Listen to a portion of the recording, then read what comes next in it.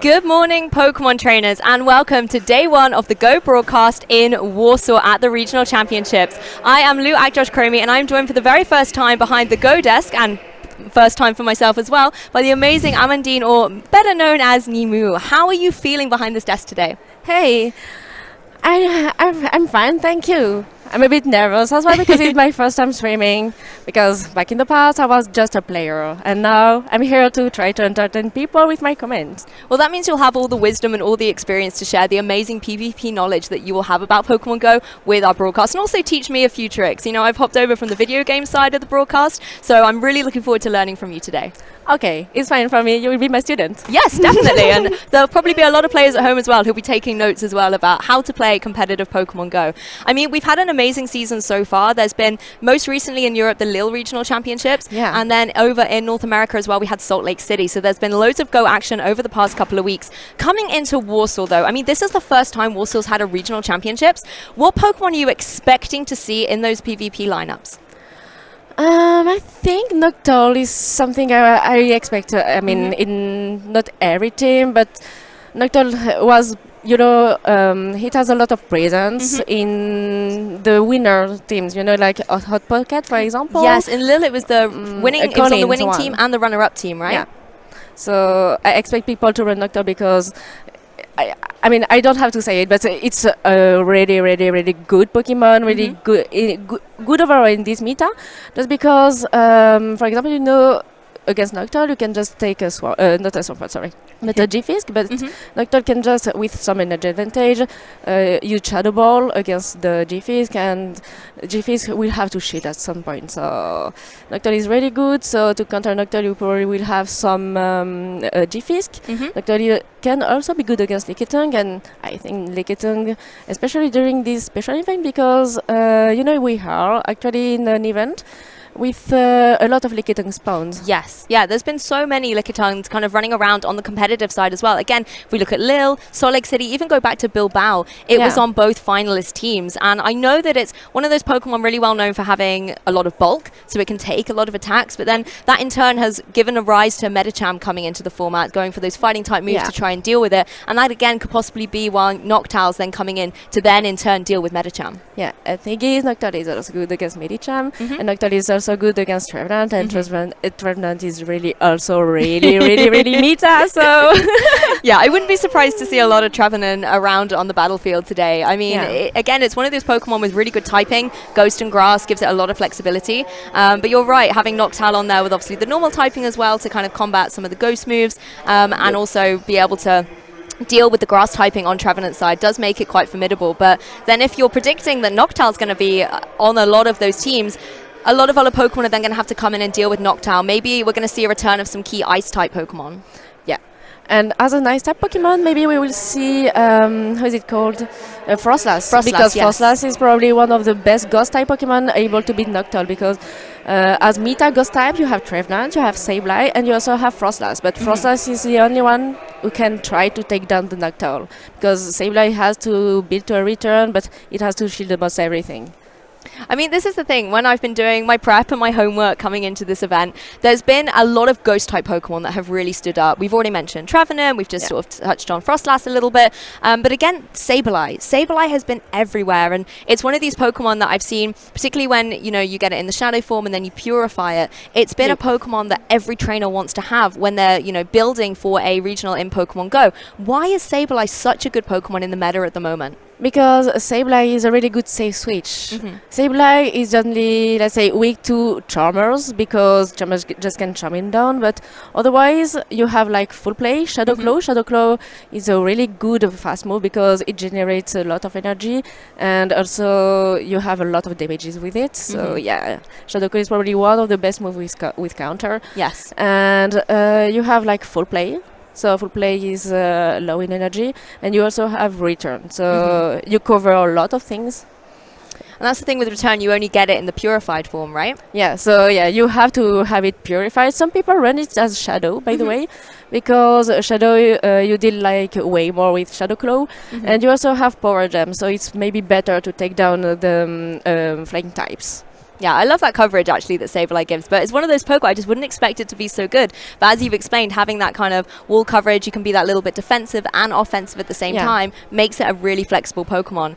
I mean, talking back to the ice types, you know, we've talked a little bit about Frostlass. The Pokemon that I really want to see, I'm not sure if we're going to see a lot of it. I've been told by yourself and Woobly as well that, you know, Alolan Ninetales has kind of fallen off a little bit. It's not as popular as it used to be. But do you think we're going to see some today? And if so, why? Why would Alolan Ninetales be a good pick at the minute? Maybe you can see some. I hope so. Yeah, just because you know you will have already some Noctowl, some Medicham, and it's a good Pokemon. It's a good Pokemon if you don't know the moveset, because you can have Charm or you can run it with Powder Snow.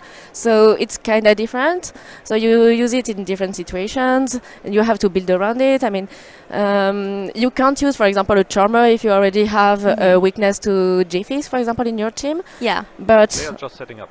Probably, yeah. A9, I mean, yeah, you probably will see some A9 Powder Snow or Charm. I'm pretty sure about it.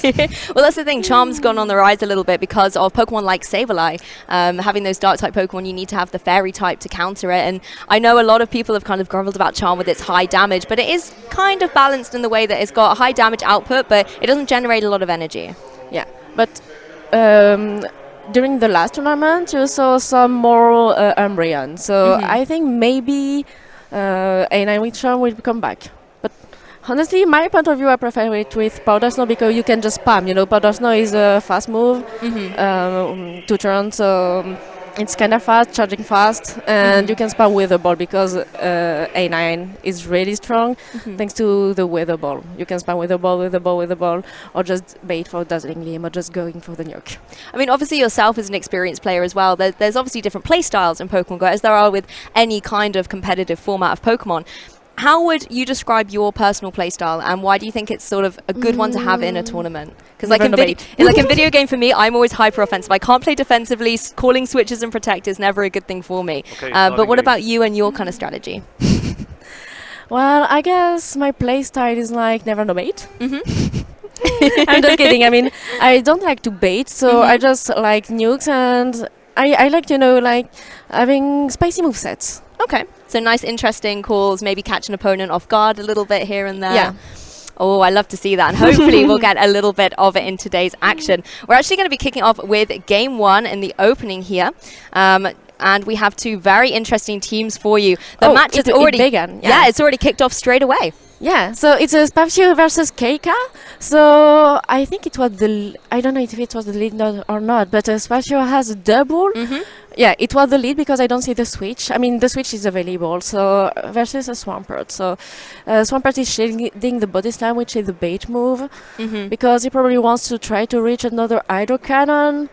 Okay, Spapcio is switching on Araquanid, which is a really good counter to Swampert.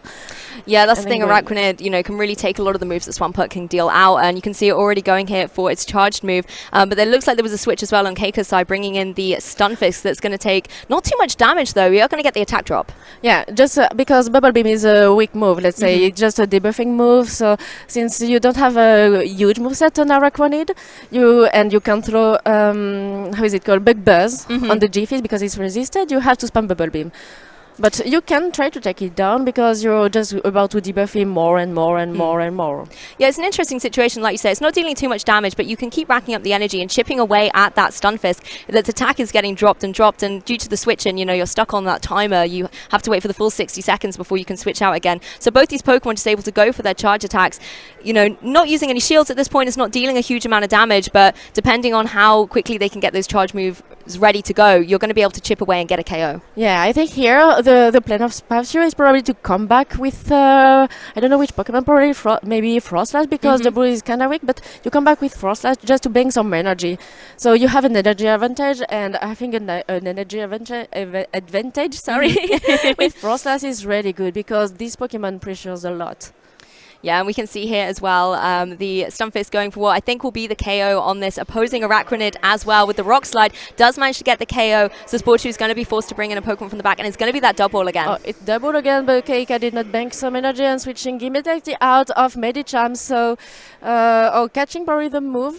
Okay, KK is not about to shield the wild charge. It will, it will deal a lot. And switching immediately on Frostlass. Oh, it's an interesting moveset, Ice Punch and Dynamic Punch, because most of the time we try to run Ice Punch with Psycho, not Dynamic Punch. It's probably for Lickitung opponents.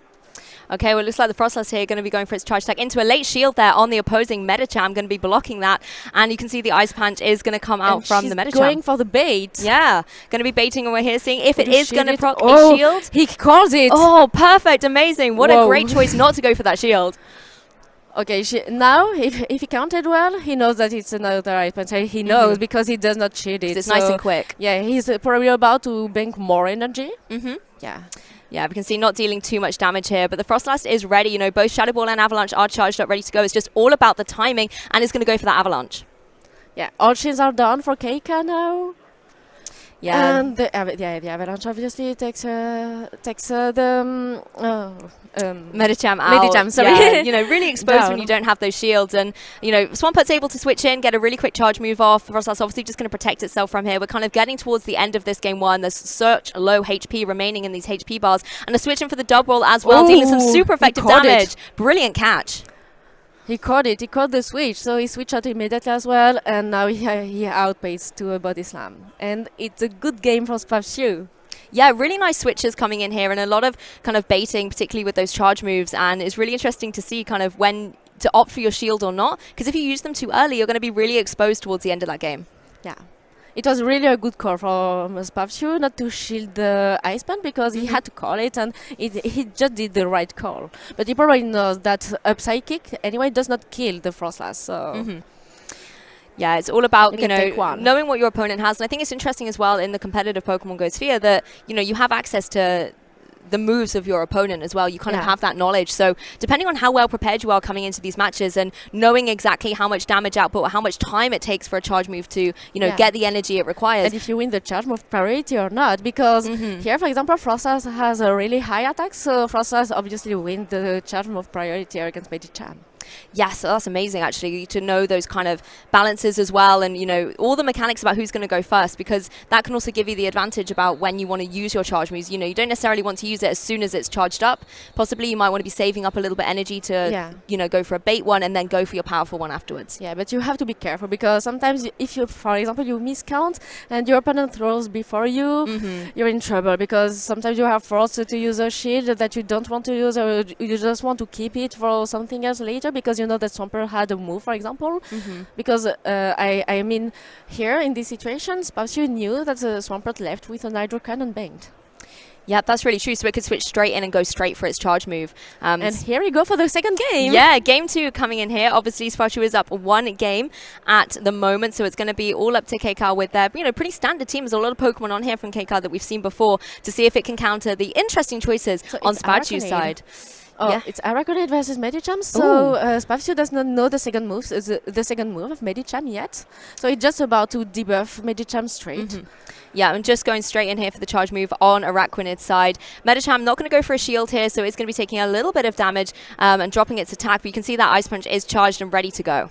He does not know it, but everything is resisted because Dynamic Punch is resisted, Ice Punch is resisted, and he's not about to shield it because most of the time you don't really want to shield your Araquanid. Yeah, and you can see the switch coming in here. It's going to be the Stunfisk as a switch from Double as well. Going to be able to deal some super effective damage on that Stunfisk. He switched immediately. Was aware about it. So, okay, KK is going good straight to the Earthquake, not shaded by Double, but Double is kind of bulky as well, so he can take it. No problem. And it has a lot of HP remaining. You can see how much damage Earthquake does, though, but it does allow Double to stay in the match here and go for that Body Slam.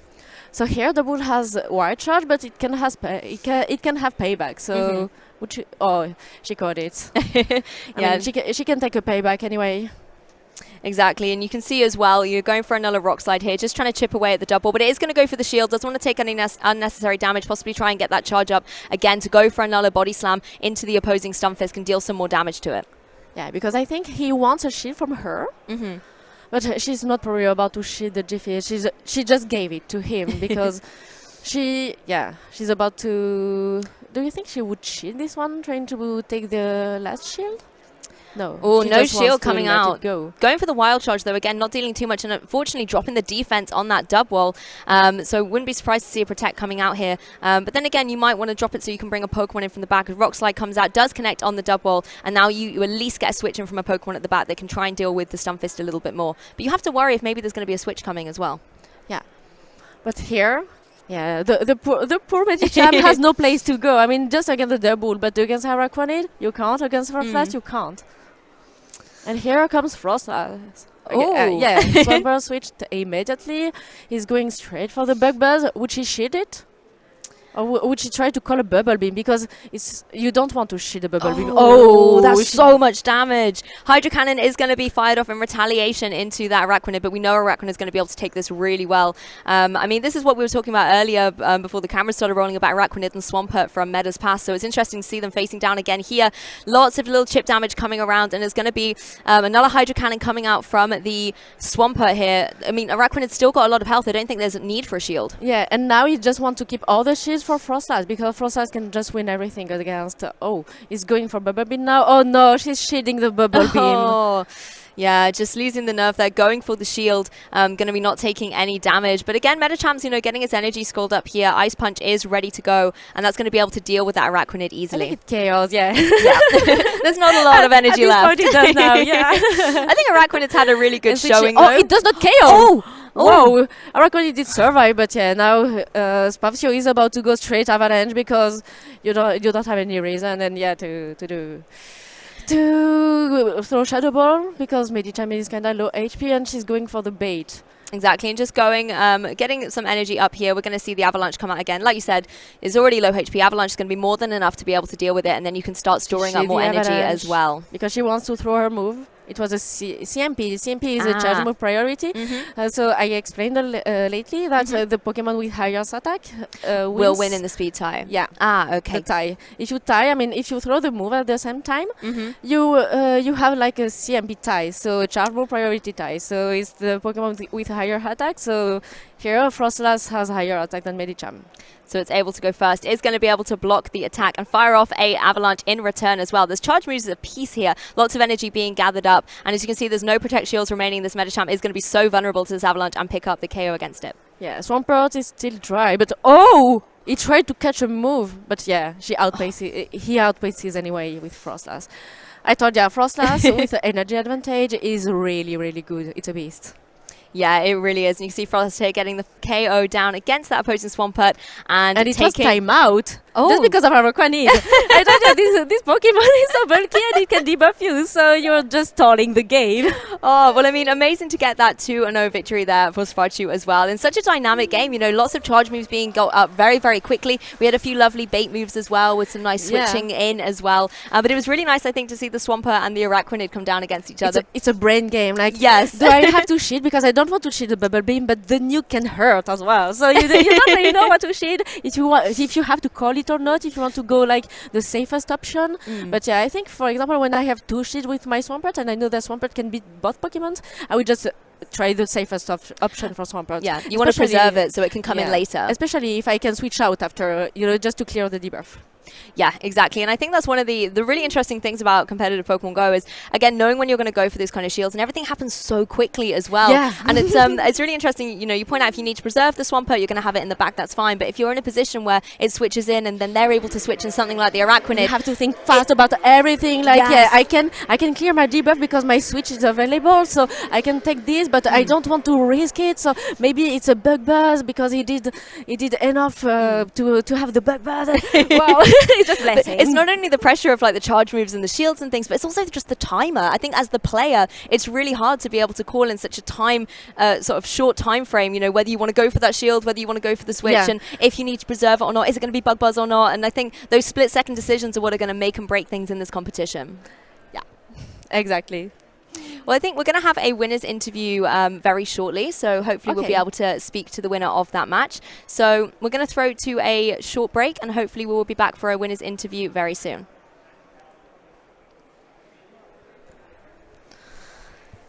Yay, well done! You're amazing. Oh, so are you. Your knowledge is insane. I just keep talking. I saw it. You're amazing. Yeah, come here. Oh, your knowledge is insane. Like, as soon as the game came in, like, I was just, I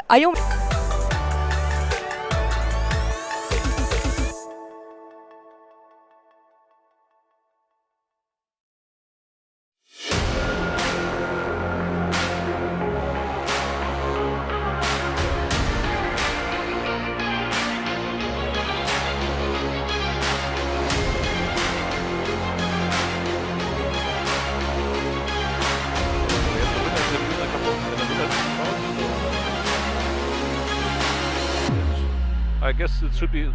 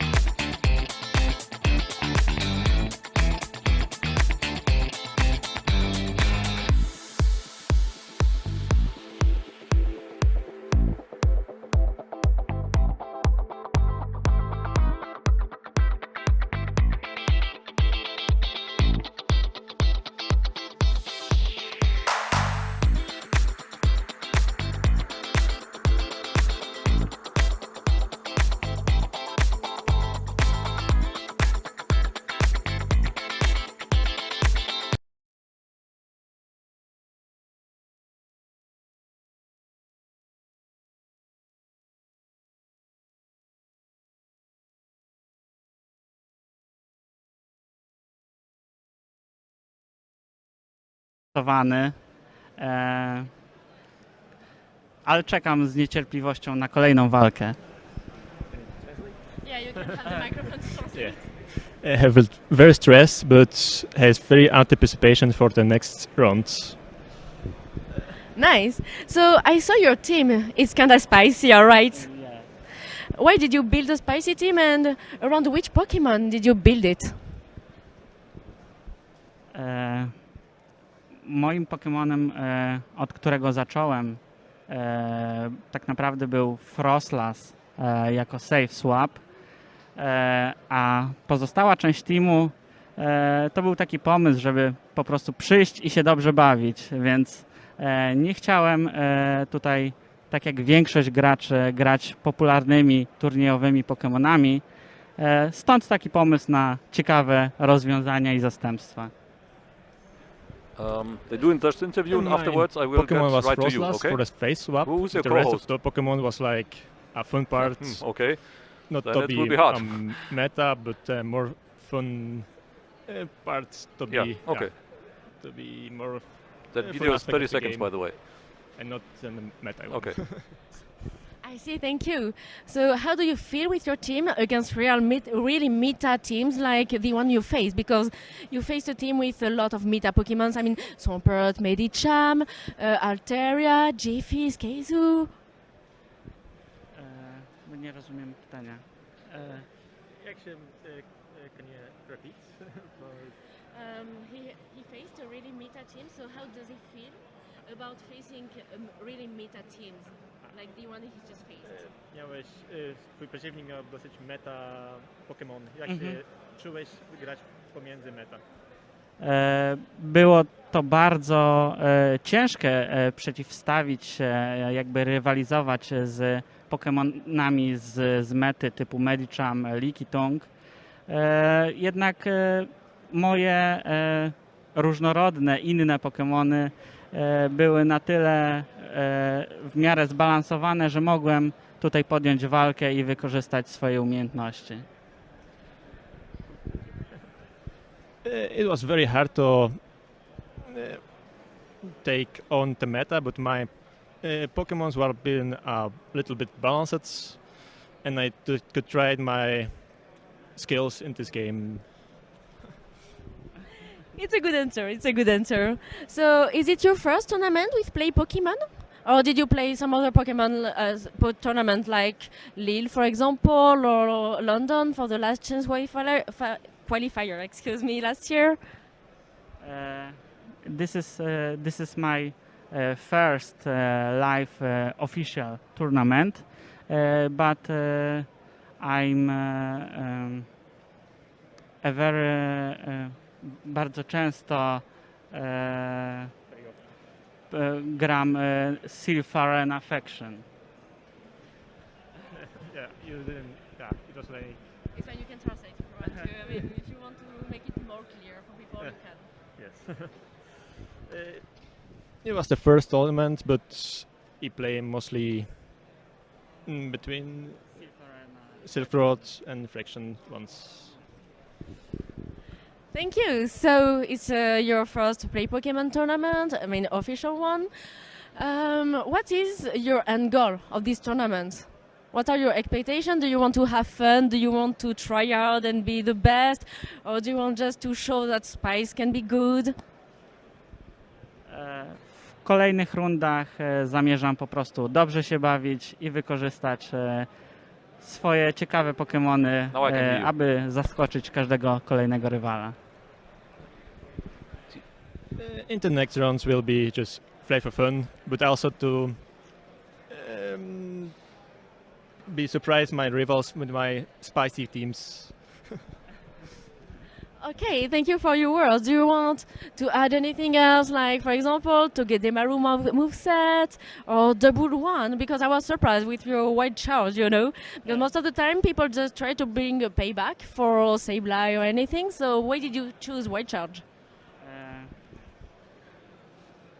Wild Charge wybrałem ze względu na to, aby pokryć właśnie większość meta Pokemonów typu Azumarill, Altaria, aby mieć na takie Pokemony odpowiedź.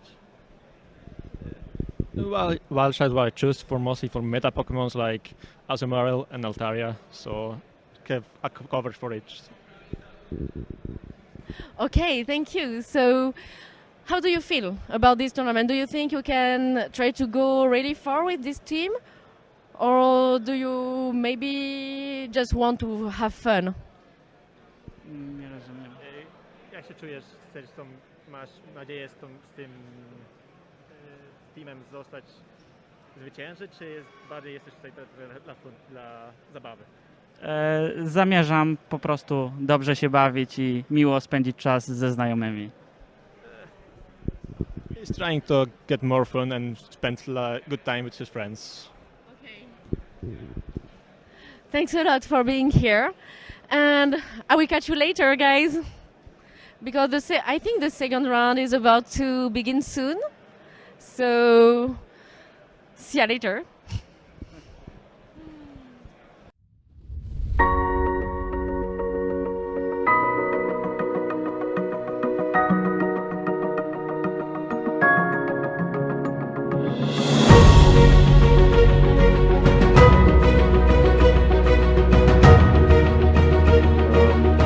Should get your company now.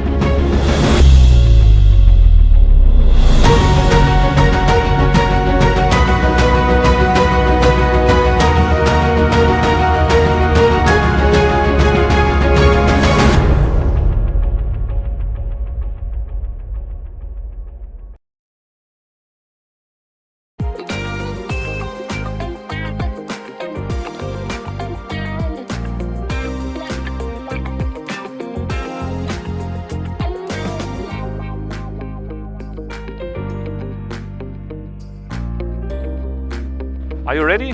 You mask? You mask. And I will switch you right on. You ready? You ready? Okay.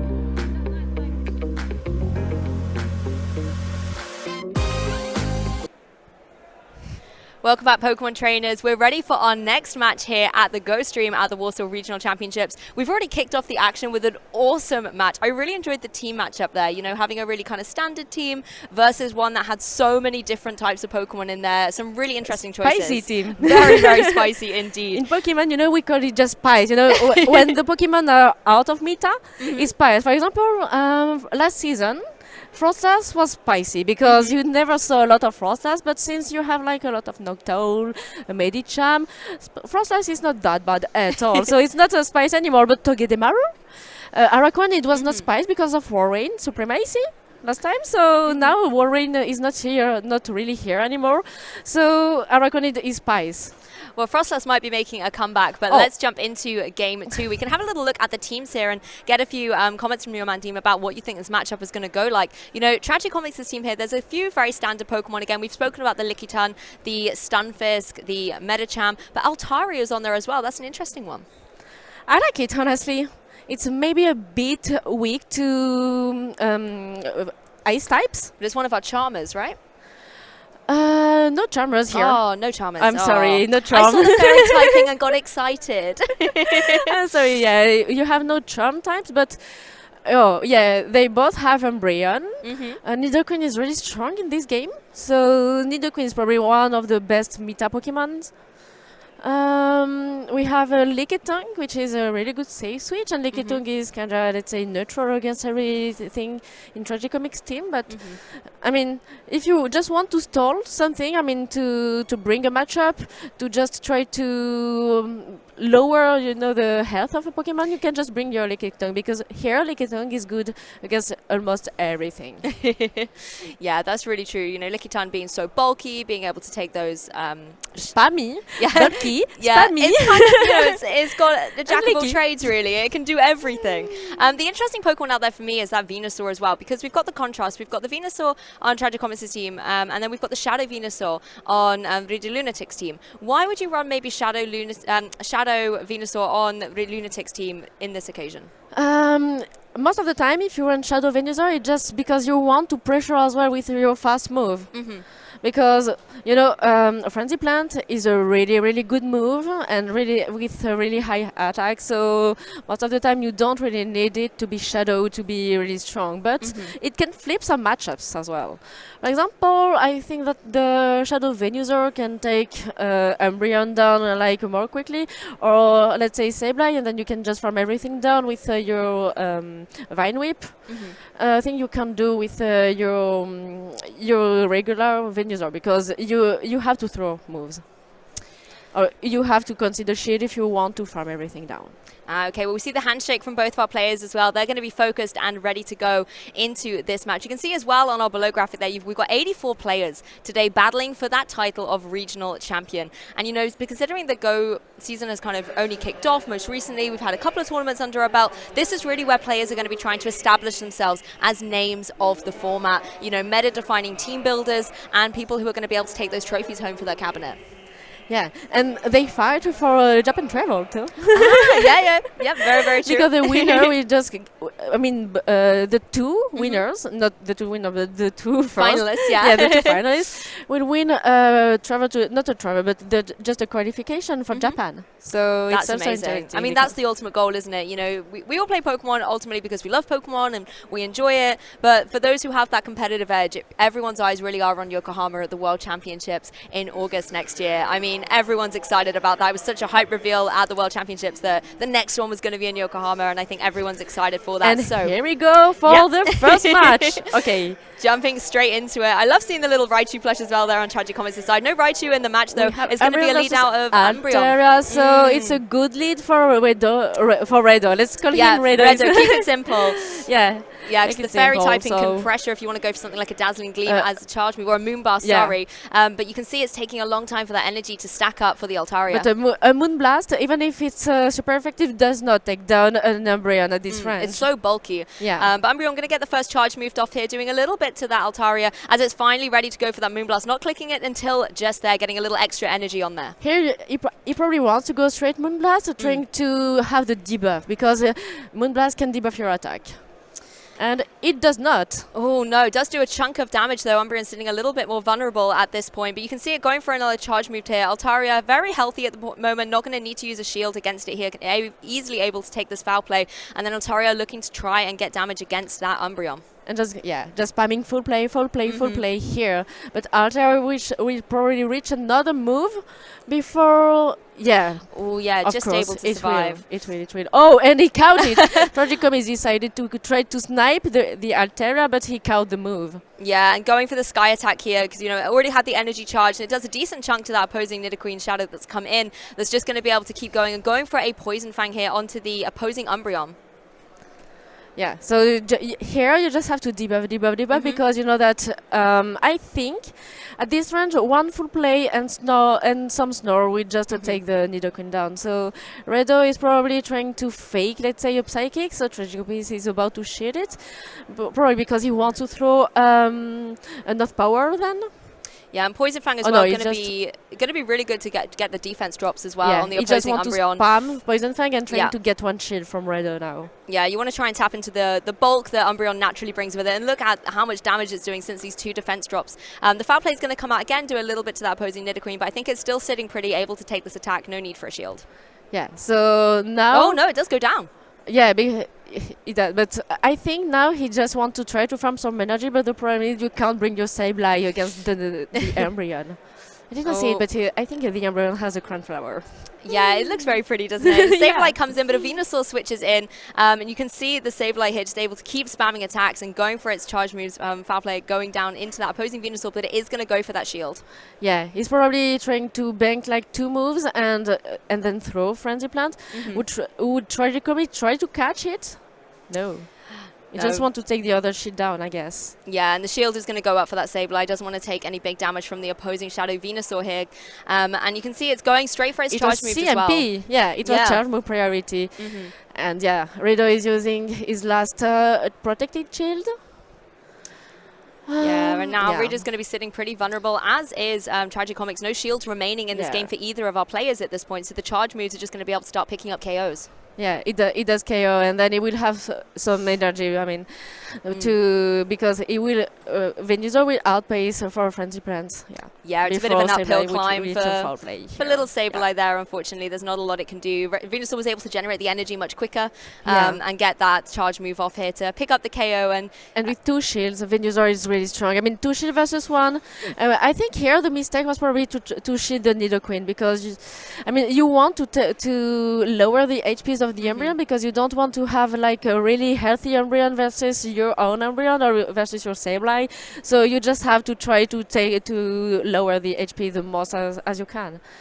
Yeah, and Ridu able to take the game 1 here in this set. I think really nice being able to, whittle down the shields nicely, leave the opposing Pokemon exposed. And again, the interesting thing for me was seeing the Venusaurs out in the field.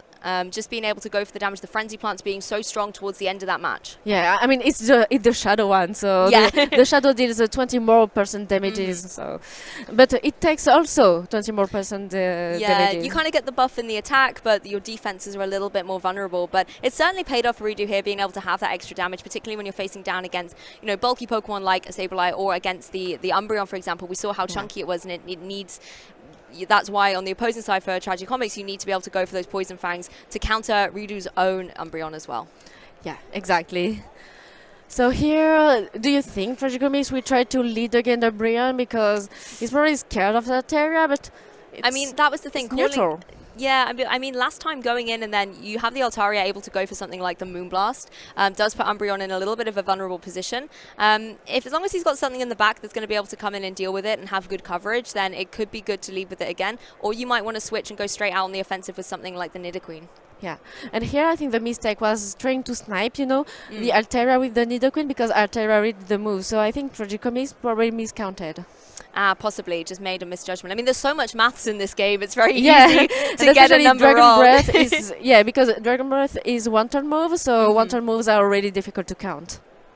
Yeah, exactly. Altaria can be so strong. Like Dragon Breath gets the energy up, it does so much damage as well, and it's that quick turn as well. It only takes 1 turn for Dragon Breath, so it's nice and quick. Yeah, and one-turn moves are really OP. Not OP, but really good because even if it's resisted, it always deals 1 damage. So so you're constantly just chipping away, frustrating the opposing Pokemon. By milestone. So here comes the game 2. Yeah, jumping straight into game 2. We'll see if the leads have shaken up for these players as you have predicted here, Amandine. It is going to be the Nidoqueen straight out, but it's also going to be the Umbreon with its pretty flower, and you can see both these Pokemon just chipping away at the other straight away. Yeah, so here it does not know the moveset of the Umbreon. Tragic does not know that Umbreon is with a last resort and not with Psychic, so he takes the risk because he's probably thinking that he probably does not run with a Psychic, so he's going straight for the health power because he's not about to shield the first one. It does not take down, obviously, and he just want to lower it. But here, the alignment is really important because you don't want to have the Umbreon on the Altaria, and you don't really want to have the G-Fisk on the Shadow Venusaur because Shadow Venusaur is really dangerous for your team. Yeah, that's the thing. You've got to figure out what you need for the end game to be able to close out the match. And you can see Nidoqueen is going to go for the switch, going for the Umbreon here. That's going to go for the foul play. Great switch in here for Tragicom. It's going to be able to take this foul play beautifully. So I think right away he's about to switch on his Altaria now, and that's what he's doing.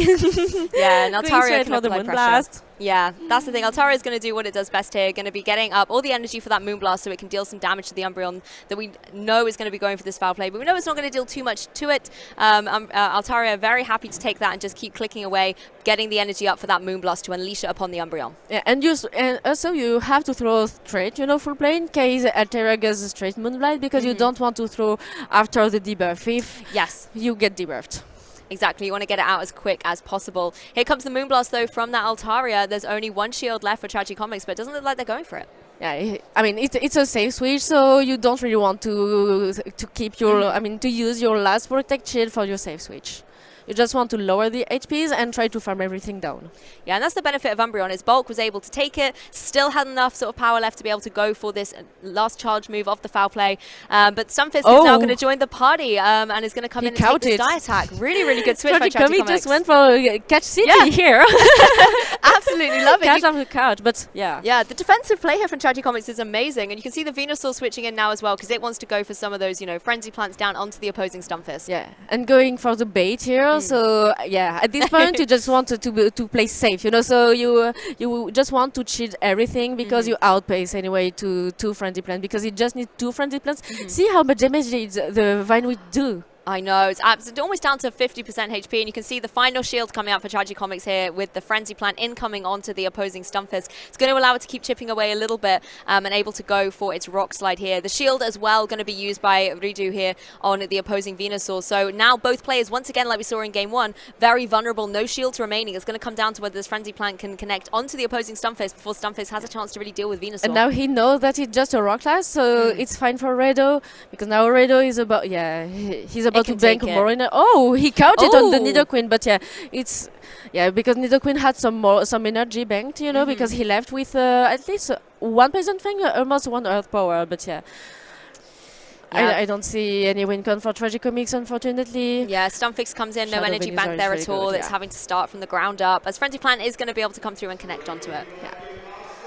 Tragicomics played this really well here with all the catches and everything, but I think it's just alignment here, So it's not a bad game at all from Tragicomics, but Redo did a really good game as well. Yeah, exactly. Congratulations to Redo winning the set 2-0. And I mean, for me, the superstar really was that Venusaur, and I think it would be extra damage output, and it certainly looked to be advantageous in that match, being so threatening on the field. Yeah, and you probably saw the damages of Vine Whips. Yes. Yeah, on the G-Fist. Yeah. It just went down and down and down. Yeah, G-Fist is supposed to be tanky, but Shadow Venusaur, what tanky is? No, Bulk, I don't know it. Sorry, I just have you, my son. Yeah, I eat you. Yeah, exactly. And the thing is, as well, when the trainers are switching in and then you're stuck in for that 60 seconds, if you've managed to call it correctly and then you're there and the Venusaur's just able to keep chipping away, and even you don't need your charge move necessarily. We saw how much the Frenzy Plant was doing, but like you said, the Vine Whip was just chipping away, so you're not going to be panicking necessarily that your energy isn't going up quick enough because you're still dealing damage on the field. Yeah, and if you keep, on the Venusaur, Redo kept charging energy, keeping energy, and it just forces Tragicomics to throw the move he has. So he knows that he has to throw, so he can just bank more and more energy. Exactly. Well, we're going to grab a super quick interview with Ridu now, and then we will bring a match following afterwards. So stay tuned. Welcome back, trainers. We are now live with Tragicomics. Hello, Tragicomics. Hey, Nim. So, Tragicomics, is it your first event with Pokemon Play? Not at all. I've been to Lille twice, and I've also been to the Last Chance qualifier in London, and that's my fourth event in Warsaw today. Okay, so how was your first event in Lille? Great, actually, but I bring too many spices, so it did not end well, but that was fun. We know that you're the Spice King. Yeah, I have to change that now. Oh, I see. So, what do you expect from Warsaw? First of all, having fun, because these events are so nice. There are so many people from everywhere. So many people by their names on the internet, but now that you can see for the first time and you can chat with. So that's the main thing I expect. And after that, I'll do well. Speaking of your community, what does your community mean to you? It means a lot. Nowadays, I have to use Discord a lot, and all my community is here. People I used to play with, people that now are friends in life, people I chat with, I call, and all these people that means a lot to me. They help me in different ways, playing with them outside or just at home, like doing raids. It's quite something actually. Yeah, it's true. So, are you hanging out a lot with your community? Back then, yes, but nowadays I'm more using the possibility that you can play at home, but also with friends, but directly at home. And now, how do you feel about the future of Pokemon Go? To be fair, back then, like a few years ago, people were saying that the game was dead, and in fact, it's not at all. As you can see, there are always people playing everywhere, all around the world. You have 90 seconds. And 90 seconds. these kind of events are so nice. There were so many people following the London World Tournament. So I think the game will still grow a lot. Yeah. And it brings something really particular because you can understand easily what happens on the screen and what the guys are doing, what the guys are doing outside. Lou, there's about what 1 minute. They are doing when Lou? they are Yeah, playing. okay. So I think it's a great future for Pokemon Go. Many years to play again. Okay, so it's the future Imagine with tournament and everything. And what about the game overall? Yeah, tournaments, but also the events they are organizing everywhere in the world. Yeah, like Go Fest, safaris exactly, and Go everything. Fest, Yeah. safaris, So, do you plan to go to some more safari or Go Fest if you can? If I can, yes. Definitely, it's the best according to me because it brings friends, people, and the game all together in the same place. And sometimes, as it's here in a foreign place, you do not even know, and you will discover. It's so much fun. It's so interesting to see. So yeah, definitely. Nice then. Thank you guys for hanging out with us with Tragicomics. Thanks for having me. And now we're back to the event. Hello, Pokemon trainers. I am joined by Ridu, who won that amazing match that Amin Dean and I just saw. We had so much fun watching it, and it was very enjoyable to see how quickly you have to make decisions. There are two main questions I want to ask you, particularly about the composition of the team.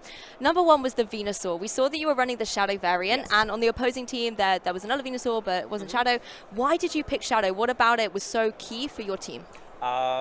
In my case, it's because I see somewhat of a weakness to ground types on Shadow Nidoqueen. So basically the idea is that the Shadow variant just puts so much more pressure off these both fast moves and charge moves. And especially in the case of the G-Fizz matchup, you can, if you manage to get one Frenzy Plant in, you can so much more comfortably just farm it all the way down, have some more energy ready for the next matchup. So this is like the main key way I am using this one. I mean, we saw that how much Vine Whip was just doing. Yes, it was just chipping away. I think before you even got the Frenzy Plant off, it had almost done 50%. Exactly. So that's the real fun. Yeah, so well, we saw it in action, so it makes a lot of sense. And I'm glad you mentioned the Nidoqueen as well, because it seems to be a Pokemon that's giving you a little bit of difficulty here and there, particularly when it switched in when you wouldn't want it to. How did you kind of combat that in the match in terms of your mentality approaching it? I'm pretty sure like my whole composition is based off bulk. Like there's the Venusaur, which is like the, let's call it the DPS role, which deals the most damage. Lots of damage. Yeah, that's true. And besides that, I was running Altaria and Umbreon, especially in this team of 3, right? So the idea was to basically let Umbreon take most of the damage as a damage sponge, and just basically the Nidoqueen matchup was teamwork. Like you could see at the very end, like Tragicomics was really stuck, with at the end. So it was like a job for multiple Pokemon to take this thing down. So this was like the idea. Basically, if something gives me trouble, I'm just gonna like not try and RPS my way into it, but rather just prepare a team of 3 that has played around it. And this is what happened here. Yeah, we saw you whittle the shields down as well, so at the end there was really not a lot your opponent could do. Yeah. Also, just for my benefit and our viewers at home, it'd be great to get to know you a little bit more better as a competitive player. How has your season in PvP Pokemon Go gone so far, and what are your futures? Are we looking at Yokohama? I wouldn't be so sure about that, I am here to have fun, and so far the event's been wonderful. Like, the atmosphere right here, all the people that I got to meet, all the friends that I saw at London, because I came from London. I was at London, sorry.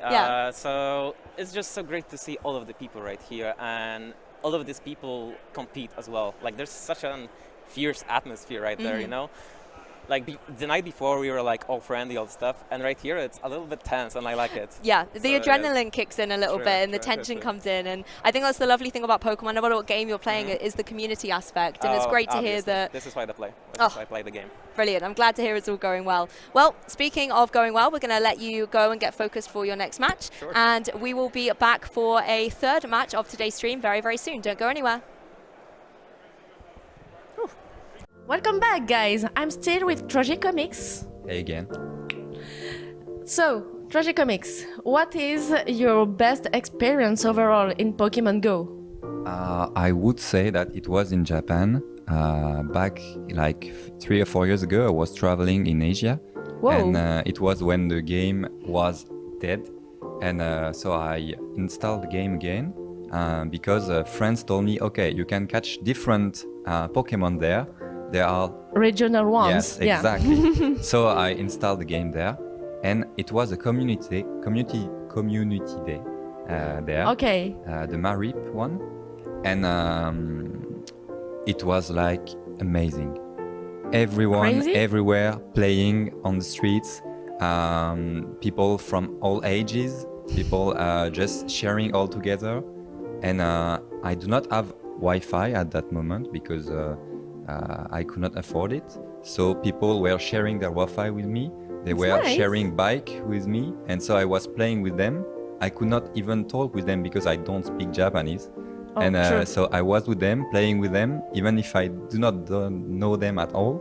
But it was so much fun. It was amazing. And according to me, it's what sum up the community.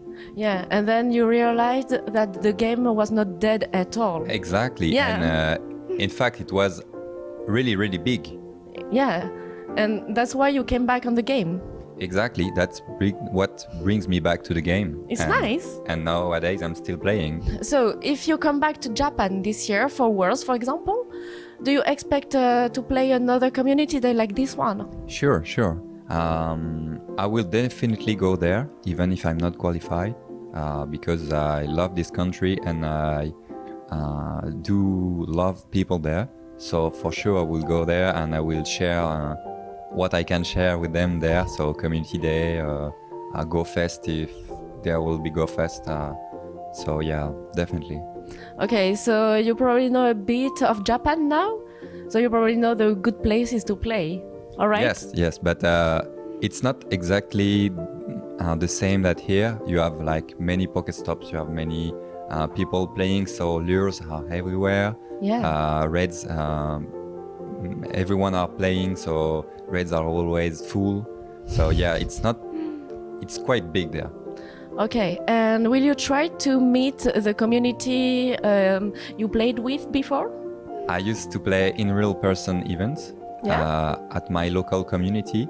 Yeah. And then I tried to make some in Paris, the capital in France, and to see some people where I was chatting with.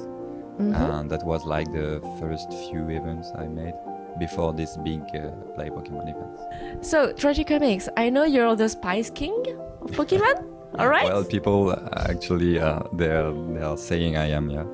So, what do you like about the spicy Pokemons?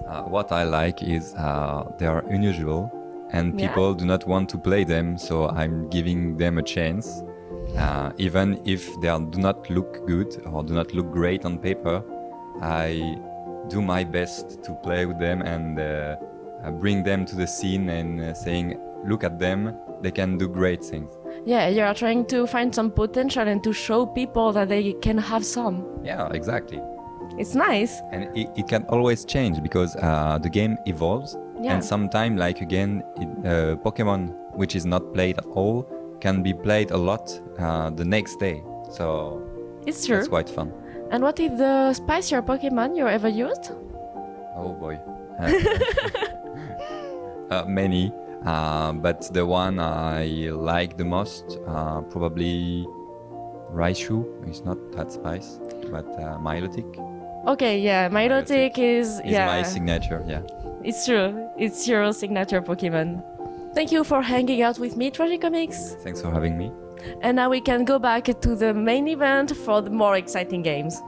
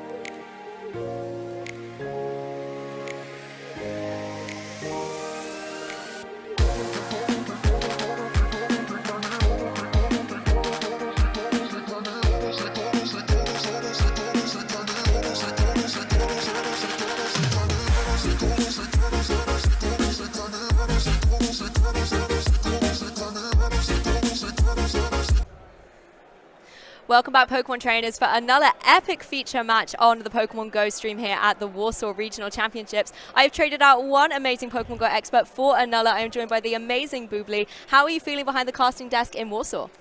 It's really exciting. First time in Play Pokemon tournament behind the caster's desk. So let's see how it goes.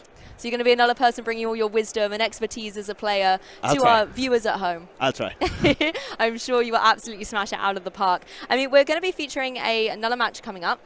I believe our players are seated and ready, and it's going to be a round 2 match between Metamorphos and Y-Mega Snorlax. Now, taking a look at these teams, there's a few Pokemon that we've already talked a lot about, Medicham and Lickitung, but the Trevenant is on there as well. Now, it's one that we've spoken about, but we haven't been able to feature it so far. Why is Trevenant so powerful? Yeah, Trevenant being the ghost grass type has a great typing, and also the moveset of Seed Bomb and Shadow Ball, also having access to Foul Play, is just great. The coverage you get is awesome, and like Shadow Ball from something like Trevenant with the high attack stat is gonna hurt anything that does not resist it. For the current meta, ghosts are pretty prevalent with Medichams and Psychics Fightings running around. Oh, we're going straight to the game 1. Yeah, straight into game 1. Trevenant's not going to wait around whether it's on the bench or not, and it's got to watch out for the opposing Noctowl though. But there's no Noctowl to be seen. It's going to be the Lickitung out for Y-Mega Snorlax and the Azumarill on Metamorphosis side. This is two really bulky Pokemon just throwing fast moves at each other, and Lickitung has the access to a Power Whip to take out the Azumarill pretty quickly. Yeah, I mean, slow and steady can win the race, but you can see the energy being charged up on that Power Whip. But to no avail, it's going to be a switch, bringing in the Trevenant that can also apply some good pressure to the opposing Stunfisk that's going to be able to go for this Rock Slide. I think Trevenant's going to be able to take this, though. Surely, but the Galarian Stunfisk has a lot of energy, so these Rock Slides are going to put a dent on this health of this Trevenant. Trevenant is going to get to a Shadow Ball soon, but let's see if third Rock Slide is going to hit and force a shield from this Trevenant. Oh, so quick, back to back, but Trevenant able to sneak in here and is going to be able to go for its charge move into the opposing Stunfisk. Don't see a shield come out though. Shadow Ball is going to be able to connect to a huge chunk of damage. Metamorphos knows he can take the Shadow Ball and get this Rock Slide off. Let's see if Y-Mega Snorlax values this Trevenant. Decides to shield, probably going to Shadow Claw down and see what he can do against these. There seems to be a Noctowl in the back. That's probably going to come in and take all this energy back from the Trevenant. Yeah, Metamorphos being like, Trevenant, you've had enough time here. Going for those Shadow Claws, such a great move, you know, getting the energy, but also dealing out some big damage. You're right, Noctowl does join the field and is just going to be able to deal with the Trevenant, but not before it's able to go for one more Shadow Ball. Mega Snorlax decides to go for the Shadow Ball, and even though it is double resisted, choosing from these two moves, it is the best choice. Both moves are not going to do a lot of damage, and Mega Snorlax comes in with their own Galarian Stunfisk, gets faced by an Azumarill and immediately swaps into the Lickitung with a Power Whip ready to go. Yeah, Azumarill not going to be appreciating this Power Whip at all, does a good chunk of damage against it. But Azumarill's able to retaliate as well. And again, you see these kind of bulkier Pokemon on the field just chipping away at the opponents, just trying to lower them so they're more vulnerable towards the end game of this match. Lickitung able to take it really well, but able to retaliate again. Really fast charged moves here. Metamorphos is holding on to the shields, still keeping both shields, saving them all for the Noctowl in the back, but the Noctowl is going to be faced against this Galarian Stunfisk. Yeah, and it's one body slam after another from this Lickitung. Yes, Metamorphos decides to let the Azumarill go and gonna come in with this Noctowl with two Sky Attacks almost ready to go. But Mega Snorlax gets to another body slam. Metamorphos still decides to hold on to these shields. Will this energy on this Noctowl be enough to take out this Galarian Stunfisk? Yeah, G-Fizz coming in and is going to have to take some damage unless the shield wants to come into effect, which is exactly what Y-Mega Snorlax has gone for here as the Shadow Ball does come out. You can see as well, though, energy still charged up on that Noctowl. Another Sky Attack primed and ready to go, but not before a Rock Slide is going to come out. And I think this is a really wise shield on this Noctowl here. You don't want to have to take any unnecessary damage from a powerful Rock Slide. Yes, Metamorphos doesn't have to worry about these fast moves of Mudshot being double resisted and also not doing any damage in general, while keeping these shields for the Rock Slides and throwing these Shadow Balls. Let's see if the energy is going to be enough to take out this Galarian Stunfisk.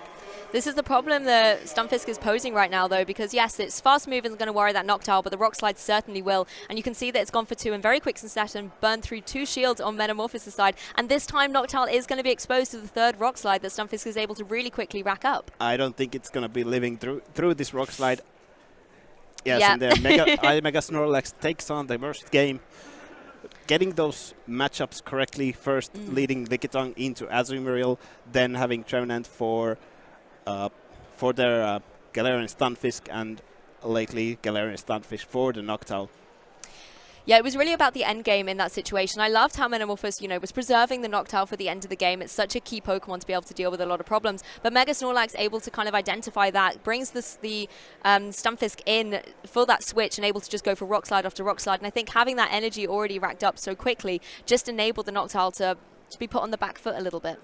I think that was the first time we saw Noctowl today. It's been really prevalent in the couple of the previous regionals. Colin won regionals in Lille with Noctowl, and also in the finals against Toe Tactical. Toe Tactical also had a Noctowl, and actually the final game came down to a 1 HP. Oh wow, that's intense. But I mean, that's why we've seen a few Ice-type, move choices or Pokemon coming into effect. As Noctowl has come into a stronger position in team building, you need to make sure you're having counters, and those Ice-type moves have certainly been beneficial, considering Ice as a type isn't always good defensively. It does expose you to a whole range of weaknesses. I mean, coming into this match now, the Noctowl was certainly a good Pokemon for Metamorphosis to be able to preserve. Do you think that he's going to have to go for that strategy again here, or possibly switch something out and just realize that the Stunfisk is too much for the Noctowl to deal with?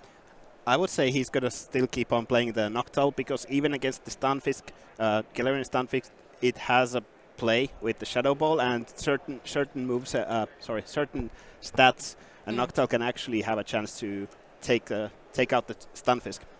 I would like to see Metamorphosis probably play a Abomasnow. Looking at Y Mega Snorlax, it has a lot of good matchups. Basically, only thing it has to worry about is the Medicham, but we didn't see Medicham last round, so maybe he feels confident on playing Abomasnow this time. Yeah, you're right. Abomasnow has a lot of good, opportunities on the opposing side. Trevenant it can go against. It can do well against Stunfisk and the Swampert as well. So it could be really good, particularly with the Shadow being able to deal out some extra additional damage. It could be key to just get the critical knockout when it's needed. And at the same time, if Medicham does come, you have that trusty Noctowl to be able to come in and go for those flying type moves and deal with it. Yes, looking at Y Mega Snorlax on the other side, Lickitung is pretty safe pick. Only has to worry about the Medicham, but even when faced against Medicham, those licks are going to be super effective. And with the bulk of Lickitung and fast spamming of Body Slams, that matchup is not that easy for Medicham either. Well, let's get game 2 on the way here. Wonder if there's going to be a change up in the leads. It's going to be a Medicham versus Medicham. This is an interesting matchup. Looking at the moveset, both are running the quite common Ice Punch Psychic. Psychic having a chance to lower the opponent's defense by 1 stage. So if Y Mega Snorlax gets that debuff right on the bat, that's going to change this matchup quite a bit. Does not get the debuff, but Metamorphosis is loading up on energy. Do we see a bait? Yeah, we're going to see the Lickitung switch in here, and it's going to be the Psychic coming out from the Medicham on Metamorphosis' side. So going to be, again, trying to deal some big damage, try and get a drop. But Lickitung able to take that really well. Yes, as you can see here, Medicham was pretty low, but decided to load up energy for another Psychic before switching out into Noctowl. Yeah, and Body Slam once again coming out from Lickitung. We've seen it do this, is what it loves to do. Just try and, spam out loads of these damage moves. And it does a decent chunk there to the opposing Noctowl. But Noctowl able to start racking up that energy, getting a Sky Attack absolutely primed as another Body Slam comes its way. I mean, Lickitung's just so fast for such a dense Pokemon. Yes.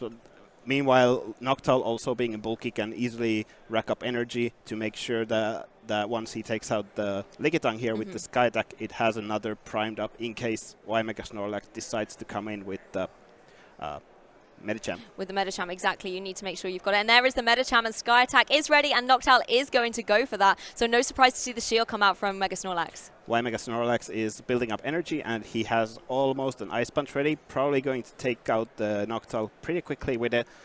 Looking at Metamorphosis' team, there is that Abomasnow in the back. and there's also a little bit of health on this Medicham, and as we remember from previous weeks, it has a Psychic on there. Yeah, a late shield coming in there, but I think it's wise. You want to be able to preserve all that energy you've got in the Noctowl to go for this Sky attack. It is going to be, of course, forcing Y Mega Snorlax to go for the final shield on their side of the field, and now make the switch to bring in a Trevenant.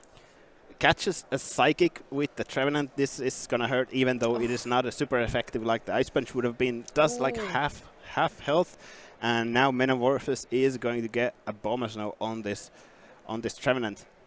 Yeah, Trevenant able to just chip away, though, using Shadow Claw to be able to deal some good damage and get some good energy regeneration as well. And you can see the Shadow Ball coming out straight at the blocks. There is still a shield on Metamorphosis' side, though. It's going to go and protect this Abomasnow, you know, being the Shadow type. It is going to have its defenses dwindled a little bit in the benefit to deal some big sort of offensive damage here. And you can see it going straight away for its charge move as the Medicham joins the field. Straight for the Weather Ball. Let's see how much this does. It might quite not be enough, but puts Medicham low enough that Abomasnow, with the help of the Noctowl, is going to be able to take out the Medicham.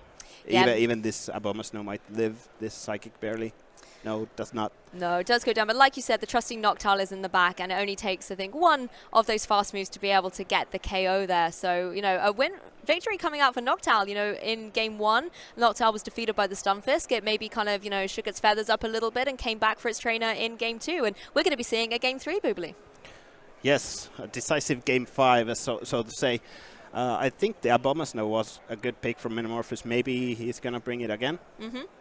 Looking at his other team, there's actually a spicier ghost type, being the Rune Rigus, which got a move update in the beginning of the Season of Light. It was given a Shadow Claw, and since we just had the Halloween event, the players had the chance to catch the Galarian Jamask from raids and quests.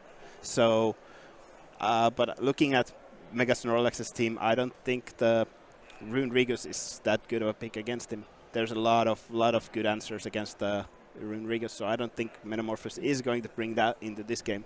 It's interesting to see it come in, though. Like you say, it's been so freshly obtained, you know, only from Halloween a few weeks ago. And I think being able to have it in here, maybe challenging the meta, is certainly an interesting pick, as ghost types are on the rise. You know, we've got the Trevenant, we've got the Sableye, so it's nice to see a little bit of variety. And it does have access to things like Shadow Claw, which we know is one of those really good fast moves. But I think you're right, in this matchup, there's definitely better picks. Yes.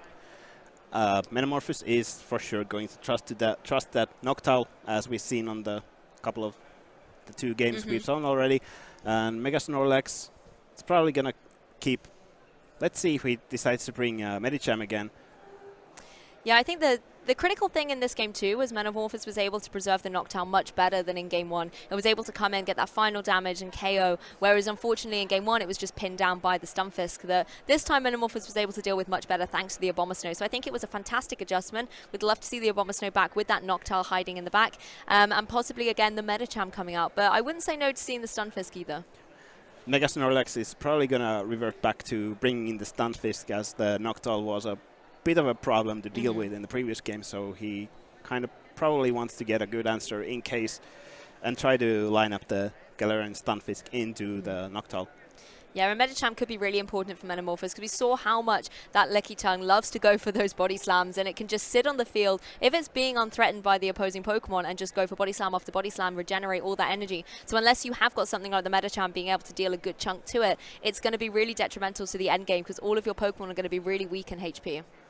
This is going to be an interesting, important game, even though if either player loses, they still have another chance to come through the losers bracket. But getting the win on the first match of the tournament is definitely going to help a bit on the journey to the finals. Yeah, that's the mentality of a double elimination. You know, you can lose one game, it's totally fine, you're still in the tournament.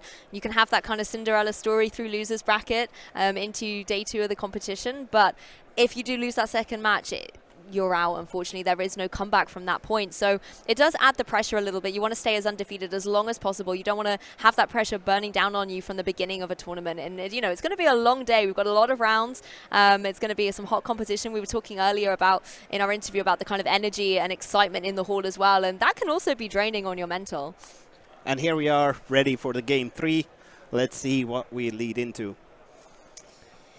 Well, coming into game 3 here in Warsaw, it's going to be the Stunfisk versus Stunfisk. We're going to see a mirror of damage going across at both of them, just trying to get up the energy so they can fire off one of those powerful earthquakes. Looking at the teams, Metamorphosis is kind of happy to see it here because he has that Noctowl hiding in the back. So doing its best to keep this Mega Snorlax's Galarian Stunfisk away from the Noctowl is always nice. Going straight for the Earthquake, and Mega Snorlax doing the same. This is an baiting game, so this Earthquake is gonna hit a lot. Oh. Metamorphosis decides to no shield, immediately swaps to Azumarill, and Mega Snorlax stays in, farms up some energy, and let's see if he does a swap. Yeah, Metamorphosis maybe realizing the shields will be needed for the Noctowl a little bit later on, so sacrificing Stunfisk. The Azumarill is going to be able to go and get a Hydro Pump off here, just going to try and chip away a little bit at the Lickitung. But of course, Lickitung able to be so bulky and take this really well. We know that Metamorphosis hasn't brought the Medicham here, although I have to say that dealt more than I thought. Yes, Mega Snorlax is keeping the loaded up on energy on the Galarian Stunfisk, and here he goes for Power Whip with the Lickitung. It's going to deal a lot of damage to the Azumarill, but Azumarill decides to shield and goes for another Hydro Pump. Yeah, having the flexibility of the Grass-type move really does benefit Lickitung in this matchup here. But Azumarill going to be able to go for another Hydro Pump and deal with the Lickitung. No more Power Whips have to be worried about coming from that Pokemon. You do, however, if you are Mega Snorlax, have to make this decision. Do you want to bring in the Medicham, which isn't going to be dealing too much with its fast move, unfortunately, and Bubble's just going to be able to chip away from Azumarill's side. Yes, and Azumarill is reaching up for the... decides to swap and try to catch probably a Psychic with the Galarian Stunfisk, but Mega Snorlax sees that happening and decides to not throw, and now the Medicham is loaded. Azumarill is missing some energy to get to play rough, and Metamorphosis comes in with the Noctowl, takes this Psychic quite comfortably, and let's see what Mega Snorlax decides to do.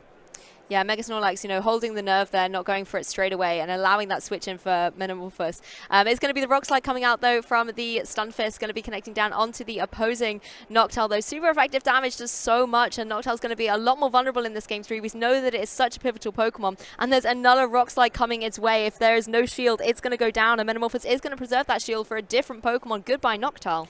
Metamorphosis sees that if he brings in the Noctowl, he can empty this Galarian Stunfisk's energy and try to get some energy on this Azumarill and possibly get to play rough on the Medicham. But as we saw, the Medicham is loaded with energy as well.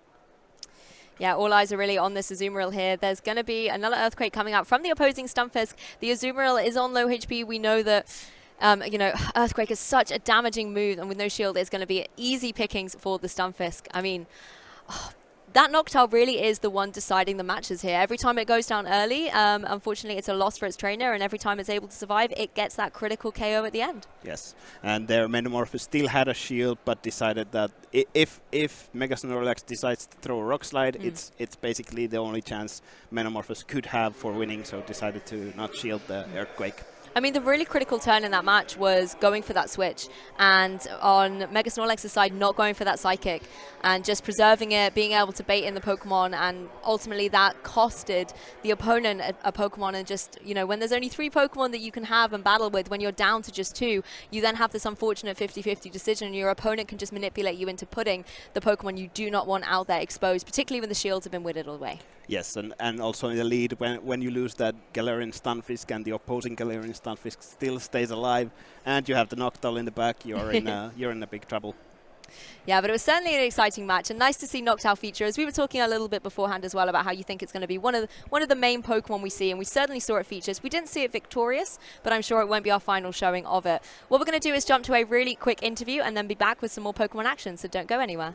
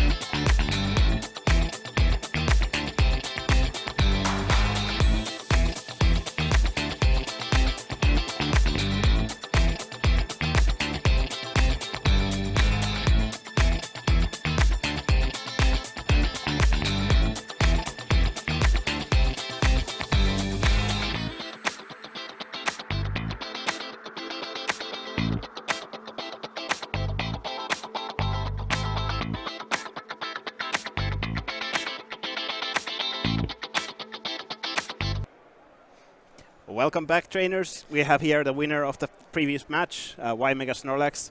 Welcome. Hi. And congratulations on winning the first game this weekend. Thank you. How does it feel? It feels great. It's so that I won, but yeah, I'm a bit nervous. Yeah,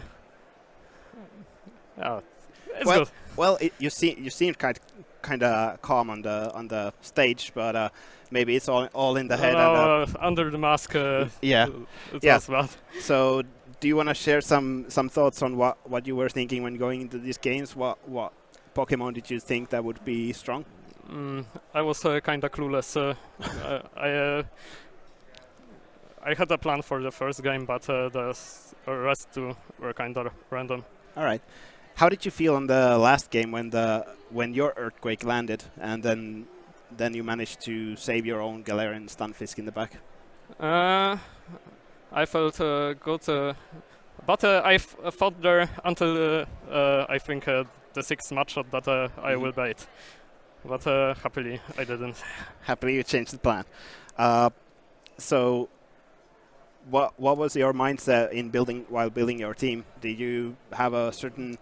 Did you base it on Go Battle League teams, or did you have a? I took the top one team from PV Poke and changed the Azu to Swampert. All right. Well, that seemed to work, and let's hope it works for the rest of the weekend. Any plans for how to get back from this, or like how to improve, so to say? Not kind. No. Okay. Just go with the flow and hope it carries out. All right. Thank you, and good luck for the rest of the weekend. Thank you. Can I say something? Sure. Happy birthday, Amsley Boy, and hi CCO. All right, there we go. And thank you, Y Mega Snorlax, and we probably see you on stream later. Thank you. Hello guys, so we are now live with Last Damnation. Hello, Last Damnation. Nice to meet you, how are you doing? Nice to meet you. How are you? Doing pretty well, Nice to be in Warsaw. So. Yeah, how is it? I mean, do you like the city? Isn't it a bit cold? So far so good. Yeah, it is a bit chilly, but I'm just grateful it's like every day, like last couple of weeks, it's been raining where I'm from, so at least it's dry here, so it's a nice change. Okay, I see. Yeah, because you're from England, right? Exactly. Yeah. Yeah. So it's a bit of a cliche, but it is actually true a lot of the time. So. Okay, I see. So you're a Sylph player. So yes, I sort of did quite a lot of Sylph back in the day. I think I sort of scaled it back maybe the last year or so. But yeah, originally it sort of came from that, and then sort of now doing more of the play Pokemon stuff instead. So. Okay, so is it your first play Pokemon tournament here? So I did a couple last season. So I went to Lille in May, and then I also did the Last Chance in London. But then this is my first one this season. What do you feel about this tournament? I guess kind of apprehensive. Right? I think usually I'm definitely someone who always finding the flaws in my team. So I'm constantly going back and forth on what to use, what not to use, and obviously there's always so many strong players that it can go very badly or very well, regardless of how you play. So I think. It's the expectations maybe not that high, but I just trying to play as good as I can, make good decisions, don't make too many bad mistakes, and then hopefully it will go okay from there. But I think to some extent the tournament itself is always secondary at times. Obviously one of the main reasons to come is explore new cities, meet new community. So okay, so talking about communities, is it your first experience with community, or did you experience something else by the past with tournaments or just meetings? Yeah, so actually this is my fourth Pogo trip this year. So obviously I did the Lille and the London tournaments that I said, and then I've also been to Toronto to meet a lot of Pokemon players this year. So yeah, there's lots of opportunities to meet people who obviously the last 2-3 years it's only been impossible to sort of talk to people online a lot of the time. So actually putting face to the name, really getting to know people properly has been a huge thing this year. So you're from London, then you're playing community days with your London community, right? Because I know that London has a London finance community, and it's a huge community, playing a lot of C days together and doing a lot of things. So I mainly play with like my local community, like so my local town, like a couple of hours outside London. But I do try and like do occasionally in different cities the community days and events. So and definitely like I obviously play with like my my like team is in London, so I obviously like go up to London quite a bit to do the events they organise. And our captain's like really good at organising like everything all the time. So when and why did you begin Pokemon Go? So I think I basically started like back in 2016 when everyone was starting, and it was kind of like the hype. there was the hype. Yeah. Everyone at like work was telling me about it, and then obviously like I kind of like got hooked very quickly because I always love walking. I like exploring places, and then there's kind of like that whole nostalgia factor of like I used to play Pokemon when I was a kid.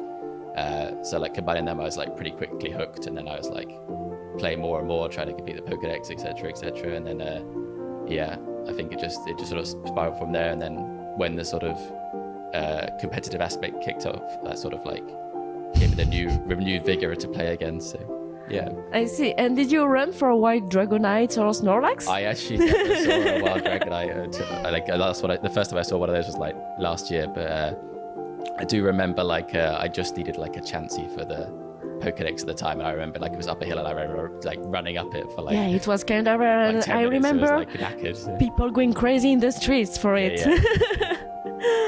So how did Pokemon impact your life? I feel like there's kind of a lot of ways, but I mean obviously like I think when it sort of came out again, it sort of like helped me like exercise more again, because like I said, there's obviously like a lot of physical activity and walking, going places, searching for Pokemon.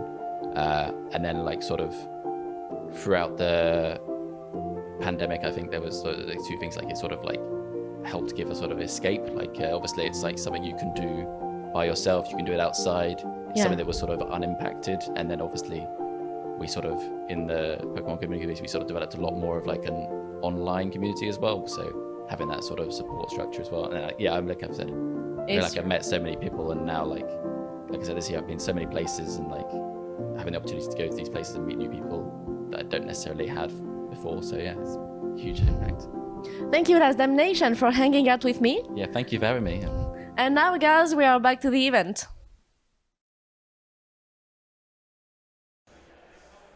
Welcome back to the caster's desk, and we are ready for a round 3 match here in Warsaw.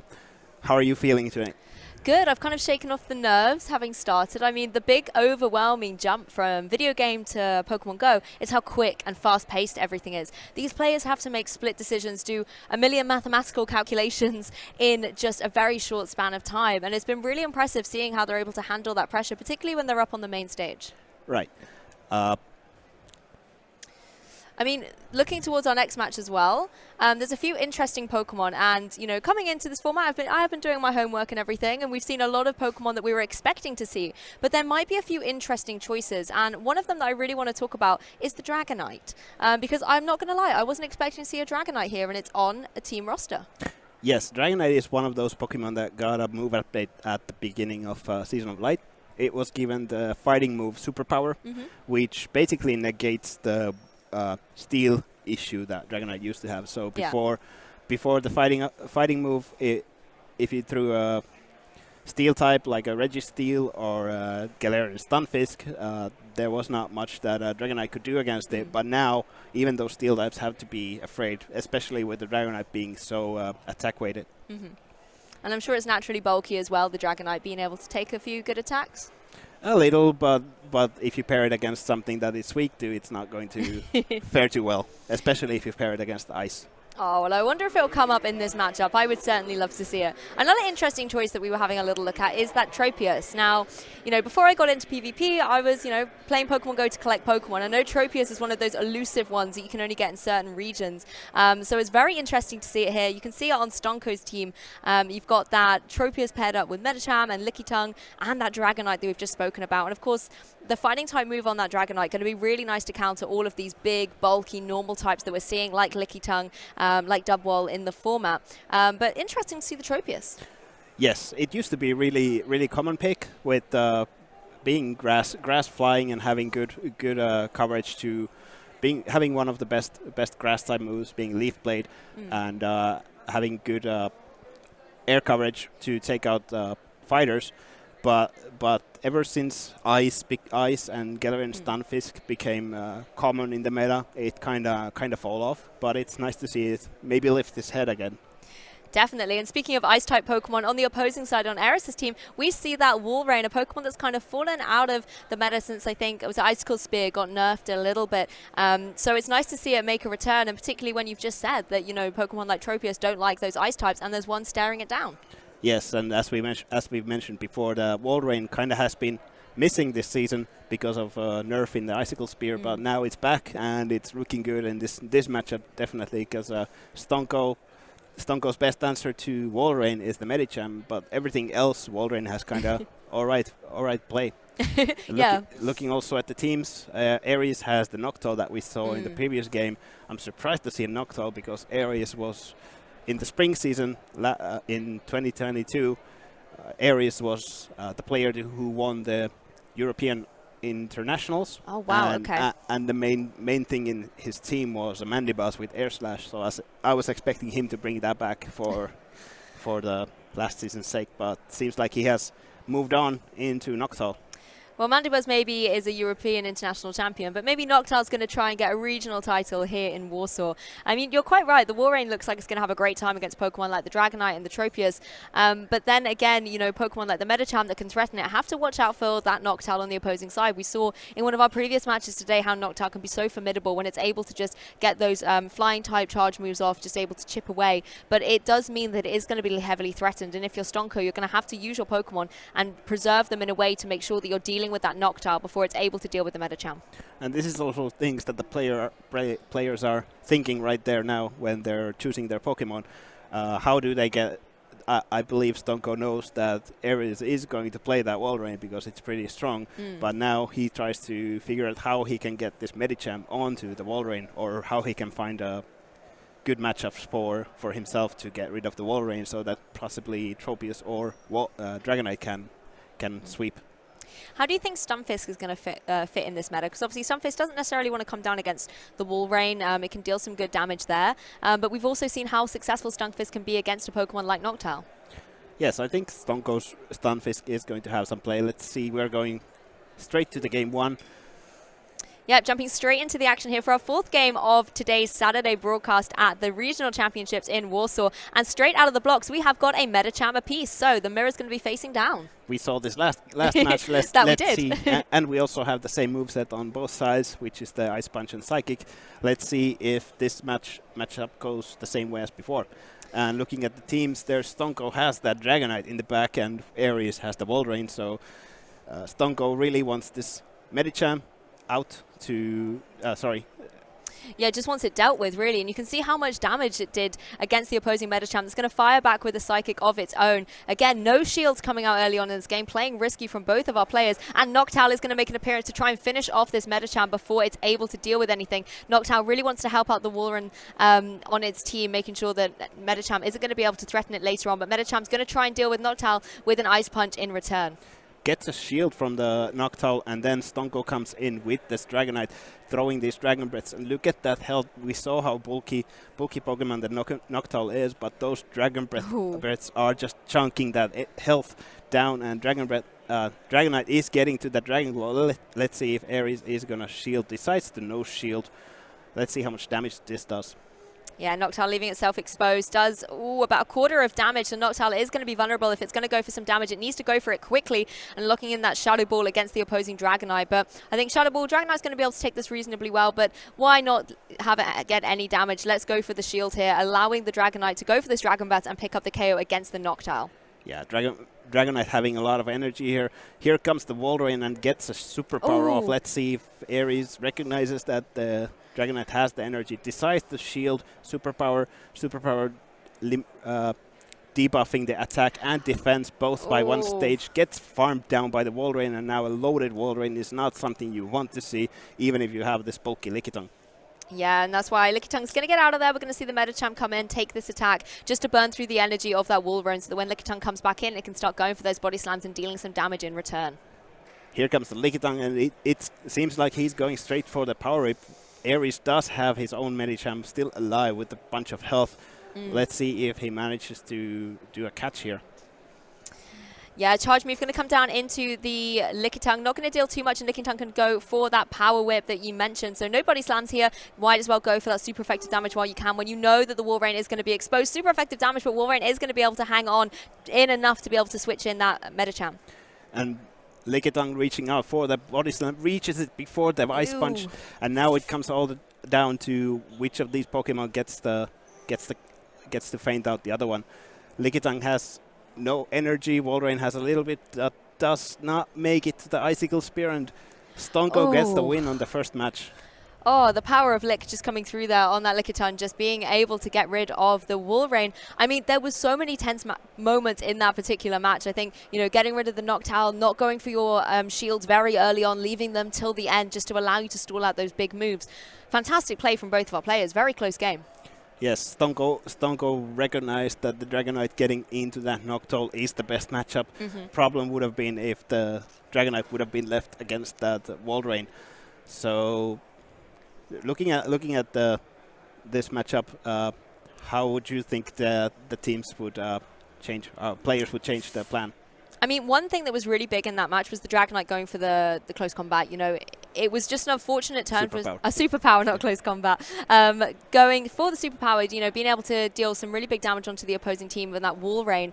But unfortunately, you know, Wolverine did get the shield up at that point, and then unfortunately Dragonite was left with the drops as well. That's one of the unfortunate, you know, consequences of going for a powerful move like superpower. And I think then unfortunately for Dragonite, it had such a great opportunity, it just didn't go the way for Stonko, so then Wolverine was able to capitalize on that, the drop defenses, go for its ice type moves. So I wouldn't be surprised to see Dragonite still in the next match, because it had some great potential. If, you know, for example, it had been able to connect onto that opposing Wolverine, it could have been a very different game. And Wolverine just able to, you know, deal with so many of their threats on Stonko's team. I would expect to still see it. I'd expect to see the Noctowl and the Stunfisk, just because it has some really good coverage on there. For Stonko's side, I think Medicham's going to have to come back, because you have to find a way between Medicham and Dragonite. If one of them goes down, the other one's going to have to pick up the slack and deal with that Wolverine and stop it from running through Stonko's team. Yeah, Stonko was running Medicham, Lickitung, Dragonite, and I think that is a strong team of three. Yeah. Maybe he could go for a switch, but he might also stick to the same one. One solid switch would be to bring out the Galarian Stunfisk instead of Lickitung maybe. But here we go to the game 2, and let's see what they decide to go. Yeah, jumping straight into game 2. Wonder if we're going to see that Dragonite make another appearance here in Warsaw. It's going to be the Lickitung and the Stunfisk. So Lickitung being so strong for Stonko in that previous game, getting the game 1 win. And it's now just going to keep licking away, trying to chip away at this Stunfisk. But you have to be careful. Stunfisk is going to be able to boost up and get that Earthquake primed and ready to go. Looking at Darius' team, he decided to not bring the Wolverine, probably expecting Stonko to be ready for it with the Medicham, but Stonko also doesn't have the Medicham to counter that Wolverine. So looking at this Lickitung is probably Stonko's best answer to the Galarian Stunfisk, and he's also happy to see that his Wolverine in the back can stay away from this. Yeah, well, nice switch coming in here, thinking there's going to be an Earthquake coming its way, but instead it's going to be the Rock Slide, so it does catch the Dragonite on the switch. Yes, he really wanted to catch an Earthquake, but this catch failed, and now he gets to eat 2 of these Rock Slides. One was already shielded, the second one he decides no shield. Now I don't think Dragonite is going to be able to Dragon Breath this down. I think it's going to have to throw a move before, and here goes the Dragon Claw. Even though it's resisted, it's going to be enough to take out the Galarian Stunfisk. Yeah, thanks to all of the lick damage done previously by the Lickitung, you know, the Galarian Stunfisk was really whittled down. Wasn't quite enough to get the KO, but another Dragon Breath just finishing it off. Dragonite very happy to see it out of there. I mean, that Rock Slide did so much damage. Noctowl going to come in now, going to have to take some of these Dragon Blasts. You can see how effective it is at whittling down your opponent. It does mean that the Dragonite is going to have to go for a charge attack here before Noctowl's able to deal with it. Aries still holding on to both of his shields, has a Medicham in the back against that Stonko's Sableye. With shields and a lot of energy on this Noctowl, there might be a chance for Aries to flip this match. It's still going to be pretty close for either side. Yeah, once again, all eyes on Noctowl as it's going to go for its charge move down into the Lickitung that's just arrived. It doesn't have a huge amount of health remaining, so a couple of these charge moves might be enough to deal with the Lickitung, but you have to watch out for a return body slam, which is exactly what Lickitung is going for. Aries decides to no-shield this body slam and apparently going straight to the Medicham. Stonko answers immediately with the Sableye. This is one shielded Sableye against the 2 shielded Medicham. It's going to be pretty close. There's also a Noctowl still with a bit of health and a bit of energy on Ares' side. Wouldn't be surprised to see these shields start to burn down on Ares' side when you're facing down against that Sableye, and locked in thanks to the switch. Sableye having a great time here, is going to be able to take damage from this opposing Medicham here, but Medicham sitting in such a vulnerable position. You can see how much the opposing Sableye has done to it. It's able to use its last shield and enabling it to go for a null or foul play. And if you're Ares now, you're in a difficult situation. You're either forced to use up your last remaining shield or say goodbye to the Medicham. Medicham leaves with like 1 HP and gets off another Ice Punch. This is going to hurt a bit on the Sableye, and Sableye needs to still take out this Noctowl together with the Lickitung. Lickitung has no energy and only a little bit of health. Noctowl reaching out for that Sky Attack, gets the energy. Stonko tries to catch a Sky Attack but does not work out, and now Ares has 2 Sky Attacks loaded for this Sableye. Sableye throws this foul play, but it's getting shielded, and Noctowl is throwing a Shadow Ball just to conceal the deal. I mean, once again, Noctowl proving that it can be such a pivotal Pokemon in a match. Preserving that 1 shield on Ares' side, really well played, because it enabled that Noctowl to survive and fire off this Shadow Ball to take it 1 apiece for Ares and Stonko.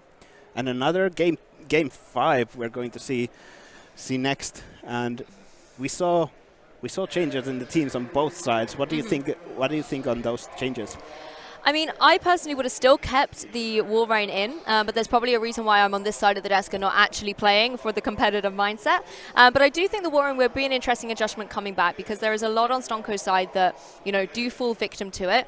I think as well, if Ares is able, it would be safer to bring the Wolverine in if you're able to use the Noctowl to deal with the opposing Medicham in a safer way. I think one of the things that went really well for Ares in this particular game was chipping away at the Lickitung the way that he did, because then it stopped it just sitting there going for those licks, chipping away, and then going for the body slams or the power whips as well that can be so threatening on things like the Stunfisk or against the Wolverine, for example. So I think I wouldn't be surprised to see the Wolverine come back, but I definitely expect to see on Stonko's side the combination of the Dragonite, Medicham, and Lickitung.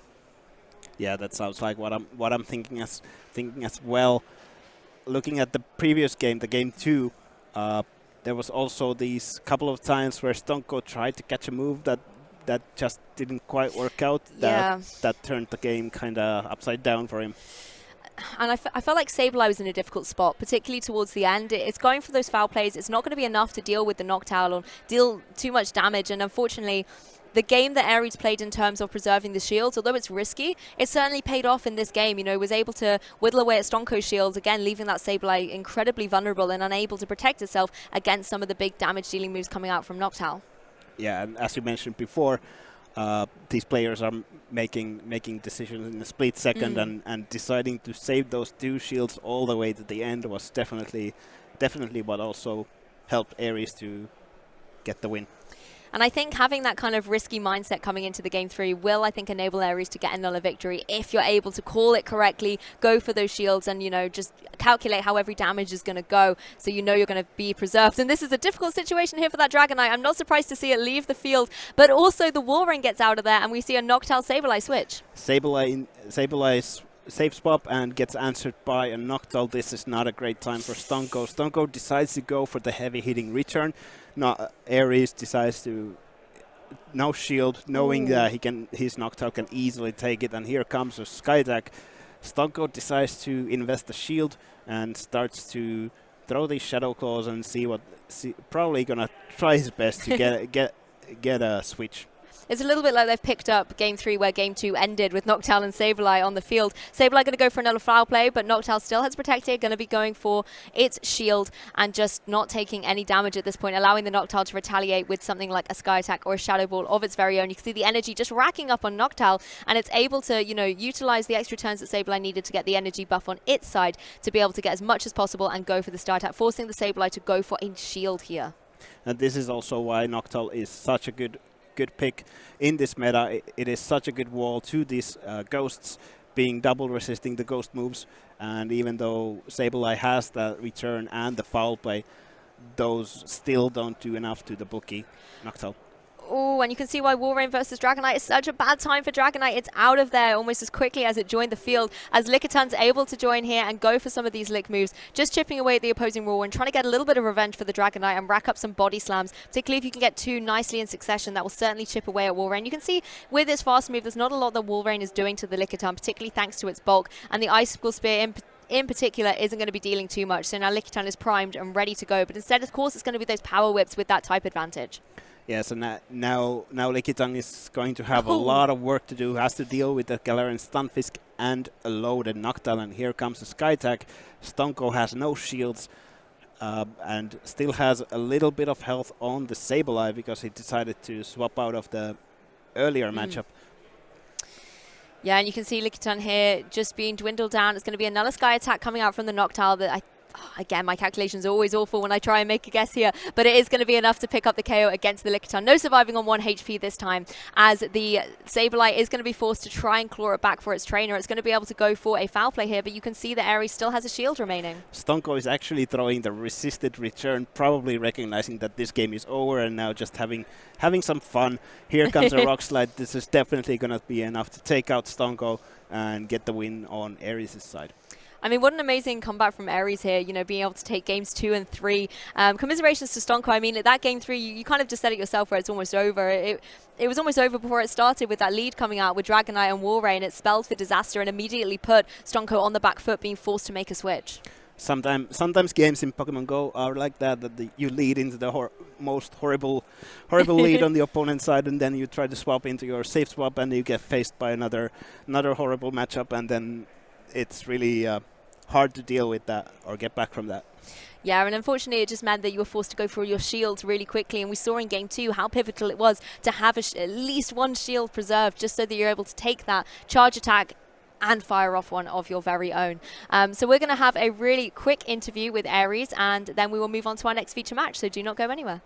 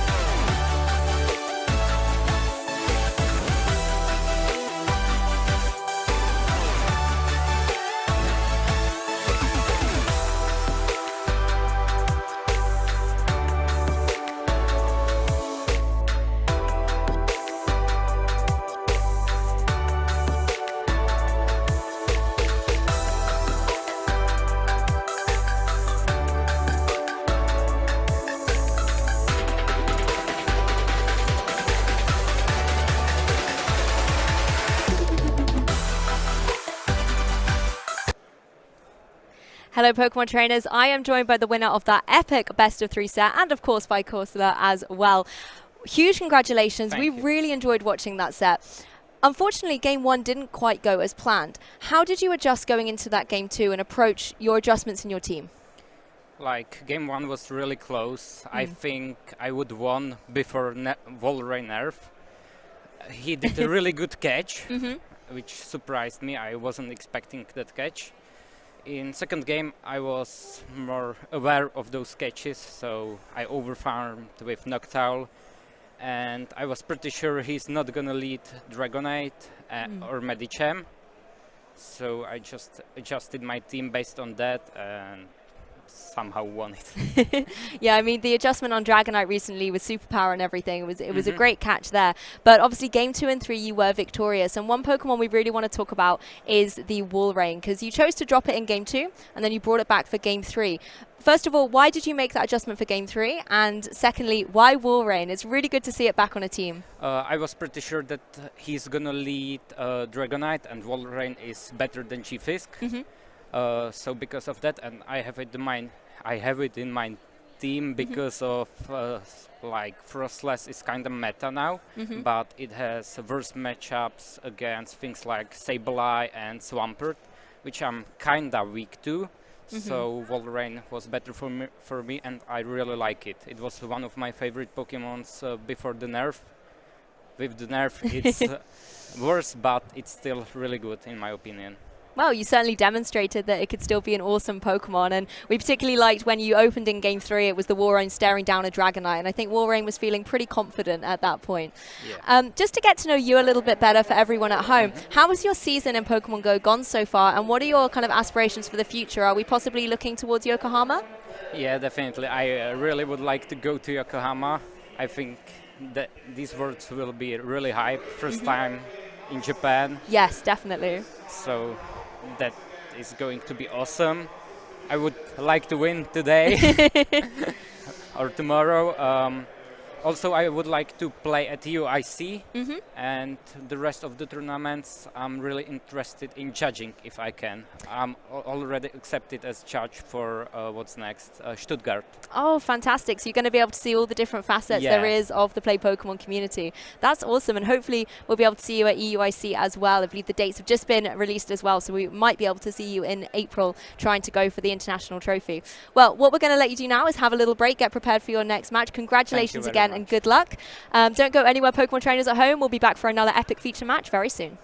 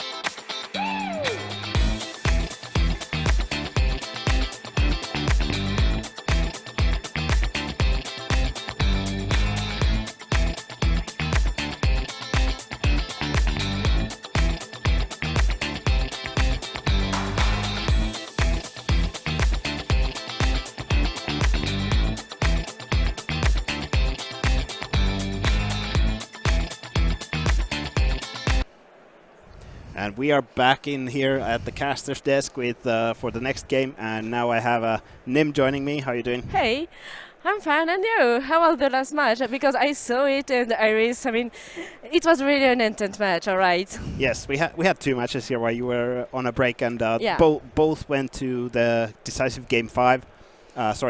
Game 5. Yeah. And both were actually really close games or matches. And the last game of the second match was a bit rougher, with Dragonite leading into the wall rain. Yeah, it was a bit earlier then, but that's how it goes. Let's see the matchup we have here. Let's jump into the next match. So we have Ripperly against Magician. So yeah, both teams are really meta. I like the Toxapex. Magician still has a Registeel, so I'm wondering which moveset can it have? Like, do you think it has Power Punch, Flash Cannon, Zap Cannon? What could fit Focus well? Blast, not a Power Punch, but oh, sorry. but we'll see soon sorry. enough, probably.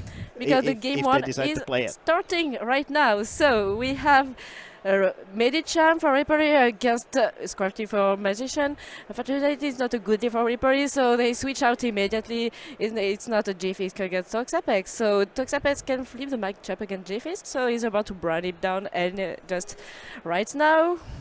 And of course, G-Fist does not shield it because he knows that it does not KO. And do you think he would bait here? No. Decides to go straight for the Earthquake, and this matchup is a bit iffy, depending on how you bait with the Galarian Stunfisk and how you decide to shield the Toxapex, but Magician decides to no shield. These brines, the Galarian Stunfisk can easily tank, and now Toxapex is low enough for possibly even a Machop down. Yeah, some matchup down because he won't reach another move, or no, Ripper decides to take the safest option and not to throw the rock slide, and Magician just lets him down because he probably wants to take some energy advantage on his Scrafty, but he will probably have to tank an Earthquake coming because G-Fix was at 100 energy here, so just waiting for the clock and coming back with Crafty, so here comes the Earthquake. Scrafty can just take it easily, so Magician still does not shield. He probably wants to keep all the shields for the Swampert, but it will probably be Swampert versus Altaria here.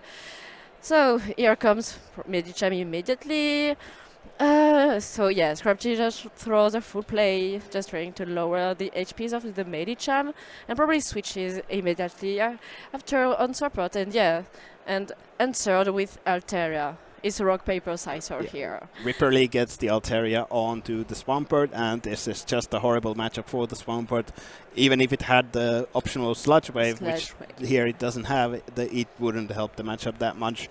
These Hydro Cannons are resistant, and the bulky Altaria can easily tank them with no problem. Loads up on energy, so the Altaria will be ready to throw energy at the Scrafty as well. And you can bank some energy. I mean, you can just take some energy advantage here, like having 2 Sky Attack, because now Swampert just spams Hydro Cannon because he does not have Sludge Bomb.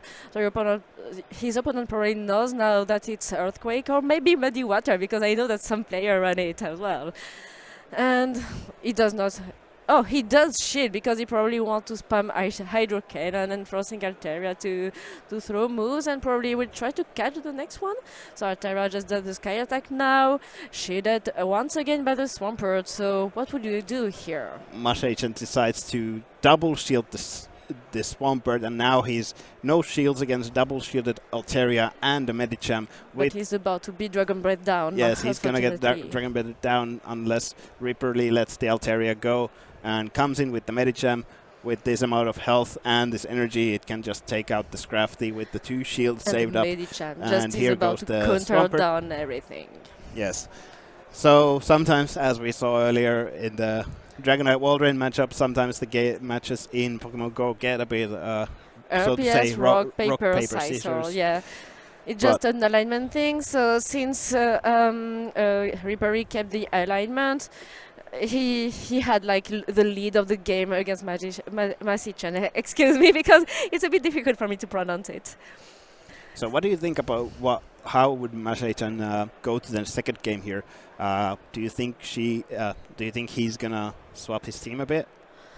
Maybe he can try to bring the Trevenant, because Reaper did not bring Lickitung at all, so maybe he can try to lure the Altera with Trevenant here.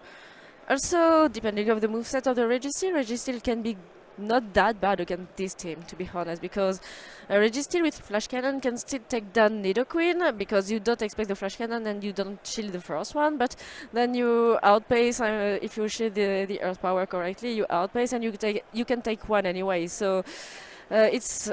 I mean, for me, Registeel can be really good. Also, against Medicham, depending on IVs, a Flash Cannon can be really good.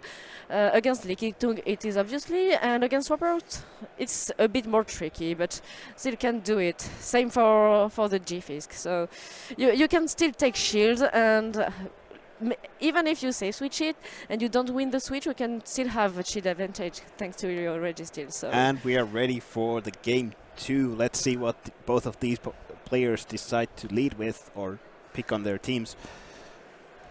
So, but also Toxapex is really good against Reaper's team, because Toxapex is good against Nidoqueen. Toxapex, I think, is really good against Medicham.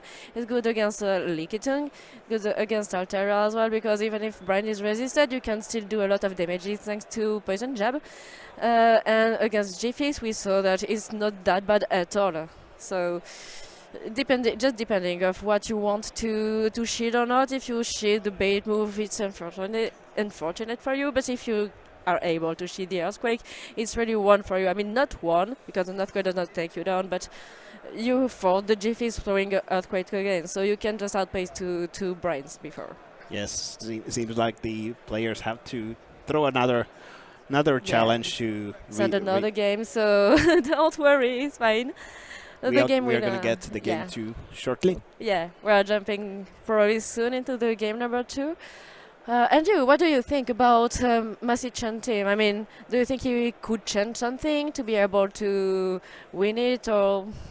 Well, we're going to see right now, but I'm expecting to see the Registeel for sure. I think it looked all right in this matchup. Yeah, but sometimes, you don't want to reveal your Registeel the first day on stream, because you want to here keep we the see an surprise. Altaria into the Trevenant, not the matchup you have to see, but we do see that there's a double steal in the backline. This is quite a common team from the Go Battle League, with the Trevenant lead and two steel types in the back.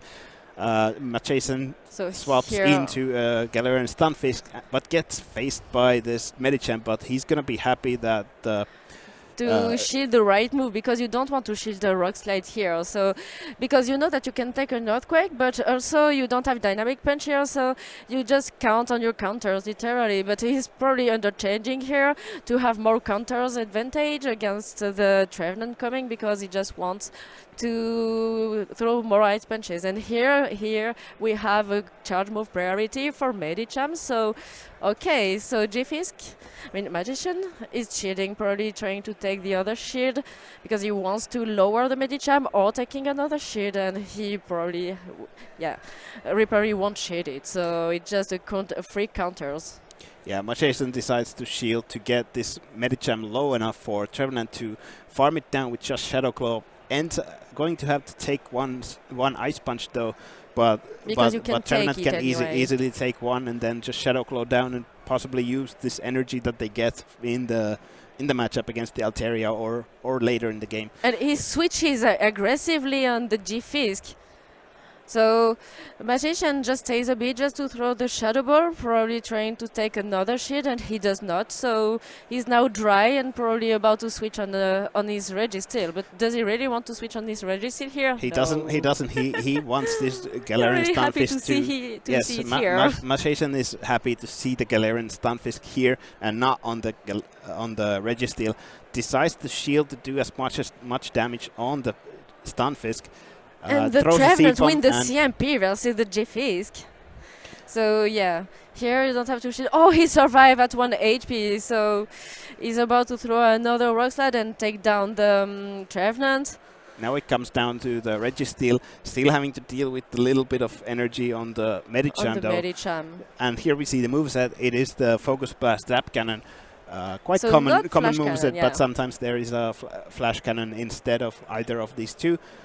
Zap Cannon was changed at the start of the Season of Light event, with the debuff being 66%, and Medicham goes for the Psychic. CMP. That is the CMP event.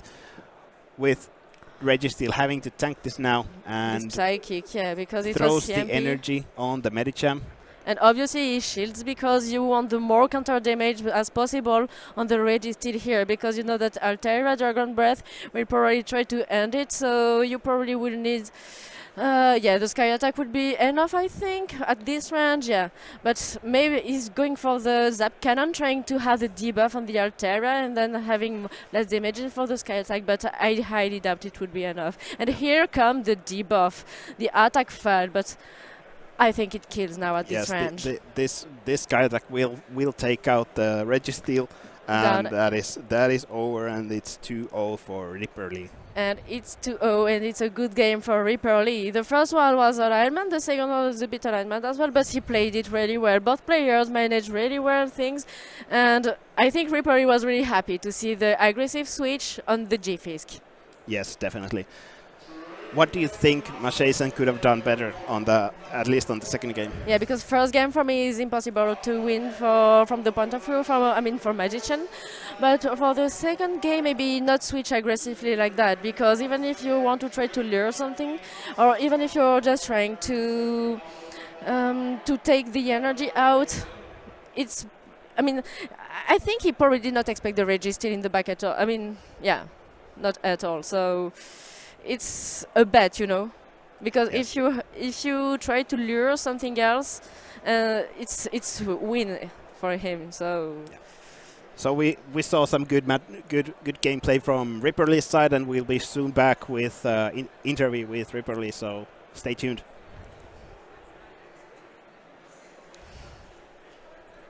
Welcome back, guys. I'm still with Last Damnation. So, what is your most exciting story about Pokemon Go?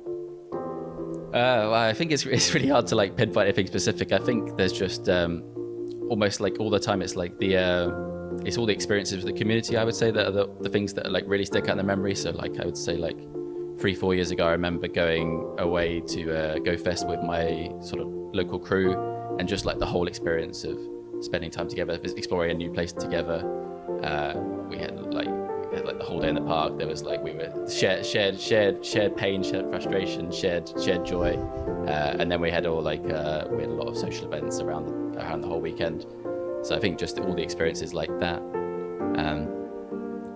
and then again like there's always like as someone who's like really involved in the competitive scene and like the Silph scene, this play Pokemon scene, like there's so many times where like you have these matches that come down to like the small margins, or like you like eke out a victory in a big tournament. It's like you get that adrenaline rush, which trying to reach victory by victory, milestone by milestone, and then going like up in the ladder. Yeah, exactly. Yeah. So now, what is your goal for Pokemon Go?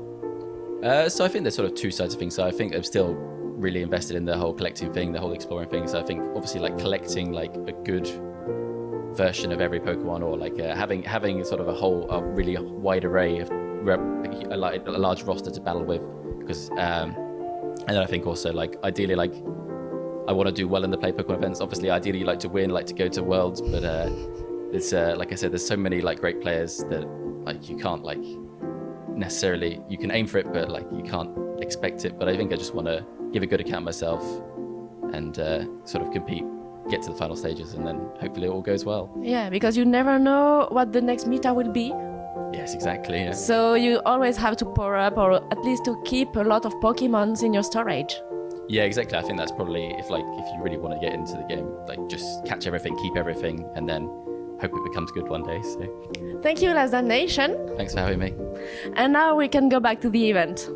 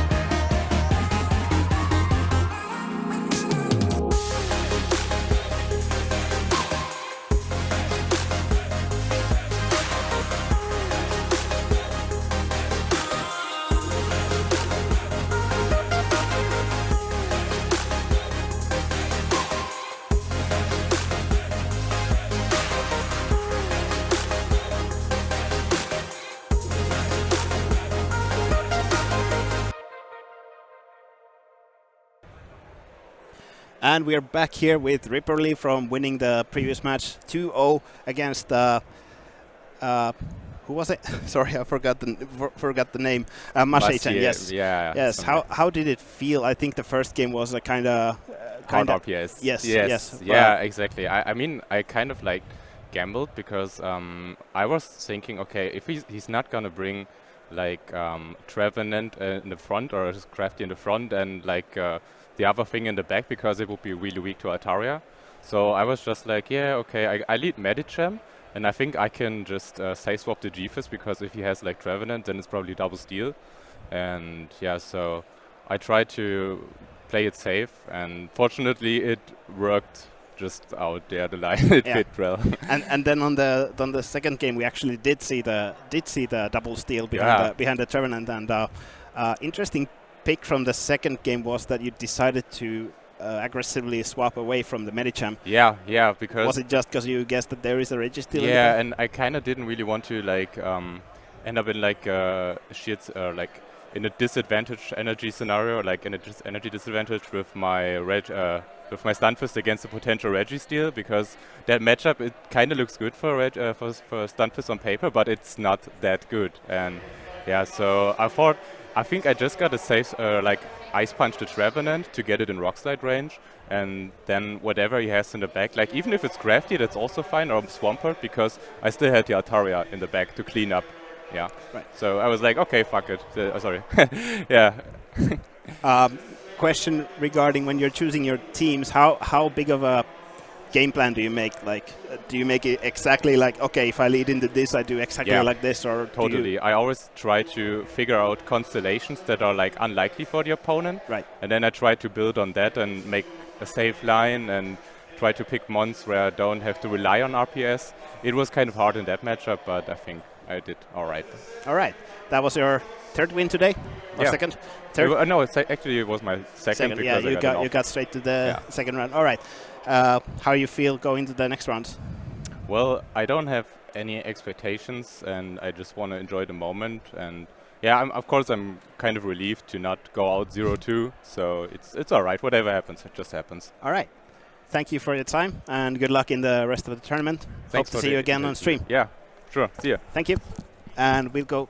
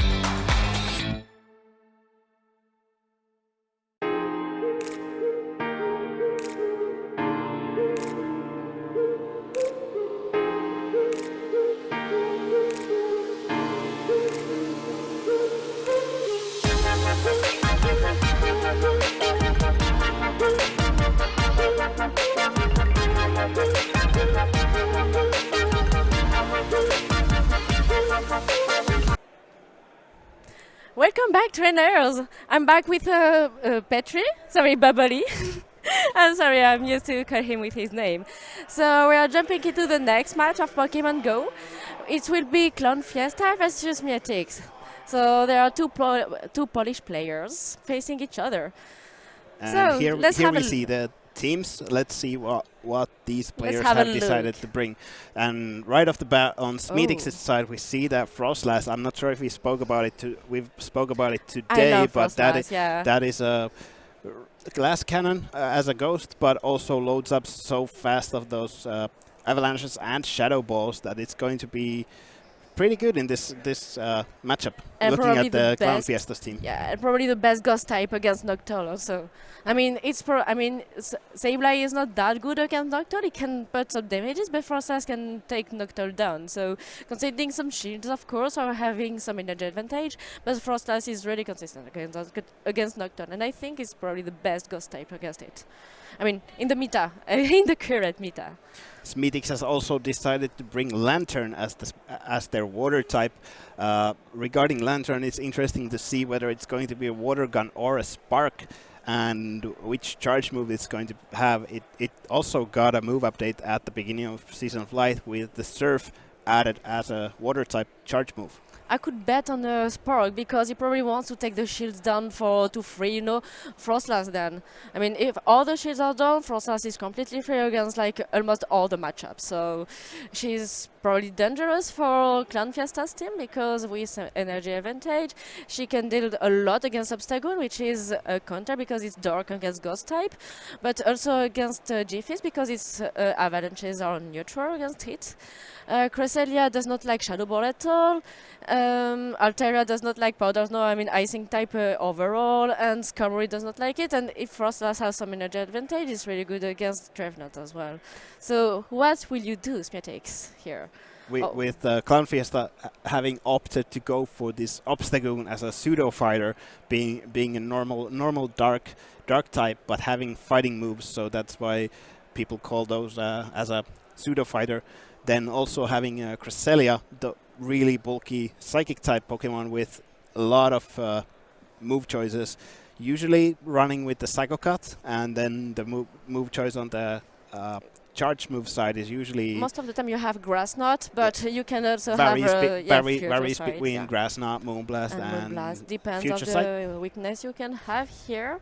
But I think since you're pretty weak to fighting types, you probably want to have Moonblast with you. I really like the Obstagoon Cresselia core, though. So we are jumping into the game number 1. So the lead is Stunfisk versus Noctowl, so it's a good league for Clown Fiesta.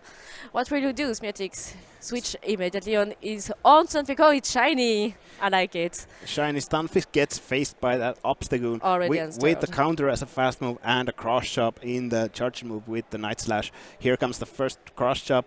It's not a really strong move, but being super effective on this Galarian Stunfisk, it's going to start chunking that health. Stunfisk reaching out for the Earthquake. Let's see if we are forcing shields. Immediately draws up a shield from the Obstagoon. Yeah, and now you can just throw a Night Slash because the counter will be enough to... No, it does not kill, but I thought he would go for the CMP, but he did not. The charge move priority. So, because Obstagoon wins it 100% against G-Fist, so he's probably going for to farm everything down for the Noctowl. So, but Noctowl can take 1, 2, 3 Night Slash easily. Oh, he's going on Medicham. So straight the hard counter. Smedix decides to come in with the Medicham, take out the energy from, tank this energy from this Obstagoon and take some energy back with the counters to start loading up those Ice Punches and Psychics, I think was the moveset. Yeah. Yes, that is correct. And then Smedix has the Noctowl in the back against these Galarian Stunfisks and Cresselia. I would expect Clown Fiesta to come in with the Cresselia to this Medicham. Here it is, and then gets the Galarian Stunfisk onto the Noctowl. The G-Fisk, yeah. So Rock Slide is a super effective move on Nocturne, but Nocturne can take 3 of the 3 Rock Slide, so he's probably about to go straight to Shadow Ball because Smietix had the shield advantage, so he can just take some energy from the G-Fisk. But the problem is, how would you manage then the Medicham versus the Cresselia? Yes, Smietix is still having an issue here because this Noctowl should be able to deal also with the Medicham in the back. Sorry, Cresselia in the back. Yeah, because you still have to come back with some energy advantage because you need to Shadow Ball the Cresselia. Still, the Cresselia is full earthy. And here comes the Rock Slide from the G-Fix. The Smietix does not shield because you don't need to shield it since it does not KO. And probably, yeah, going for more energy, throwing one before the G-Fix reaches the Rock Slide, of course. Shadow Ball here does not KO, so I think G-Fix will be able to reach another Rock Slide. Oh, he's going... Smietix tried to quickly swap into Medicham to get this energy and take out the Galarian Stunfisk, but Clown Fiesta reacts to it and swaps out the Galarian Stunfisk into Cresselia, and here comes the Moonblast, takes out the Medicham, and there is still a little bit left on the Noctowl, but there is not a lot the Noctowl can do against Cresselia with a shield. Yeah. And yeah, here you have no point to shield because you know the game is over anyway.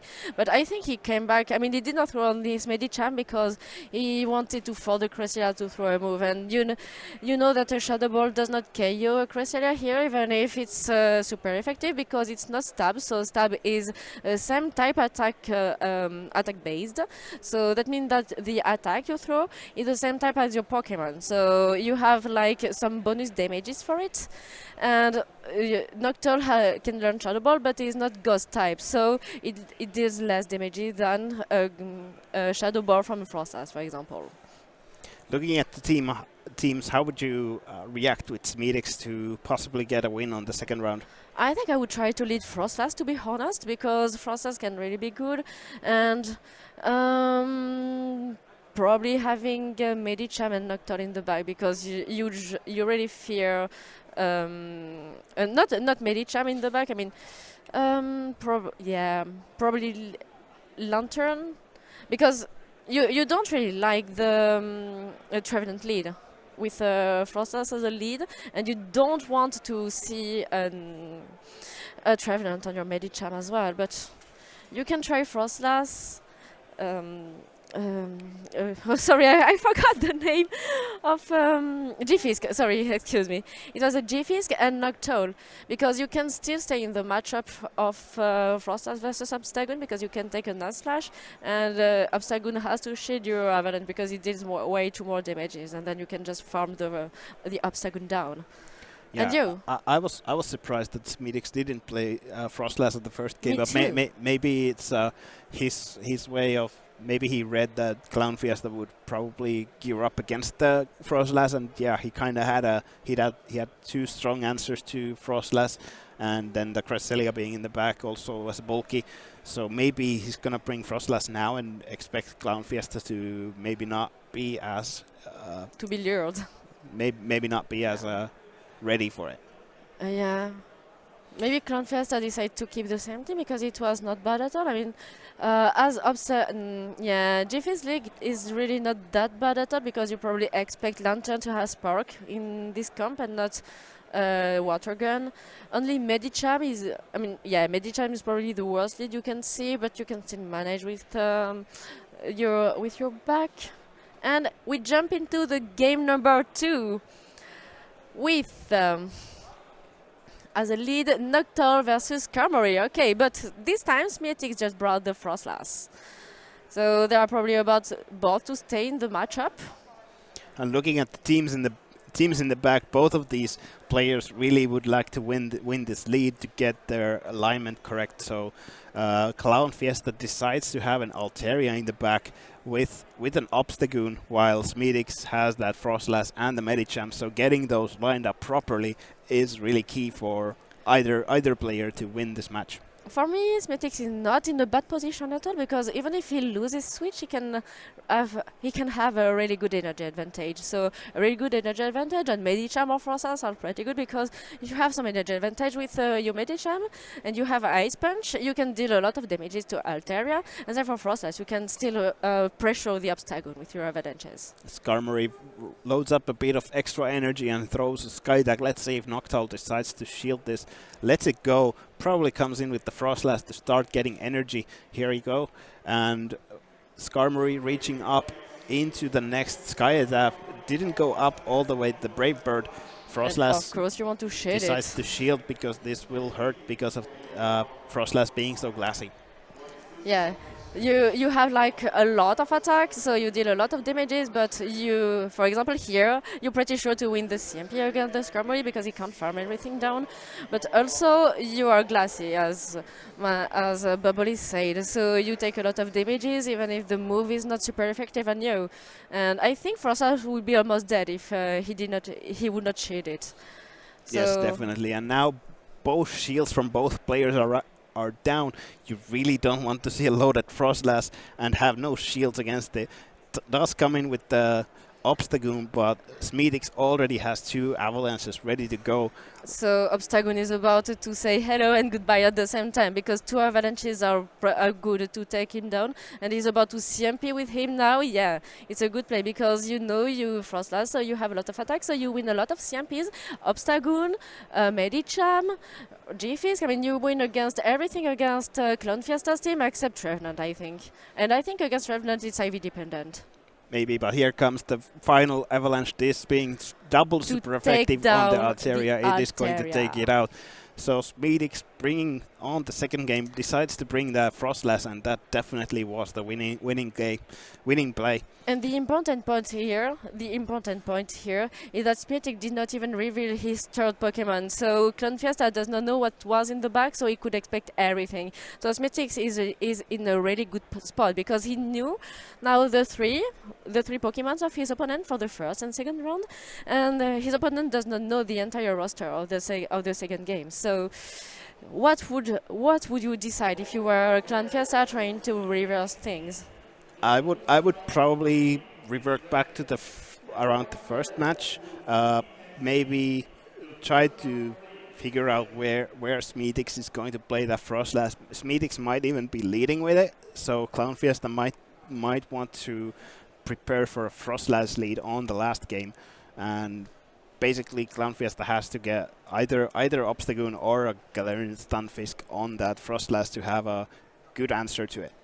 Yeah, and for me, Clan Fiesta did a mistake. I mean, the mistake was to let the Frostlass from everything left from the Skarmory, because if you switched immediately, you can still come back with another Pokemon and then taking down the Frostlass right after, because Frostlass was not at another Avalanche, if I remember well here, because Frostlass had another Avalanche just because Clan Fiesta allowed him to farm all the rest of the Skarmory. And we're jumping to the game number 3.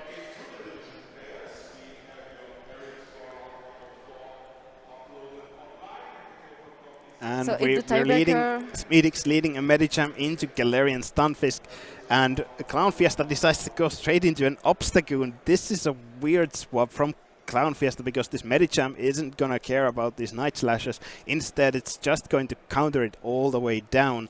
And Clown Fiesta had Cresselia in the back, so apparently deciding to sacrifice this Obstagoon, but Medicham is going to be loaded here, and here comes the Cresselia, and Medicham is probably going to be switched out into one of the Pokemon in the back. There is a Frostlass and a Noctowl. So let's see, Smetix decides to go into the Noctowl, having access to the Shadow Ball that is still going to hurt this Cresselia. Because here you don't want to throw your move immediately, you just want to build 200 energy, just to have some more energy when G-Fizz will come back, because you know that Clan Fiesta is playing an ABA, so it's like a bet, you know. If you're playing an ABA and you don't have a good lead, for me you don't have to switch immediately, you just have to stay in the matchup, even if the matchup is not good at all. But Clan Fiesta probably think that the G-Fizz has some play, so he decided to give the Obstagoon and to save the G-Fizz. Yeah, Clown Fiesta probably recognized that there is going to be that Frostlass in the back, so he's going to need the Galarian Stunfisk, but but also he needs the 2 rock obstacle slide here to would kill have been them. fine here. Yeah. So here comes the first rock slide. Smeedix decides to no shield because this is not nothing to be worried about. The Noctowl will live the rock slide and possibly get to another. Because you know the 3 Shadow of your Ball. opponent, so you know that your Frostless will have some plays here. Oh, and he switches him aggressively because he knows that the clocks are distinct. So he knows that Clan Fiesta, Smeetix know that Clan Fiesta can't switch out from the matchup. So he has to take the hits and probably throw the Earthquake here. Is probably what Smeetix wants to, because he just wants to keep all the shit for the Frostless, and I think it's the good play to have here. Yes, now and it still Smeetix can't switch out. Smeedix decides to throw this Ice Punch. Clown Fiesta lets the Galarian Stunfisk go, and now it's all in because you 2 want shields these on 2 the Psycho Frostlass. Cuts on the Cresselia. Yeah, you want these 2 Psycho Cuts for whatever comes after. So yeah, at this point you just want to throw anything you have. So you're going for the Grass Knot because you know that Frostless is about to shield anyway, but Frostless is probably about to outpace or whatever because Nocturne left with 1 move. So if Cresselia shields something, the damages of Powder Snow plus the damages of the Shadow Ball will probably take down the Cresselia of Clan Fiesta. Yes, and Frostlass loading up on energy goes for that Shadow Ball, which should knock out from this range. Cresselia decides to use the last shield of this game. Kills. It knocks out, and probably all the other Cresselias in the other games. And Frostlass throws another Shadow Ball. This is gonna take out this Cresselia, and this is going to be it's about good to game kill for Cresselia. Smeetix. Yeah, and it's a good game for Smeetix. Okay, it's good because he went 0-1 down and finally was able to do it to 2-1 and to win it. So he made a really good comeback here. Yes, first game was a bit of a rough for Smeetix, but he decided to come back from it with winning the 2 next games and claiming the win of the whole match. For me, Frostless was pretty good, against Clown Fiesta's team. So this is why I did not understand why he did not bring it game 1. And you see, he brought it game 2 and game 3 and won it. So Frostless did an amazing job here. What are your thoughts about Frostless? Yes, but I think on the first game, the idea behind Smeetix's team was that he expected Clown Fiesta to be heavily geared against the Frostless, so he decided to play a bit of mind game and not bring it, and then keep it as a surprise for the game 2 and 3, which seemed to be it worked well. Worked out. So we'll be right back with a winners interview, and stay tuned for more. Stay tuned, trainers.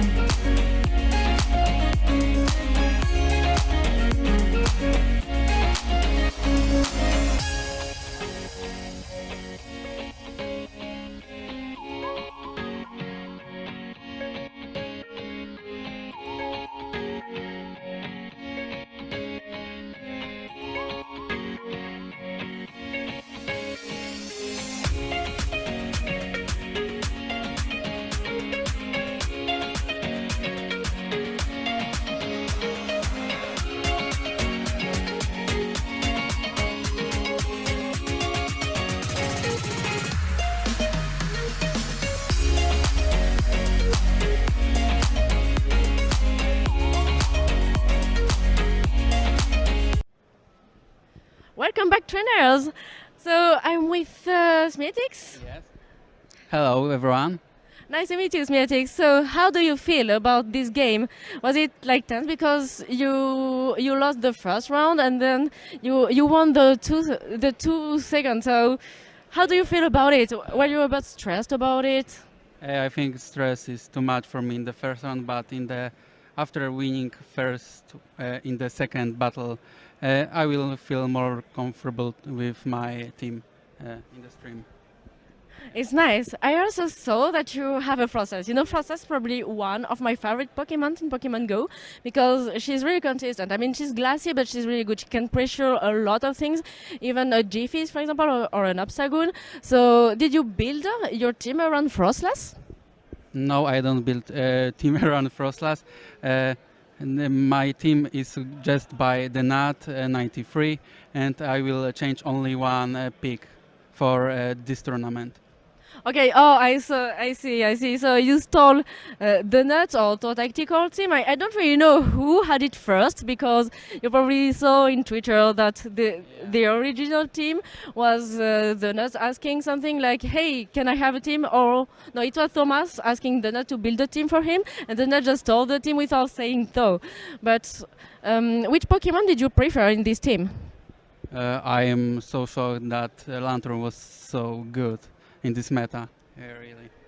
But you did not play it for this game. A reason? I don't want to show my special tactics with them on stream. I see, yeah. It's a really good decision because you probably know that some players have, for example, Registeel, Jellicent, here we have Lantern, and they don't really want to show movesets. It's true. So how do you feel for the next of the tournament?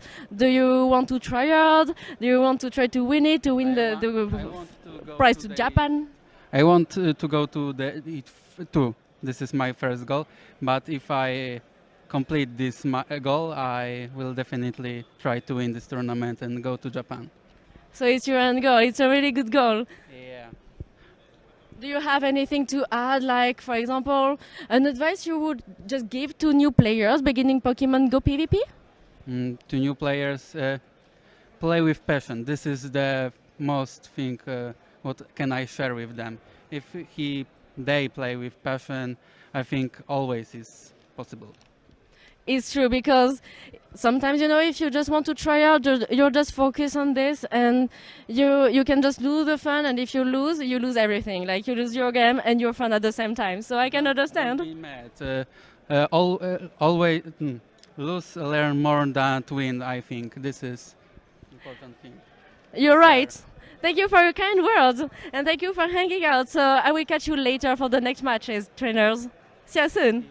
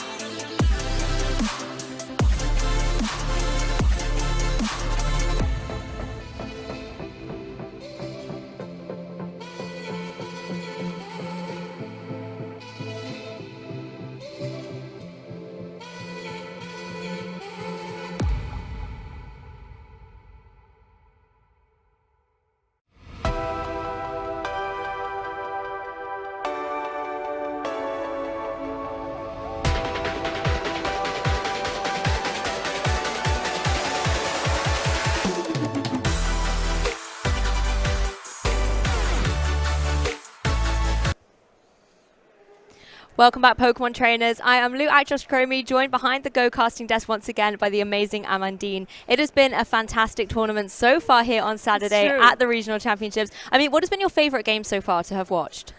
Of course, I mean, I already say that Frostlass is my favorite Pokemon. So, of course, I really love Smetics team because Smetics runs Frostlass. So, I mean, just imagine if someone is running like A9, for example. Want to be like your favorite trainer and your favorite battles? I mean, yeah, if I can see some of my favorite Pokemon, that would be awesome. So far for me, I think seeing the Walrein was really cool because I think particularly talking about the fact that Walrein kind of fell out of the meta a little bit, it was nice to see it come back and win as well. Kind of, you know, showing all those doubters out there that Walrein can still make it all the way to the top. But as you can see on your screens in front of you, we have got another epic game in front of you. And I am so looking forward to seeing how this one is going to play out. We've got some interesting Pokemon choices on here. That Noctowl is back once again. And we have a Shadow Venusaur once again. Yeah, and we saw how good that was last time as well, being able to go for the extra damage that was needed with a Vine Whip to be able to get lots of KOs, even on that fast move. And Noctowl, we know, has been so strong. Lickitun's been so strong. Medicham and the Sableye as well. The Azumarill's the interesting one for me, because when you look at these teams, we've essentially got a mirror except for the Venusaur Azumarill. Yeah, but Azumarill is really good here. I mean, for me, it's a really good safe suite because it can just help, you know, luring the Venusaur out of the bench here. But here we go on Trevenant versus Frostlass. So Trevenant has advantage here, but is staying. Johnny Redchar is obviously staying here because you know that Venusaur does not like Trevenant as well. So you probably just want to lower the most as possible the HPs of the Trevenant here. Exactly. And we apologize for the confusion on the graphics. I'm sure our tech team will be on it right away. But for now, Trevenant is having to take some good damage and switching it out for Noctowl. However, we know Noctowl can deal with that opposing Lickitung in a really strong way. Going to be trying to get all the energy up to be able to get that Sky attack off. And he reacted immediately because I think Johnny Bakemi tried to catch the energy of the Trevenant, but he was not able to. So he left with a lot of energy, so it gives a really good advantage because Trevenant has a really high attack and with CMP against almost all the mons of Johnny Redchar then. And you can really see the bulk of that Noctowl demonstrated so well, taking all of these body slams one after the other from the opposing Lickitung. No need to go for those shields on this occasion, just being able to take these and use the opportunity to, you know, rack up your fast moves and go for those Sky attacks into the Lickitung. And you can see Lickitung as well is narrowing down its HP. It doesn't want to take this move at all. Yeah, I think he's about to survive. Yeah, he's about to survive. About to throw another body slam here. You have no reason to go for the power whip. Sorry, I was just laughing inside because I was like, oh, if you wanted to go for the power whip, Noctowl can take it without any problem and can even farm some more energy. And he has a Shadow Ball ready for what comes next. So what will you do? Do you want to bank some more energy with your Frostlass, or do you want to go straight with your Venusaur? Well, that seems to be the question Johnny Redchar was thinking of there, taking a couple of extra seconds to select the Frostlass to come out. I'm sure you're delighted to see it out on the field. However, the Noctowl is going to have to go for some big damage and picks up the KO against it with its charged attack, meaning Venusaur is going to have to come out in its place. And we now have this grass mirror, Venusaur versus Trevenant. At this point, you have to shield almost everything. I mean, Johnny is trying to call the Seed Bomb, and he did. It did no damage. Wow. Absolutely amazing. Really, it was really ballsy, to be honest. But now you don't really want to risk it, and you probably want to preserve the health of your Venusaur, so you already called the Seed Bomb, so it's fine. You don't have any risk to take anymore. And the risk really paid off here. Yeah, it certainly did. That did no damage to one. You can see Venusaur being forced to go for that shield as well in the face of that Trevenant.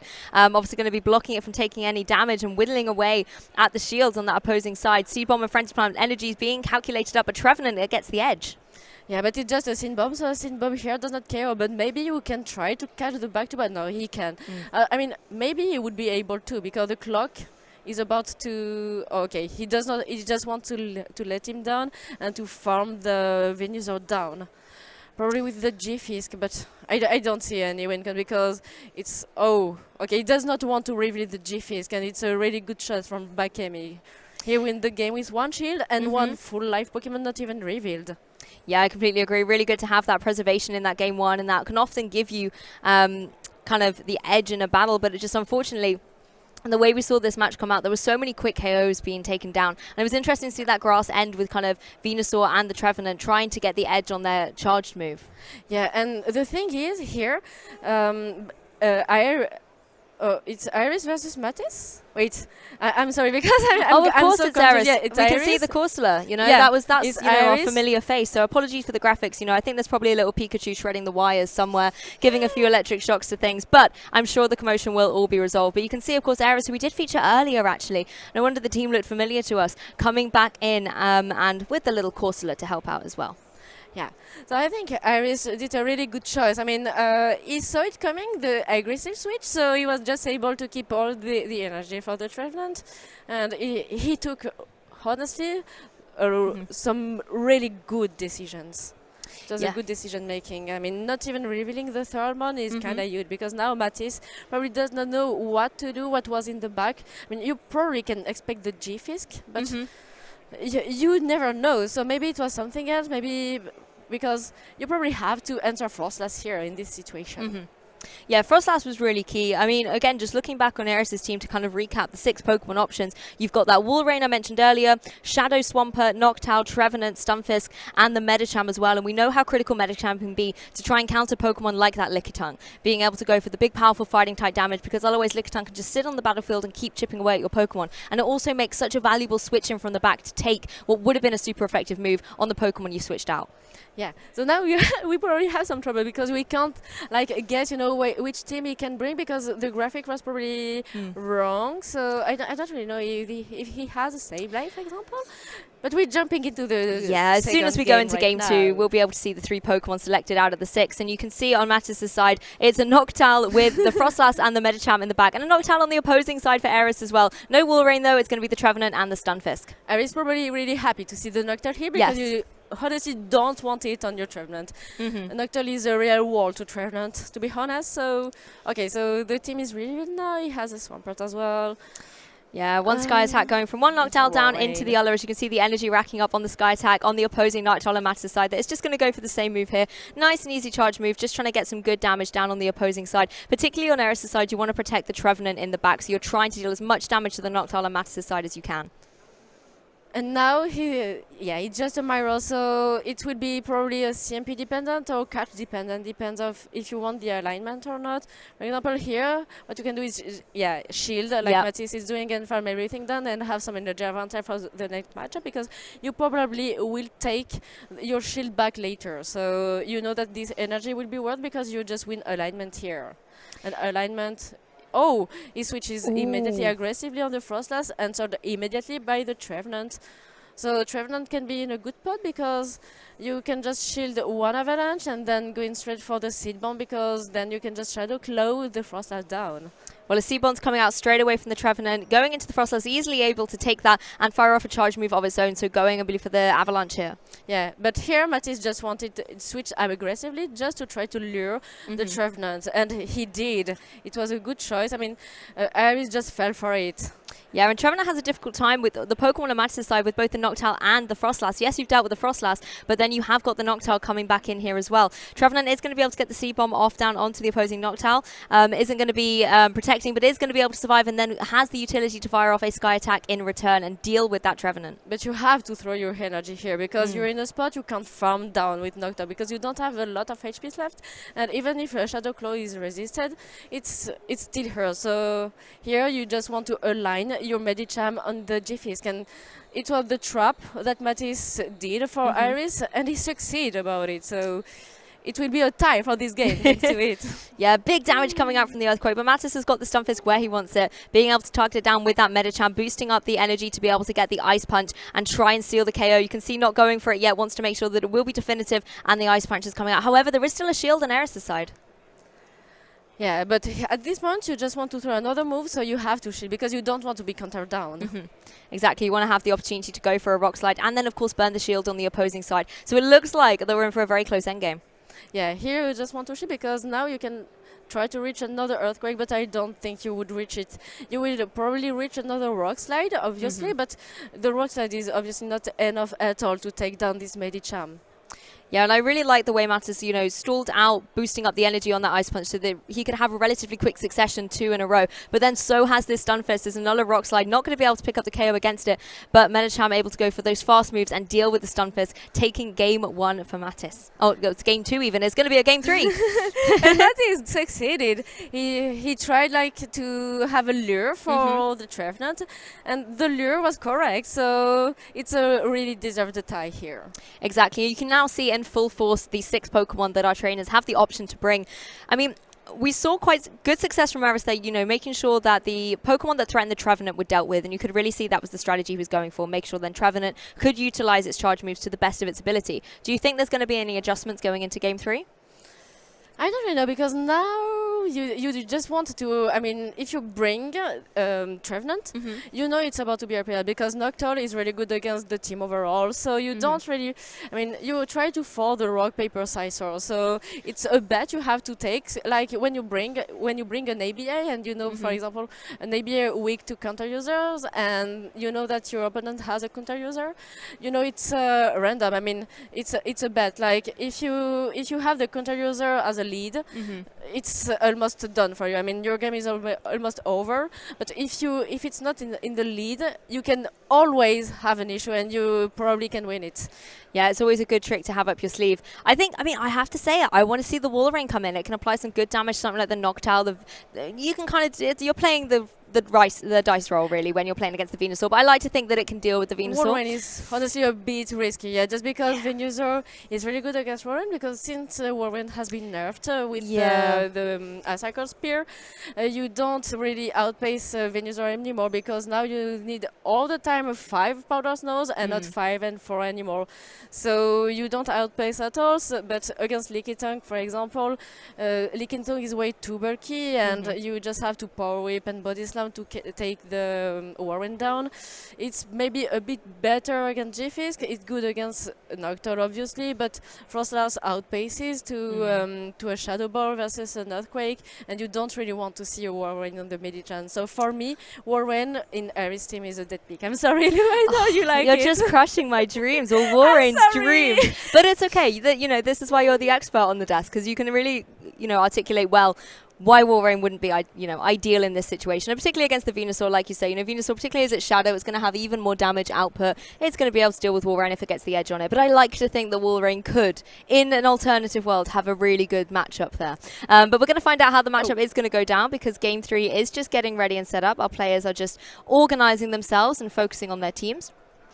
But I really wouldn't be surprised to see, you know, Lickitung coming back in again and doing a lot of that kind of stalling where it's just chipping away at the opposing team, trying to force the Medicham to come in, and then maybe you can then, if you're predicting that Medicham coming in, do your switch and try and trap it in with some big damage. Yeah, but you don't fall for it. I mean, I don't think this player would fall for a Lickitung safe switch, so yeah. They don't bring Lickitung, and Mattis did not bring Noctowl at all here, so he's about to stay with Venusaur against Trevenant. In this matchup, you can just go straight Frenzy Plant. Yeah. Because since you're Shadow, you deal still a lot of damages, even if you don't shield it, yeah. You just deal a lot. So would you call this time the Shadow Ball? I mean, Iris is going for the bait once again, so do you think Mattis will try to call it?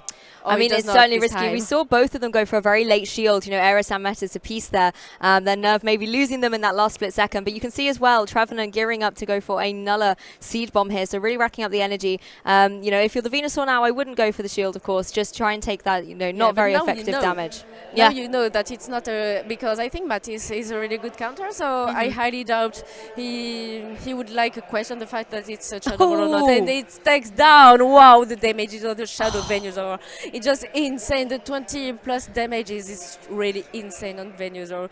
See how Trevenant absolutely dropped like a hotcake then. And absolutely gone. And once again, Mattis just lured the G-Fisk and succeeded with it.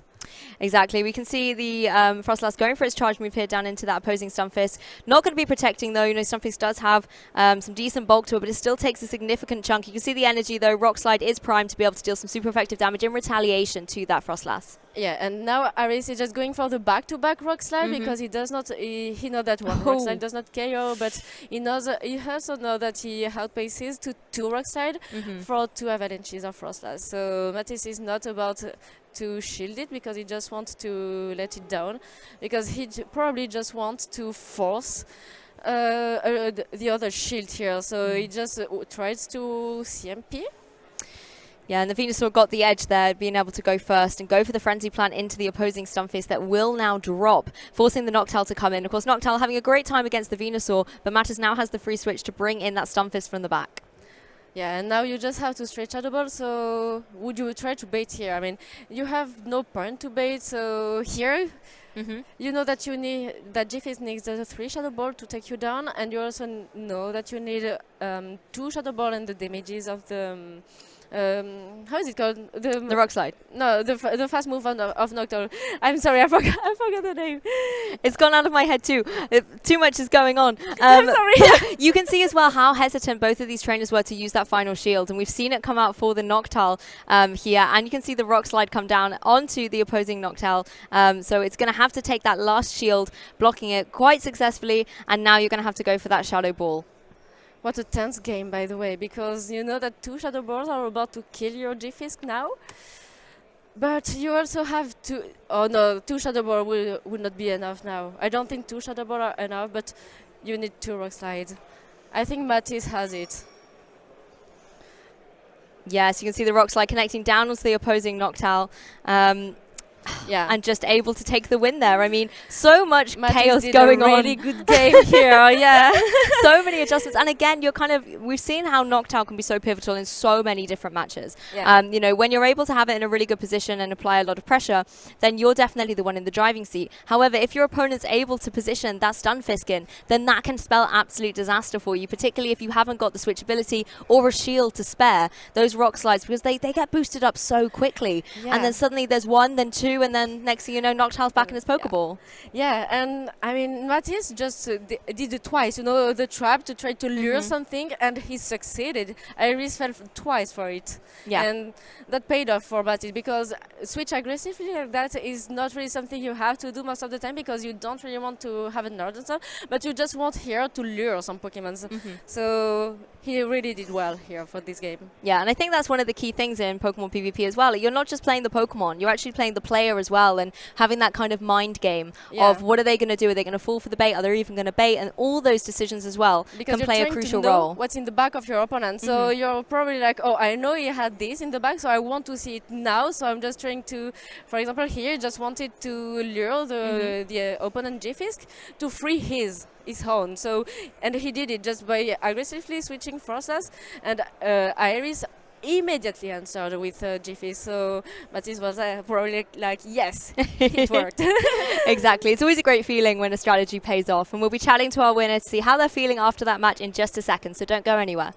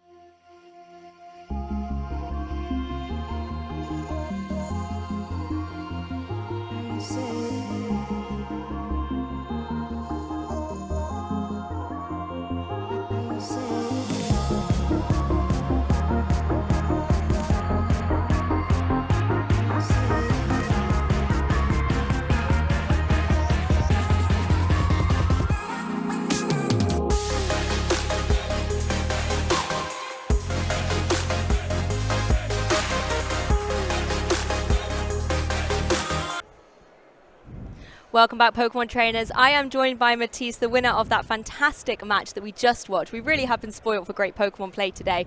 Huge congratulations. One of the things we were talking about is you actually know your opponent Aeris really well. How is it approaching a matchup and a player that you know well, that you've possibly trained with? How do you approach that mentally? It's hard. I knew that I have team comp advantage and I tried my best.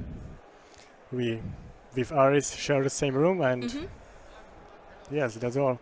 It's one of those things, sometimes the friends that you are at a tournament with, you end up then facing on the tables as well. Focusing on the match itself, he had his Trevenant, and we've talked a lot about Trevenant this weekend. It's quite a scary Pokemon to face, but you seem to deal with it really well. What was your strategy to deal with Trevenant in that match? In game 2 I brought Noctowl because I was scared about it, and game 2 I was kind of lucky he didn't shield the Sludge Bomb from Venusaur. Yeah, the shields definitely played a really critical role in that match. Speaking of grass-type Pokemon though as well, you were running the Shadow Venusaur. Why a Shadow Venusaur? Well, I copied this team because I'm not a great team builder, but hey, if it works, then it works. That's ultimately what some team builders do. They want to put their teams out there for the rest of us to use. Thinking a bit about yourself though, how has your season gone so far? What are your goals for the rest of the competitive season? Well, I came here to have some fun and enjoy the battles, and I'm doing that. Yeah, well, hopefully you continue to enjoy them, and good luck in the rest of your matches. We'll let you go, have a break, and get ready for your next match. Don't go anywhere, Pokemon trainers. We'll be back with more Pokemon action very soon.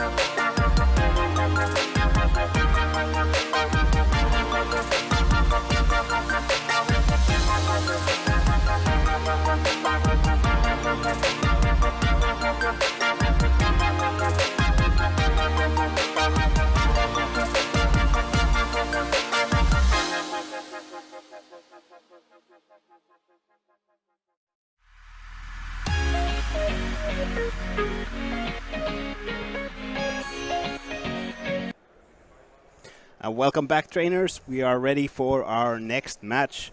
We have a player from Germany and a player from Italy facing each other here on round. Which round was it? I think we're in top 32 now. Yes. We're finished with the rounds. We're now getting to that kind of end game of the competition and starting to delve into the top 32. So we've whittled it down from 84 players to just the remaining 32, and one of those will become your regional champion here at Warsaw tomorrow. How have the games been today? Honestly, they've been so exciting. We all know that I'm here, you know, still learning the craft a little bit and getting the wisdom from yourself and Amandine.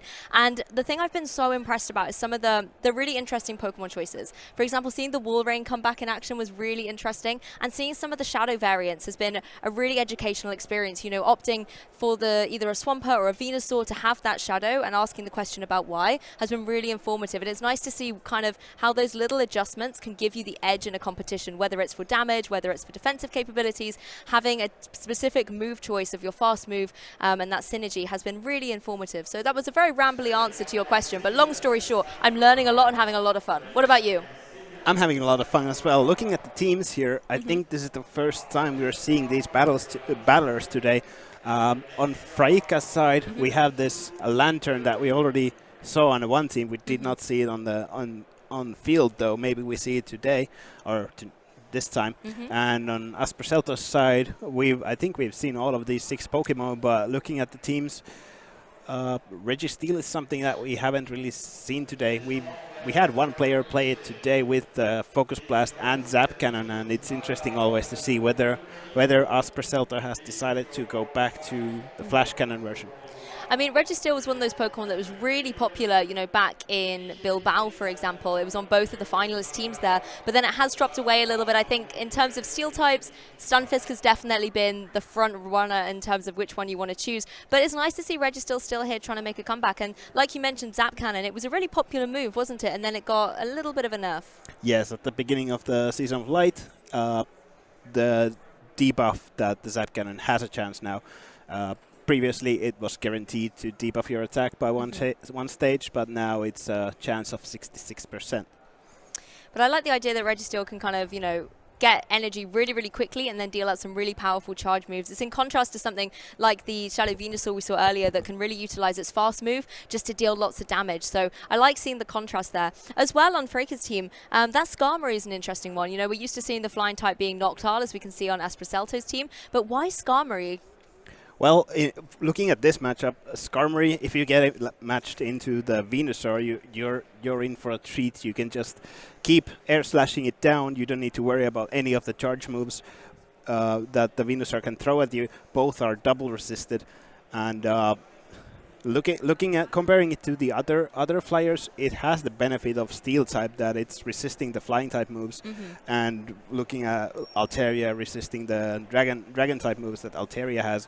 But it also has access to Air Slash, which is not as powerful flying type move as, for example, Wing Attack, which Noctowl has. But it also has, in addition to the Sky Attack, it has the Brave Bird, which really hurts whenever it lands. So possibly you can bring in a late Brave Bird into the match. That could be something to completely wipe the Venusaur if there's no shields left, for example, from the field. Yes, and also a common strategy, which is with these moves that have a defense or attack debuff, is to go straight for it in the lead, throw the Brave Bird, and then switch out to reset the debuff. So maybe we see this happening today or this time, but let's see. I think the players are getting ready to start the first game, and here we go. Yep, jumping straight into game 1 here of top 32 in the top cut of this Pokemon Go Regional Championships here in Warsaw. Very excited to see the best of the best battle it out now, trying to whittle their way through the competition. We have got the Lantern and the Medicham out on the field. So Lantern for Freika here, just going to be going and trying to boost up the Thunderbolt or the Surf here, and Medicham easily able to take this.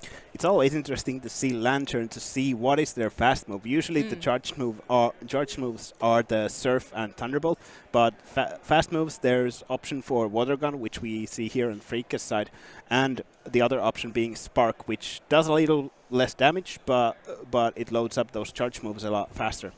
Yeah, and you can see 2 charge moves very early on in this match and 2 shields as well. So each player is only down to 1 remaining shield. We're going to see a defensive switch to that Registeel add in action that is just going to be able to take the switch in of this charge move from the Lantern. From Aspersilta's side, this plays clearly to try to pull out the Galarian Stunfisk, which we see here. So Aspersilta is gonna like to see this here with Noctowl in the back. So Noctowl is going to avoid this Galarian Stunfisk.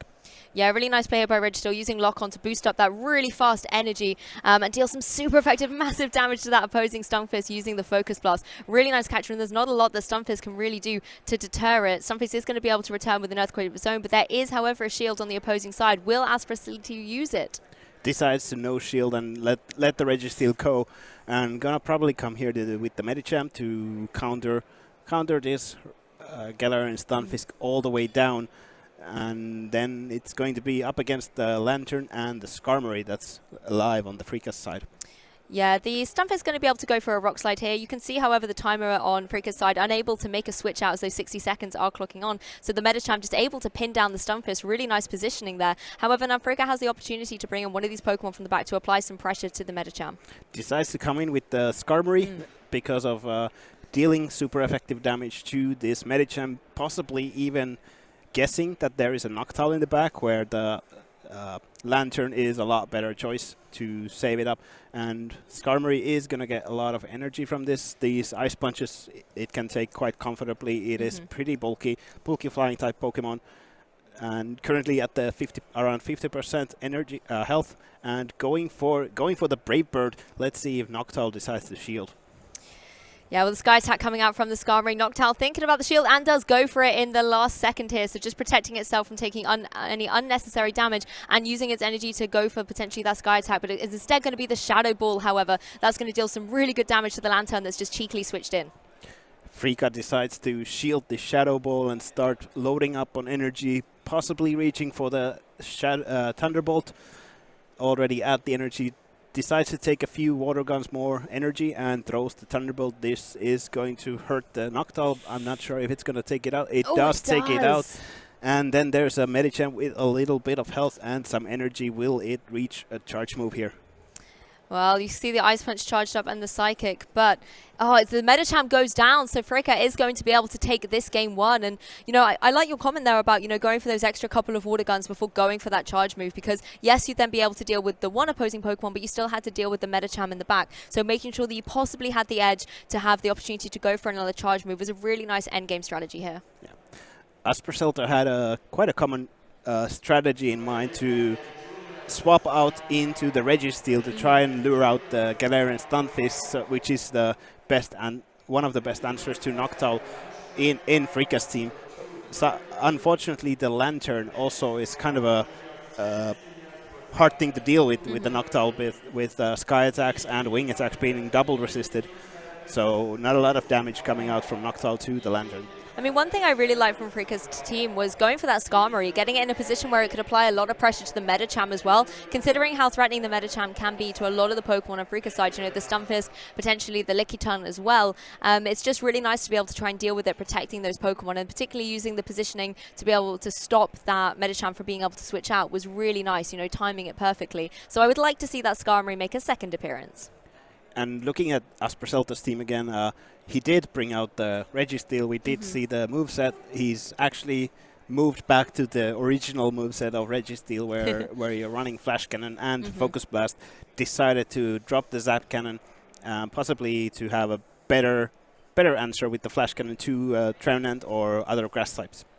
Yeah, I do love the kind of synergy that Registeel has, because you might look at Lock-On and be like, yes, it gets lots of energy per turn, very, very quick energy boosting move, but you're not dealing a lot of damage. However, when you look at the trade-off, you've got Focus Blast and Flash Cannon, both using a lot of energy, but the damage that they can deal out is absolutely amazing. And I think being able to have that pressure, even as an offensive Pokemon, and then having Registeel have the capability to switch in and take a really defensive hit, allows it a lot of flexibility. I know that we've sort of sung the praises of Galarian Stunfisk a lot on today's broadcast, but we've got to give a little bit of love to Registeel too. Sure. But I think in this matchup, the Galarian Stunfisk has a lot of positive matchups for Freeka. Basically just being afraid of Medicham and Azumarill. And here we go to the game 2, and let's see what they are deciding to bring this time. Yep, game 2, very intense in this top 32 position of the tournament. The Medicham is coming out the blocks, as is that Skarmory. Medicham wants to get out of there. Yes, this is definitely not a good matchup for the Medicham. Decides to immediately go for the Registeel. Gets faced by the Galarian Stunfisk. Looking at Aspercelto has decided to not play Noctowl this time, so he's currently having the Sableye in the back saved for the Medicham. I mean, Registeel is going to be able to get a powerful Focus Blast off. It does so much damage, but the Stunfisk is in a position where it can retaliate with something like an Earthquake here, and it is going to be able to click that button. I mean, great positioning, bringing in the Stunfisk, knowing the Registeel was switching in, but you have had to take a heavy hit of damage with that Focus Blast, so hopefully the shield will pay off later on in the match. Yeah, Registeel going for the Flash Cannon, knowing that it doesn't reach a Focus Blast, forcing Freaka to shield. And and now Freaka knows the moveset of the Registeel, decides to go for more mud shots before throwing a Rock Slide. At this range, Rock Slide, even being resisted, is going to take out the Registeel. Yeah, really good identification of information there on that Registeel, and you get this cheeky Rock Slide off just before the Stunfisk will go down, taking down the Registeel itself, actually. So now Aspercelto in a position where it could be good to bring in that Medicham. You can just deal quickly with the Stunfisk and then allow the switchability to Sableye if you need it. Yeah, here you have to know the counts. Can this be an Earthquake? Aspercelto knows that it can't be an Earthquake. It was missing one more matchup, and gets those counters in. Gets faced by a Sableye. This is not a good matchup for the Medicham, but there's also the Skarmory in the back, which is not either good either. Aspercelto has a Sableye of his own in the back, but that Sableye would have to deal with both half-health Sableye and almost a full-health Skarmory. Yeah, Medicham is definitely having a tough time, and foul play from the Sableye isn't going to help matters at all. Aspercelto does still have 2 shields remaining, though, and I think those shields are really going to benefit the Sableye going forward. But before Medicham is going to be able to go back to its Pokeball, it's able to go for another Ice Punch. Yeah, and looking at Aspercelto, probably going to switch out to Sableye right here and start Shadow Clawing down this opposing Sableye.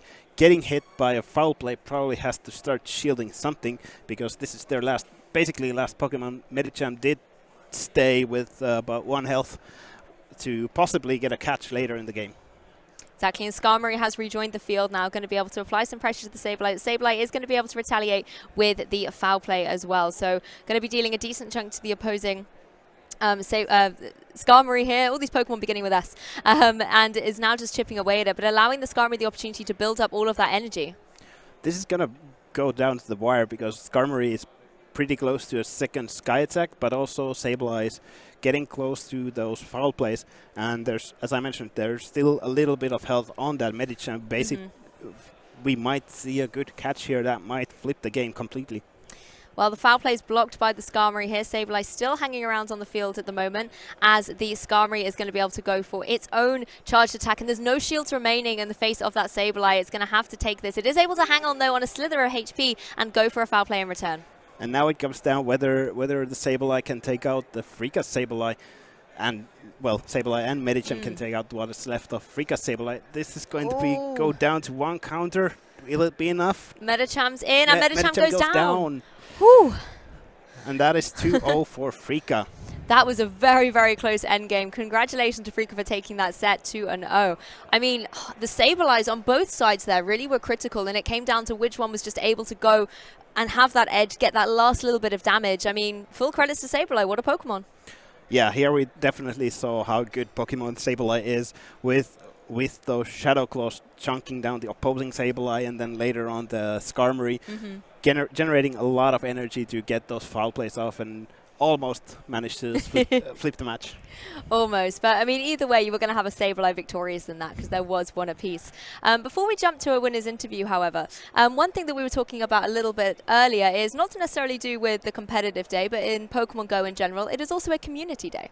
Yes, and that is starting here in Warsaw in 5 minutes, and then now in November, the Community Day Pokemon is Teddiursa, and with this Teddiursa Community Day, the Hisuian Hisuian Pokemon Ursaluna will be released in Pokemon Go, and when you evolve your Ursaring during this Community Day or 5 hours later, you will get Ursaluna with the exclusive move High Horsepower. Yeah, if the adorable Teddy Ursa wasn't enough to get involved in Community Day, getting an Ursaluna is certainly an added feature as well. And I know in between our breaks, it is something we will definitely be doing here in Warsaw. But don't go anywhere, Pokemon trainers. We will be back with a very short interview very soon.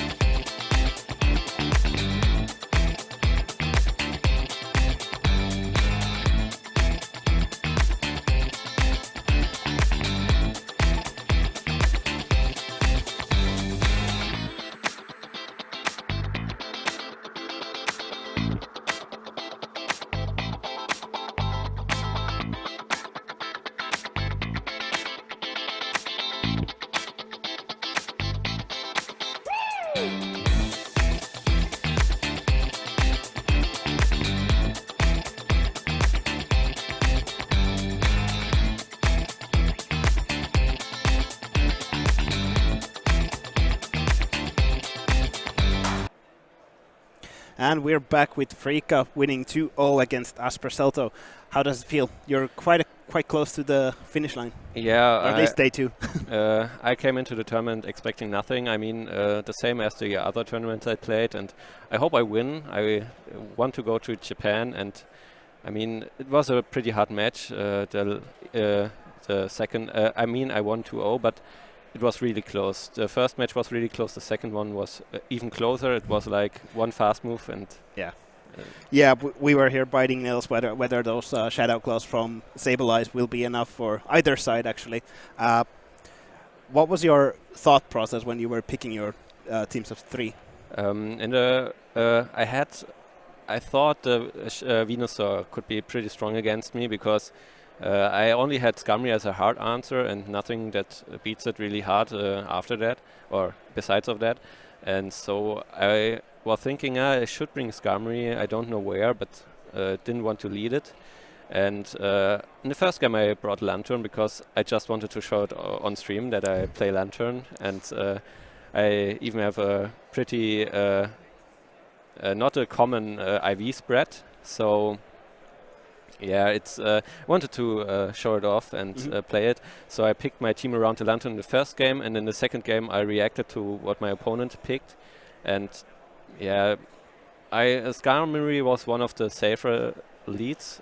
If I don't get into the Registeel, I got lucky in the second game there, and in the end it worked out for me. Right. I noticed that on Lantern you were playing Water Gun. What do you think is the big deciding factor whether you're doing Water Gun or Spark? Spark is more like you want to get shields, you want to throw the charge moves, and Water Gun is the fast move pressure. Especially a one-turn move. If you get a breakpoint with a one-turn move, it really changes the whole matchup. I mean, till you get to a move, you need 14 turns for the serve, and you get 14 more damage out of a Water Gun, and that's like like 3 or 4 Water Guns in general, so it really makes a huge difference. And yeah, I wanted the fast move damage there on Lantern. Right, makes sense. Regarding, well, it's currently 2 p.m. here in Warsaw, so the Teddy Ursa community day just started. What are your thoughts on Ursaluna? I don't know. My thoughts are like, it didn't get that good moves, but I'm a bit unhappy that I can't farm it now. I'm normally a grinder as well, like getting the 500 catches an hour at the community day. So now, even with the triple starters, I'm missing out a lot. So I'm a bit unhappy that I can't play, and then I'm a bit unhappy I can't use a Luna in the next month. I will get one in December then. All right. Well, you have some time during breaks to try to get a good Teddy Ursa and probably evolve it to an Ursa Luna. But thank you for your time. Good luck in the rest of the tournament, and we probably see you more on stream. Thank you. Thank you.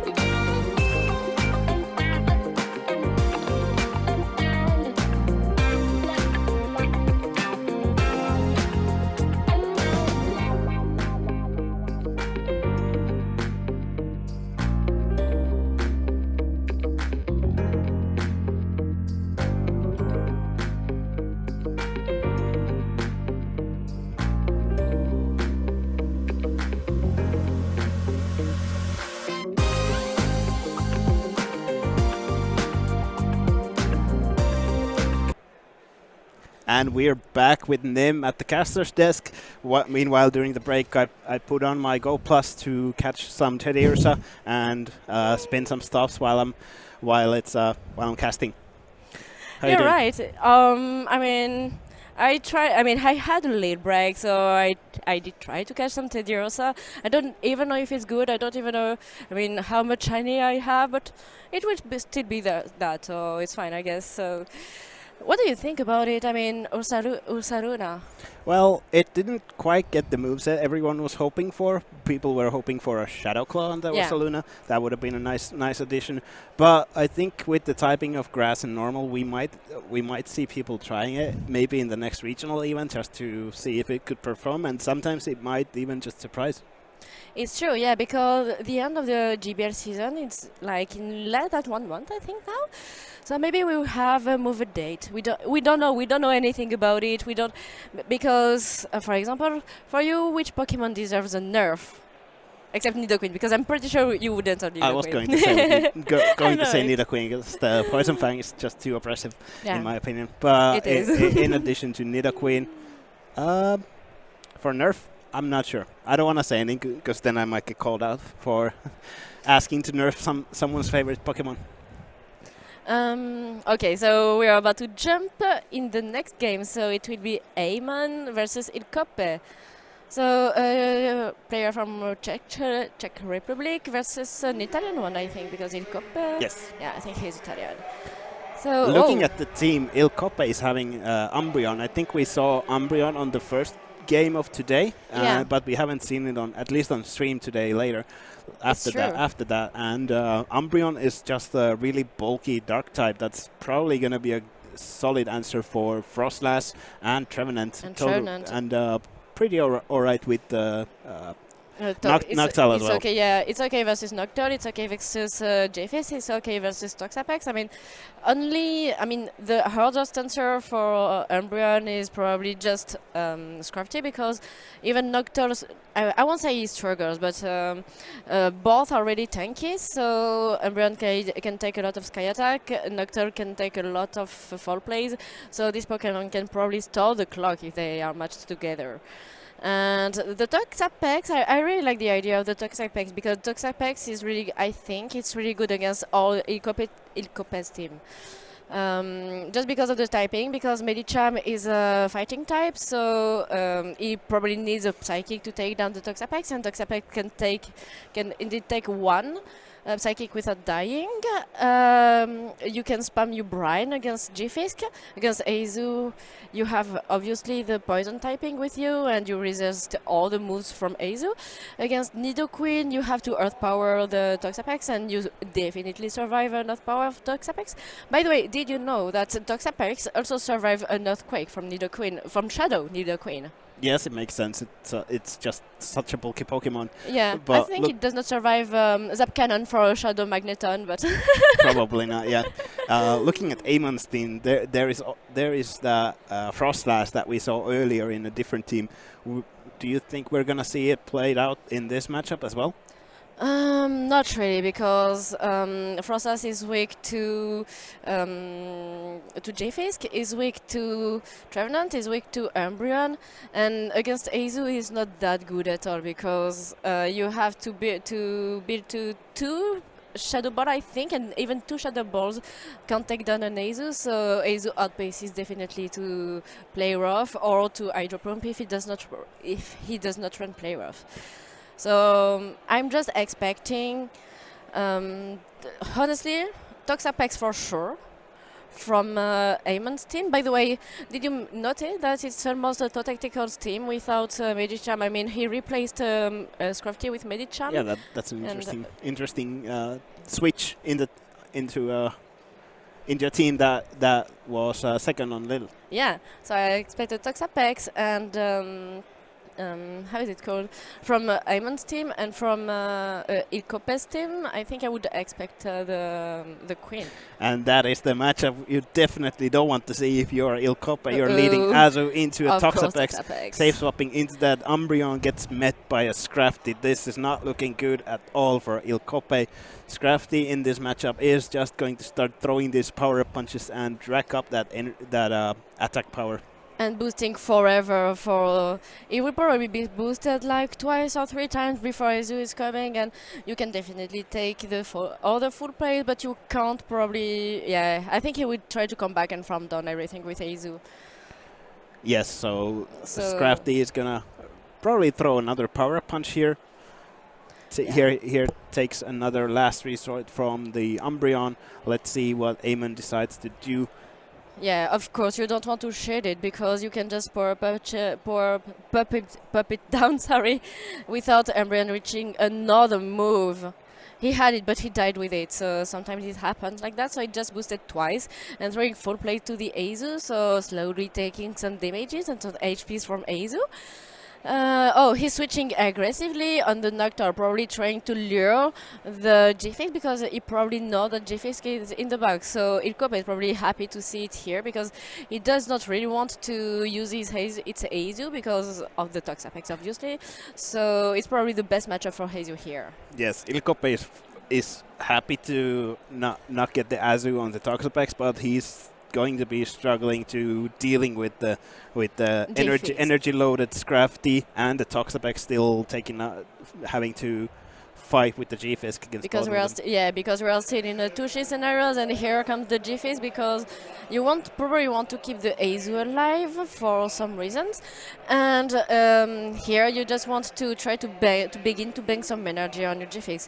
So now you know that the Nocturne was dry, so you can build to more energy, like to 2 Rockstar for example, and oh, he does not win the CMP versus the Nocturne, so Ilkope has to concede 1 shield here. Yeah, here goes first shield from Ilkope's side, then he's gonna throw a Rock Slide to take out this Noctowl unless Amon decides to keep both shields for their 2 remaining Pokemon. And Ilkope now has a lot of energy on this Galarian Stunfisk.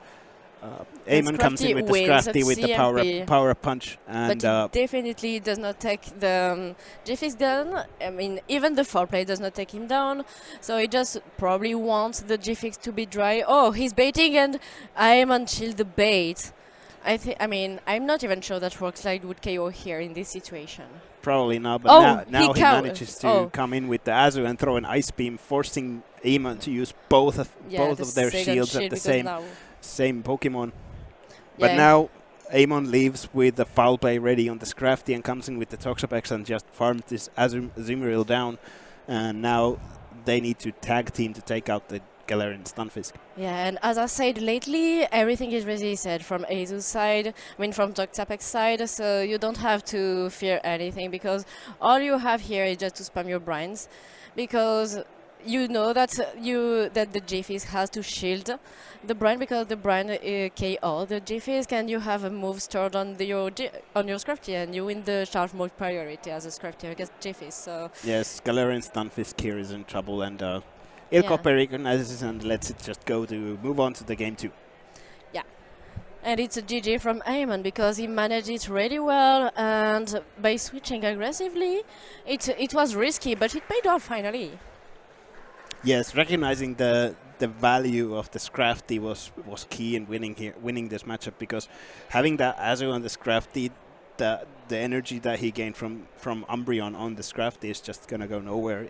The Azu doesn't care about resisted moves. Yeah, it's hyper risky. I mean, to bring Azu versus this team, because you don't want the Azu versus. I mean, you just want the Azu versus G-Fizz versus Crafty, or Urmod versus Noctowl, but it's not the best scenario, but it's still better than versus the Toxapex. But yeah, probably Azu is the best answer for the entire team except Toxapex, so it's probably, a mind game now, just because you have to guess where the Toxapex will be. So is it in the lead? Is it in the back? Because you're 100% sure that Ayman would bring Toxapex in this team. Yeah, playing Azu is risky, but if you get it lined up correctly, it's gonna pay out. So I think he's gonna keep playing Azumarill, but just try maybe could keep it in the lead, hoping that Amon might not lead with Toxapex again. This is always something that the players need to just kind of guess, kind of play around with the thoughts on if they decide to lead Umbreon and they lead it to a Scrafty, what do you do? And yeah, for me, Umbreon is probably the most, let's say, neutral things against all the entirety of Amon. So, but now Amon knows that Umbreon runs without Psychic, so he knows that he has last resort and full play. So no super effective moves versus its Toxapex, so he knows that he can win the match versus Umbreon with his Toxapex. Yes, looking at Ilkope's team though, I think Nidoqueen could have a lot of play. Being afraid mostly Frostlass, a little bit of Toxapex as well, but managing to deal with those two as well, fairly alright.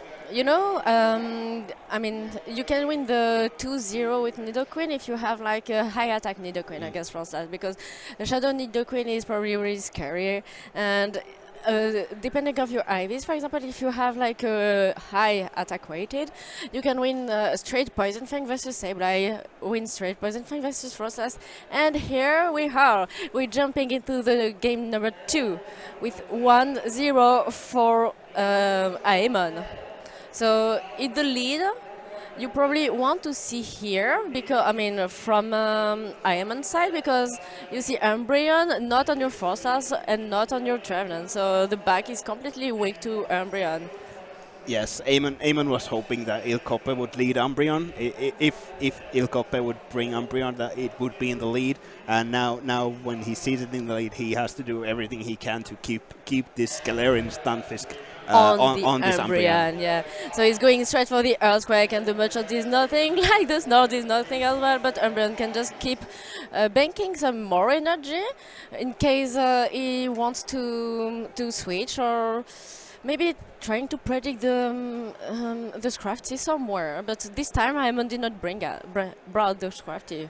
Yes, Aemon has two Ghosts in the back, and Ilkope has a Nidoqueen and a Azumarill, so depending which matchup the Nidoqueen gets, this game is gonna be close. Yeah, now you know that you just want to let your Umbreon go because he did a really good job. I mean, the G-Fisk is now dry and your Umbreon almost took it down, so it's probably good for your backline, but can you expect the double ghost in the back? Because most of the time, you know, it's like Azu double ghost, but here you have no other solution. So he's switching aggressively. No, he's not switching. Excuse me, he's not switching aggressively. So now here comes the Trevenant. So here comes the Nidoqueen, and Aemon had a good alignment just because he wins the lead, and he had the Nidoqueen versus the Frostlass. So he's probably going to bait with the Poison Fang against the Frostlass. He has to shield the Avalanche because the Avalanche would probably KO the Nidoqueen. I mean, it's not probably; it would KO. Yes, and kill all the other Nidoqueens in the other games. Here comes the first Poison Fang. Aemon kind of forced to shield just in case it is an Earth Power. It is going to hurt a lot. This Poison Fang lowers the defense, so now the next Poison Fangs and Earth Powers will do even more damage. Here comes the second Avalanche. Ilkope, does he shield this, or does he decide to put everything on the Azure? Decides to shield on the last second and throws another Poison Fang. Probably trying to. He's about to call it. Yeah, Aemon is about to call it because Aemon decides that this is fine. Yeah, because all you want here is trying to take the next shield of your opponent. So he throws immediately the other Poison Fang, and Nidoqueen just wins this scenario. Yeah, but now Aemon gets on with Trevenant, has a one shield, gets to farm this or Shadow Claw. And the this clock down. is up. So clock is up, and Ilkope kind of has to bring the Azumarill in. But these Seed Bombs are going to start chunking the health from the Azumarill. Yeah, plus you definitely survive one Ice Beam here, and Trevenant still has one shield. So, I mean, you have no reason not to shield because one Seed Bomb plus Shadow Claw can outpay the Azu to another move.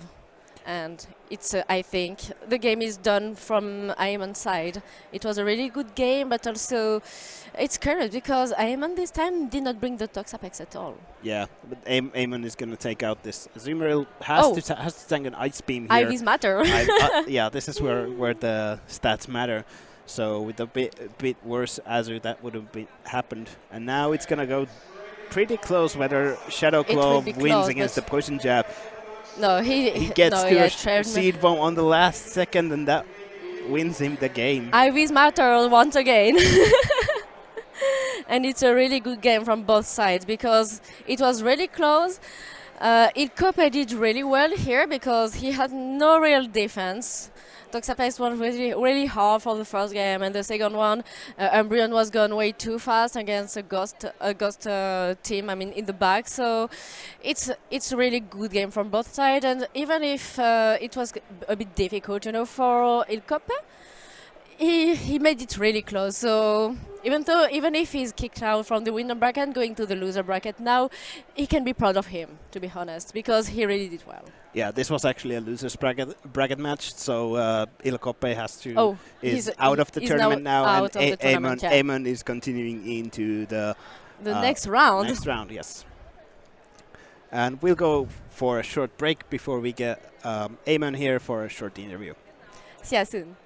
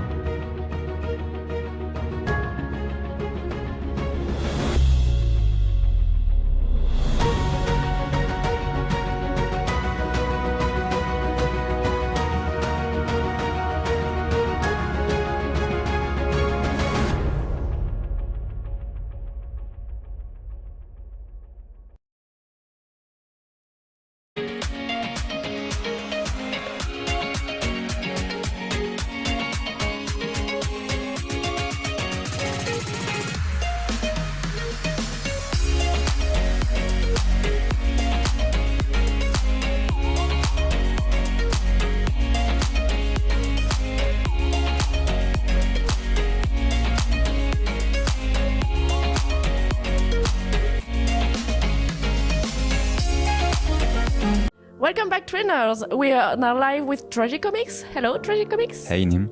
So, Tragicomics, is it your first event with Pokemon Play? Not at all. I've been to Lille twice, and I've also been to the Last Chance qualifier in London, and that's my fourth event in Warsaw today. Okay, so how was your first event in Lille? Great, actually, but I bring too many spices, so it did not end well, but that was fun. We know that you're the Spice King. Yeah, I have to change that now. Oh, I see. So, what do you expect from Warsaw? First of all, having fun, because these events are so nice. There are so many people from everywhere. So many people you know by their names on internet, but now that you can see for the first time and you can chat with. So that's the main thing I expect. And after that, I'll do well. Speaking of your community, what does your community mean to you? It means a lot. I mean, nowadays I have to use Discord a lot, and all my community is here. People I used to play with, people that now are friends in life, people I chat with, I call, and all these people that means a lot to me. They help me in different ways, playing with them outside or just at home, like doing raids. It's it's quite something actually. Yeah, it's true. So, are you hanging out a lot with your community? Back then, yes, but nowadays I'm more using the possibility that you can play at home, but also with friends, but directly at home. And now, how do you feel about the future of Pokemon Go?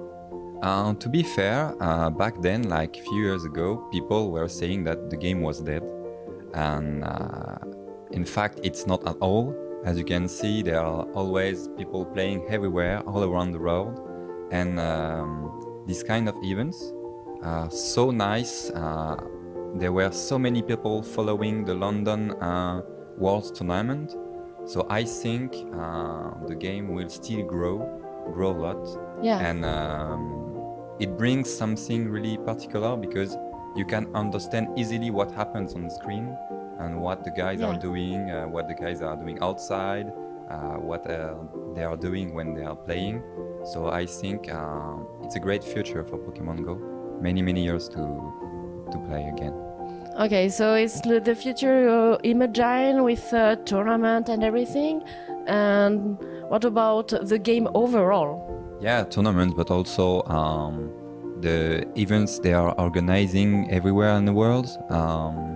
Yeah, like Go Fest, safaris exactly, and Go everything. Fest, safaris, yeah. So, do you plan to go to some more safari or Go Fest if you can? If I can, yes. Definitely, it's the best according to me because it brings friends, people, and the game all together in the same place. And sometimes, as it's here in a foreign place, you do not even know, and you will discover. It's so much fun. It's so interesting to see. So yeah, definitely. Nice then. Thank you guys for hanging out with us with Tragicomics. Thanks for having me. And now we're back to the event. Welcome back, trainers. Now I'm with Ayman with me. Hello, Ayman. Hello. So, how do you feel? I feel pretty great. I guess I won 3 times already. So tournament went very well so far. It's good. So, do you think you have a chance to win it, or maybe do you think you can go like further in the tournament? I think I'm kinda underdog right now, so I don't think I have much chance to win it, but I will try my best. Yeah, giving your best, having fun. Yeah. It's probably the biggest for you. And also I saw that in your team, you have a double ghost. It's not really common because most of the time people just decide to pick just one ghost. It's most of the time Samurai, but you also see Trevenant or Frostlass. I mean, there are the 3 common ghosts. Sometimes you can see some Gofra and Renegrigus. But why did you choose 2 ghost types? I really like Frostlass. It's like one of my favorite Pokemon. And I can understand so why. I picked that, and afterwards I wanted to add some dark type. So Scrafty was the best option because it also handles other dark types. Yeah, it's a good coverage then. And then I was weak to Swampert, I think, so I picked Trevenant, and then I need to pick Noctowl. So it's a really nice building here. I mean, it's interesting. Do you think you're weak to how is it called? G-Fisk or something? No, not really. I have Scrafty and Trevenant for G-Fisk and the Mirror. I think my biggest threat is Skarmory. Yes. Or a Lantern. Lantern might be a little bit shaky. It's true, yeah, but I mean, you can still manage. I believe in you, man. Is it your first tournament here in Warsaw? No, I was in LCQ, but it didn't it didn't go well.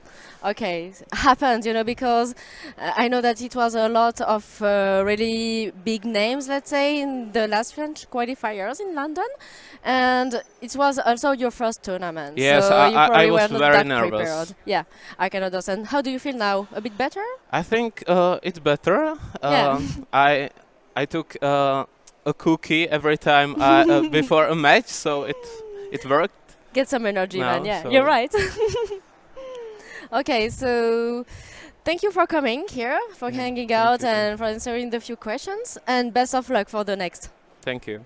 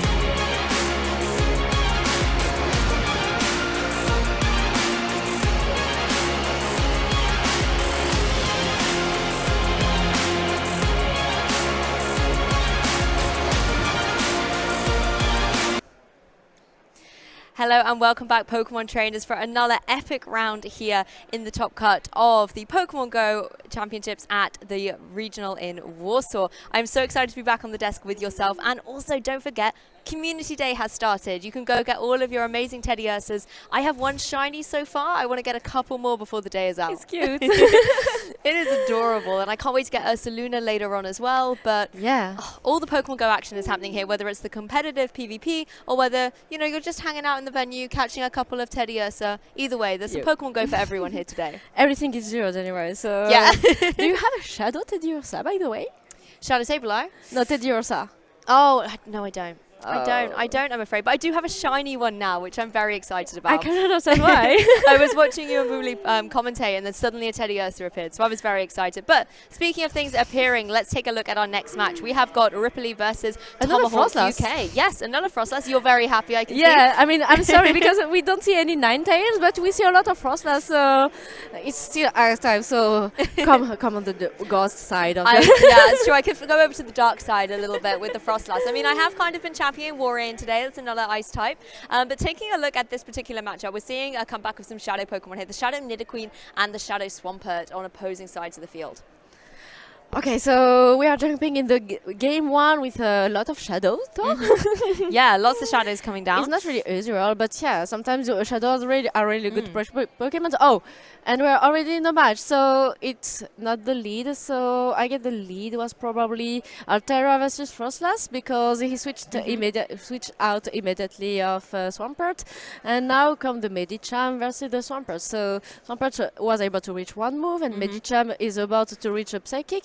And he's about to bait. Oh no, he's about not to throw, so he's about to probably to shield the next Hydro Cannon coming, because otherwise he would be in the range to be farmed down. I mean, honestly, the Swampert is on a rampage. Since we joined the stream, it's already done 2 Hydro Cannons, but now it's Meditan's time to shine, and it's going to be able to go for one of these Psychics in return. No shield coming out. He does not shield here. Ooh, big KO. Yeah, it's a big KO because now I think Rippery will try to come back with Altera, trying to farm everything down from the Medicham, because you can take an Ice Punch, even if an Ice Punch damages you a lot. You can take 1, but not 2.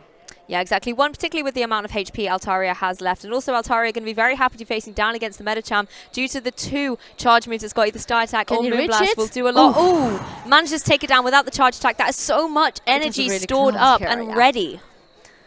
So here comes probably Frostlass versus Altera, but I think Frostlass will have to shield the move. Oh, he's not even going for the Sky Attack, he's going for the Moonblast trade, because he probably knows that Frostlass would not shield a Sky Attack, because a Sky Attack does not KO. And whoa, and the attack fell. Very nice. So you probably here want to bank one move, yeah, and switch immediately out with your Swampert, because you know that your Swampert can do a lot, but Reaper is baiting here against the Shadow Swampert, because one Earthquake takes him actually down. So would you shield it? Oh, he shielded the bait, so it's actually really free for the Jiffies, because now he has paces to 2 moves. I mean, Swampert can only throw 1 Hydro Cannon and can throw an Earthquake behind. I mean, another one behind. Yeah. So the Jiffies are the Earthquake who should probably KO the Swampert. Yeah, I mean, so much quick charge moves going on there, and very quick shields at the very end of a turn. But as you can see, the Earthquake coming out is going to connect down onto that Shadow Swampert, but it does survive. And can it get a Hydro Cannon? Yes, it can. Yeah, but I think the Hydro Cannon here does not kill. I mean, it would just leave just a little % of HPs of the J-Fisk. Oh no, it does go KO. Down. Wow, that Shadow really paying through for the Swampert with the extra damage, as Altaria joins the field with Frostlass. It was a good game, I mean, from both sides, because now Frostlass has a move banked, because he left with the Avalanche. The Avalanche is just about to take on the Altaria. Yeah, no shields there. Altaria is not going to appreciate that at all, taking the game for Tomahawk here. Whoa, it was really intense, because it was we jumped straight in. Yeah. 1 HP to 1 HP, and we were not really prepared for the beginning, so we had to get the lead, what the lead were, and I think I was right about it. Yeah, and I mean, just while we're getting this time between game 1 and game 2, why is the lead so extremely critical in Pokemon Go? Because most of the time, if you have the lead, you can just keep the alignment. So if you keep, for example, something good, let's say a Frostlass or a A9 on the Altaria can't really defend itself against the A9. Yeah. And for example, it can be like more important if it's, for example, Dragonite versus A9, because everything from Dragonite is resisted. So you know that your opponent has one useless Pokemon if you keep alignment. So really, your leads are so critical in Pokemon Go, because again, you only have 3 Pokemon, so there isn't a lot of switchability that you necessarily have, and you have that 60 seconds that you have to wait in order to switch again. So sometimes a match can, be decided very early on, depending if you've got a lead, and if you're then in the commanding sort of driving seat of the match, you could be forcing your opponent to have to make those switches and play defensively while you get to capitalize on it. Yeah, and sometimes, that's why that's why Sableye is really good, because most of the time Sableye is able to switch the lead. I mean, the alignment, and you can turn it in your favor. You can take both shields or just the alignment. So we are now jumping to the next one. So it's Altera versus Medicham. So it's a really good lead for Altera because it's completely where you want to see it, since you don't really want to see your Altera versus your Frostlass. Exactly, and Medicham here, you know, doing its best to get that Ice Punch ready to do some good damage to Altaria. But as you mentioned in game one, it's going to be able to take one of those. So no need to go for a shield here, allowing Altaria to capitalize on getting that energy up for Sky Attack or Moonblast. Which one has Ripley gone for? It is going to be the Sky Attack. He's about to let the Frostlass down. Okay. I don't like it when people let Frostlass die, but yeah, it's probably the best decision here. So here comes Lickitung, but Frostlass will probably be able to reach 2 avalanches to try to take down the Lickitung. So Lickitung has 2 solutions. You can just try to farm everything down and just shield one of the 2 avalanches, or you can throw Body Slam. But I think he's probably going to the safest option. I mean, because you don't really want to spend a shield on your safe switch, so you're just about to throw your move. Yeah, and there's not a lot of HP remaining on Frostlass. It does just, I think, manage to survive, but one more lick just manages to take it out. And Noctowl able to come in now. It's going to have to take a couple of these licks from the opposing Lickitung here, and is going to be able to go for another one of these body slams. But we know that Noctowl with his bulk is going to be able to take this. Yeah, and here you just want to sponge, let's say, the energy of the Lickitung. So all you want is just to farm up a lot, not a lot, but 100 energy. I mean, the maximum energy you can have. That's true. And then just throwing a Sky Attack to the Lickitung. Yeah, and you can see it's doing a lot of damage, but Lickitung is able to hang on, but didn't have enough to capitalize on going for another charge move. Swampert is going to join the fray, however, and not dealing a lot of effective damage on that opposing Noctowl. We can see the Hydro Cannon getting charged up very, very quickly, going for 2 of them actually, possibly a back-to-back Hydro Cannon. 1 shield in the face of the charge move coming out from the Noctowl, though. I think the Swampert is going to be able to apply a lot of pressure in just a second. Yeah, he switches out immediately because he knows that he does not need Medicham anymore. So Reaper decided to throw in the back-to-back, and Tomahawk decided to catch on the Medicham because you don't need Medicham anymore. So you can just try to take the... just sponge the energy of the Swampert here. I absolutely love that play. You know, why waste your shields? He's have shielding. the Medicham in, but there's 1 shield there, but possibly because you know you were just a couple of hits away from getting that Ice Punch range to go for your charge attack. But the Swampert's too quick. It goes for another Hydro Cannon. I think he miscounted because no, he did not miscount it, but he's about to shield it because he probably wants to throw its move. So yeah, it's probably a miscounting here because a nice punch does not kill at this range a Swampert at all, especially if it's not Shadow. So you have to build up to a Psychic because only Psychic kills. So it was the shield down from Reaper's side, and now an Ice Punch can KO. Oh no, I'm not even sure about it. No, it does not even KO here, but the next counter will. Well, the Ice Punch had the quicker energy generation. You can see Swampert goes down. Was that a switch? Immediately. Ooh, bringing in the Altaria versus the Noctowl. And Noctowl going to be able to go for its charge move into this opposing Altaria that's on really limited HP remaining. Sky Attack is going to be able to take it out. And this was a really good play because it's one because Reaper does not have to throw his move because he knows that 1 Hydro is not enough to take down a Noctowl. This bird is really tanky. He's really bulky. I mean, it's a really good boy. It's a really good bird. I mean, we saw that in Lille, and now seeing it, you know, doing so well again here in Warsaw, it's showing that Noctowl really is on the rise. And if you don't have the counters to it, or even worse, if your opponent's able to preserve it and destroy the counter that you did have, you're very limited in how you're then going to be able to deal with it in the end game, as we just saw. Yeah, and you remember that this morning I told you something like I think that Noctowl will dominate this championship, and it's kind of true. Yeah, because I think it's like the 4th or 5th most picked Pokemon in these championships. So well, it's giving Stunfisk a run for its money, isn't it? We kind of thought Stunfisk would be everywhere, and it is. Let's be honest, but Noctowl's also there as well. Yeah, so it's the triangle I told you, like G-Fisk, Trevenant, and Noctowl at the same time. Yeah, it's definitely the trio we're seeing around on the teams at the moment. Well, we'll be back with a very quick interview with the winner from that match, so don't go anywhere. Welcome back, guys. I'm still with Tragicomics. Hey again. So, Tragicomics, what is your best experience overall in Pokemon Go? I would say that it was in Japan. Back like 3 or 4 years ago, I was traveling in Asia. Whoa. And it was when the game was dead. And so I installed the game again because friends told me, okay, you can catch different Pokemon there. There are regional ones. Yes, exactly. So I installed the game there, and it was a community day. there. Okay. The Marip one. And it was like amazing. Everyone, Crazy? everywhere, playing on the streets. People from all ages. People just sharing all together. And I do not have Wi-Fi at that moment because I could not afford it. So people were sharing their Wi-Fi with me. They That's were nice. sharing bike with me. And so I was playing with them. I could not even talk with them because I don't speak Japanese. Oh, And sure. so I was with them, playing with them, even if I do not know them at all. But it was so much fun. It was amazing. And according to me, it's what sum up the community. Yeah, and then you realized that the game was not dead at all. Exactly. Yeah. And in fact, it was really, really big. Yeah, and that's why you came back on the game. Exactly. That's what brings me back to the game. It's And- nice. And nowadays, I'm still playing. So, if you come back to Japan this year for Worlds, for example, do you expect to play another community day like this one? Sure, sure.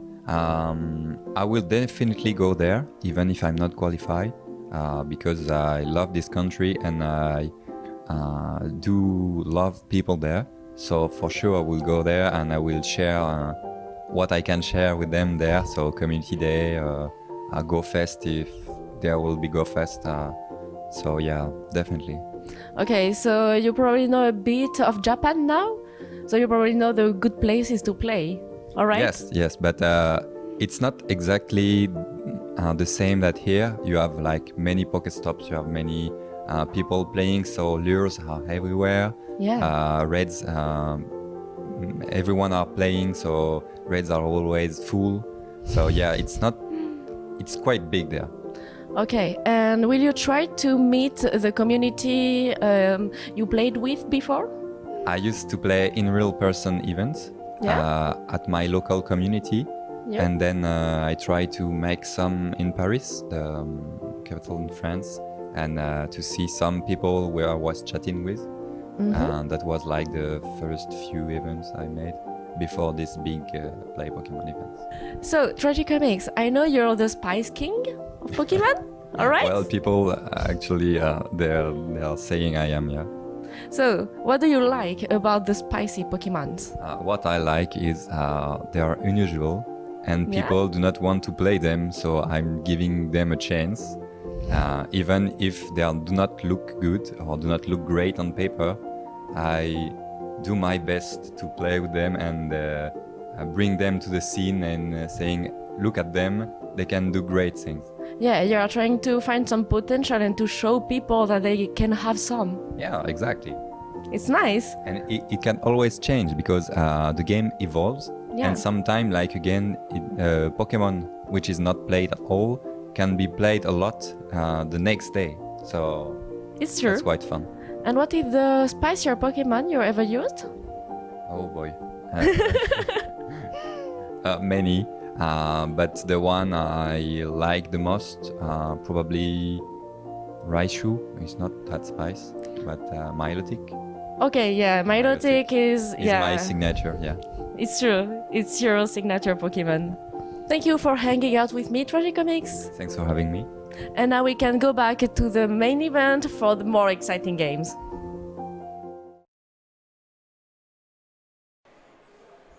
Welcome back, trainers. Now I'm back with Tomahawk UK. So, hello. Hi, how are you?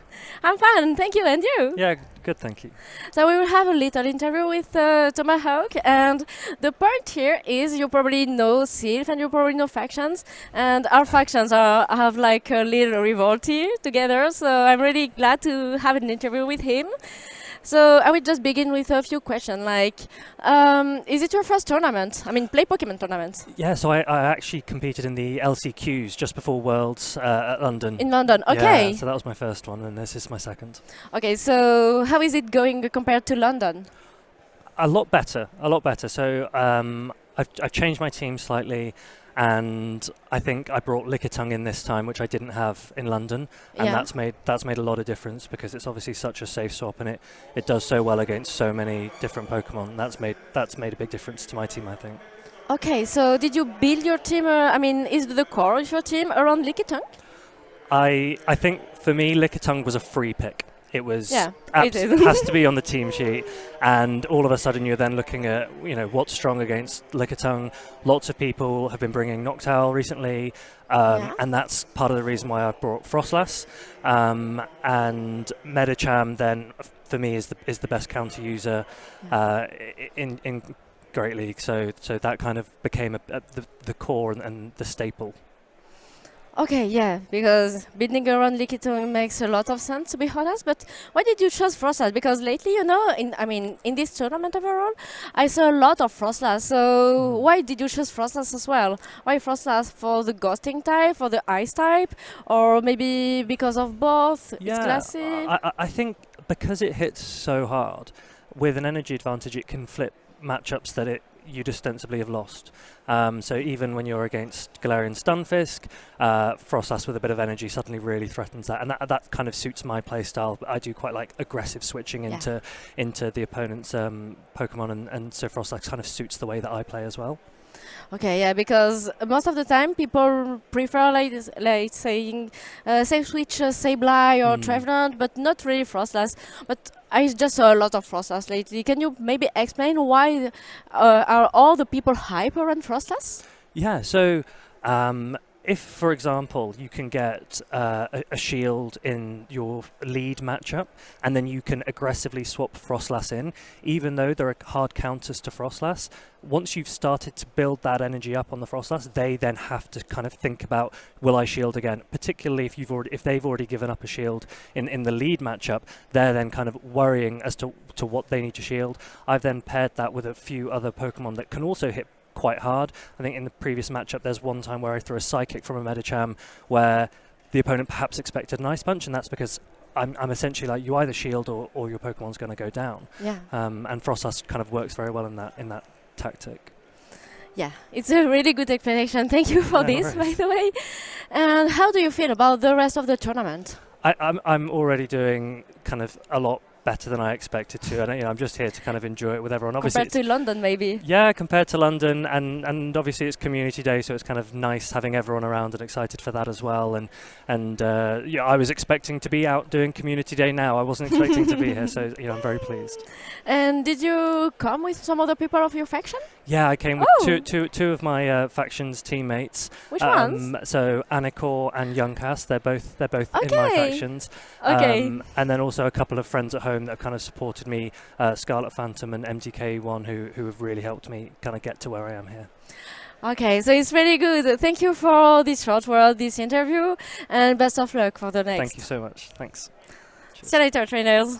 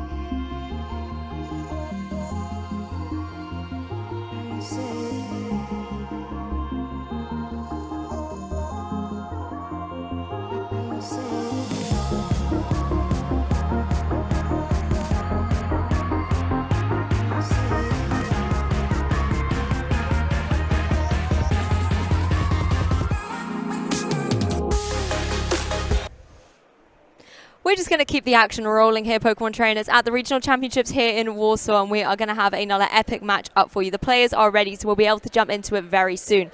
But so far, the competition has been amazing. We've had a lot of very close calls, a lot of great sort of strategies in terms of switching, and a lot of shield preservation. Those seems to have been key so far today. Yeah, let's see if those continue this match as well. Looking at the teams, I think they've been using the same playbook, but Bakemi just decided that Azumarill is the way to go, and Johnny Redchard just has chosen Shadow Windsor. Other than that, the Pokemon in their teams are basically equal. Yeah, I think this was a graphic we saw earlier. And again, like you're saying, 5 out of 5 are exactly the same, a little bit of a mirror, but the key difference here is the Azumarill and the Venusaur. Now, obviously, we know that the Azumarill isn't going to want to come down against that opposing Venusaur, so there's going to have to be some key positioning. Pokemon like the Noctowl as well, they're going to be able to deal well with that Venusaur and help the Azumarill out. Yeah, looking at the teams, though, I think the Venusaur is going to struggle a bit against everything else except the Azumarill. It has okay matchup against Medicham and Lickitung and Galarian Stunfisk, as well as Sableye, but it's not as clean as with the Azumarill. Azumarill having strong matchups against Sableye, Galarian Stunfisk, Noctowl, Medicham, so I'm pretty sure Bakami is going to play that Azumarill a lot, but I'm also expecting Johnny Redchard to recognize that and trying to find a way to get the Venusaur on this Azumarill.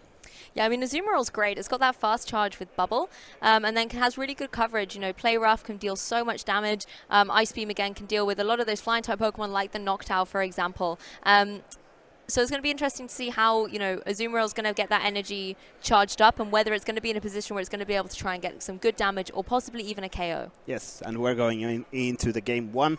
Let's see what the players decide to choose as their first Pokemon. Well, coming straight out of the blocks here in Warsaw between these two players, there is a Noctowl and a Stunfisk. So we've seen Stunfisk be the downfall of Noctowl in the past with that fast-charging Rock Slide. Yes, and Johnny Redchard immediately goes into that bulky Lickitung, starts licking down this Galarian Stunfisk. Bakami decides to stay in, throw an Earthquake, and maybe then switch out. Let's see what he had in the back. He has a Noctowl and an Azumarill in the back, so he doesn't really have a strong answer to this Lickitung, so he decides that he can just stay in here. Yeah, staying in, getting some good damage off with that Earthquake, but it does give Lickitung the opportunity to retaliate with this Power Whip, and it's going to go in down to the Stunfisk. Not going to do too much thanks to the bulk of the Stunfisk, and allowing it to capitalize and go for another Earthquake. Now, we saw how much damage the first one did. It might be wise to go for a Shield here, or possibly it's going to survive on just a slither of HP. Johnny decides that he can let this Lickitung go, gets the alignment back by putting in Medicham into this Galarian Stunfisk. The problem is, though, that Bakami has 2 solid answers to that Medicham in the back, so I'm expecting him to probably load up a bit energy and then swap, and yeah, we saw that he got a Rock Slide ready, and now he's back in with the Noctowl. There we go. And Noctowl doesn't exactly want to take one of these Ice Punches, but it does still have a lot of HP remaining. It's very bulky. It can certainly take one of these, allow Bakami to preserve one of the shields, and allow the Noctowl to start charging up and going for one of those powerful Sky attacks. Medicham, however, just going to get the edge and get another Ice Punch off. Yeah, with the Noctowl having normal as its second typing, it's going to be taking neutral damage from these counters from the Medicham. The Bakami decides to just throw the Sky Deck all the way in the last second to force Medicham to shield, and now it's Medicham versus Azumarill. Yeah, Azumarill just switching in there, going to be able to go for these bubbles. Going to take a lot of what the Medicham is going to throw its way and allowing it to just start charging up and applying pressure with something like that Play Rough, or even Ice Beam would do a little bit at this range. But the key thing here is going to be the Psychic, going to deal some good damage, and I think it's wise to go for the shield here. You want to keep your Azumarill nice and healthy to chip away at this Medicham. Yeah, Bakami knows that there's still this Noctowl in the back, so he's holding on to this energy just in case Johnny decides to swap, and we saw the swap, and here comes an Ice Beam that's going to hurt this Noctowl. Yeah, it has. But I think it's good, though, to get the switch there on the Azumarill. It did get a defense drop from the Psychic earlier. Now you've got the Stunfisk going in for another Rock Slide. Poor Noctowl is not having a nice time. Ice Beam to the face, now a Rock Slide to boot. And now Noctowl is still throwing these wing attacks, trying to possibly... Not sure if that was a mistake to not throw a move or just forcing the Bakami to throw the energy and now get that energy back on the Medicham and putting his money on Medicham against the Azumarill. Well, Noctowl goes down. Azumarill is back in the action. It's just going to be able to chip away at this Medicham a little bit. But you can see the energy generation happening. There's a lot going forward on this Psychic, and this is certainly going to pack a punch. Now, looking at Bakami's Azumarill, he has Ice Beam and Play Rough. So if he reveals that he has Play Rough, then Johnny will know for the next game that, okay, maybe my Galarian Stunfisk is pretty free to play, but Bakami knows at this point even Ice Beam is enough to take out the Medicham, so no point in showing that he's running Play Rough. Yeah, that's a good point to make, because this is a best of 3 sets, so that information could force your opponent to adapt, and you don't want to give them any advantage. You can see another Ice Beam coming out from this Azumarill is going to find its mark on that Medicham and remove it from the field. And there we go, 1-0 to Johnny Redchard. Yeah, really interesting to see sort of the different strategies that are coming out from these players here. I mean, the Azumarill was so strong. I was really impressed by it, constantly going for these ice beams. I know that we really wanted to see the play rough into something like the Metacham here, but being able to go for the ice beam was able to apply a lot of pressure. It still chunked away at the Noctowl a little bit, but particularly not revealing that play rough, like you said, was absolutely critical going into the next game. Yeah, and as a correction, I meant to say Bakemi got the 1-0 there, not Johnny Redshar. So we're going into the game 2 with Bakemi leading 1-0. Yeah, and of course that little Azumarill taking that first game. We did talk a lot about it at the beginning, but to talk about some of the other Pokemon that were on that side, you know, we saw the Lickitung having a lot of longevity on the field and really stuck around, just going for those licks, constantly chipping away. If you're Johnny Redshar now, how are you going to adapt to play around that Azumarill? I think you kind of have to start considering bringing Venusaur, or you can kind of gamble that the Azumarill might not have Hydro Pump, where that makes the Galarian Stunfisk a bit easier to play around, because all the charge moves are resisted, whereas the Earthquake still hurts a lot, even though the Azumarill is fairly bulky. So there are some options for Johnny Redshar.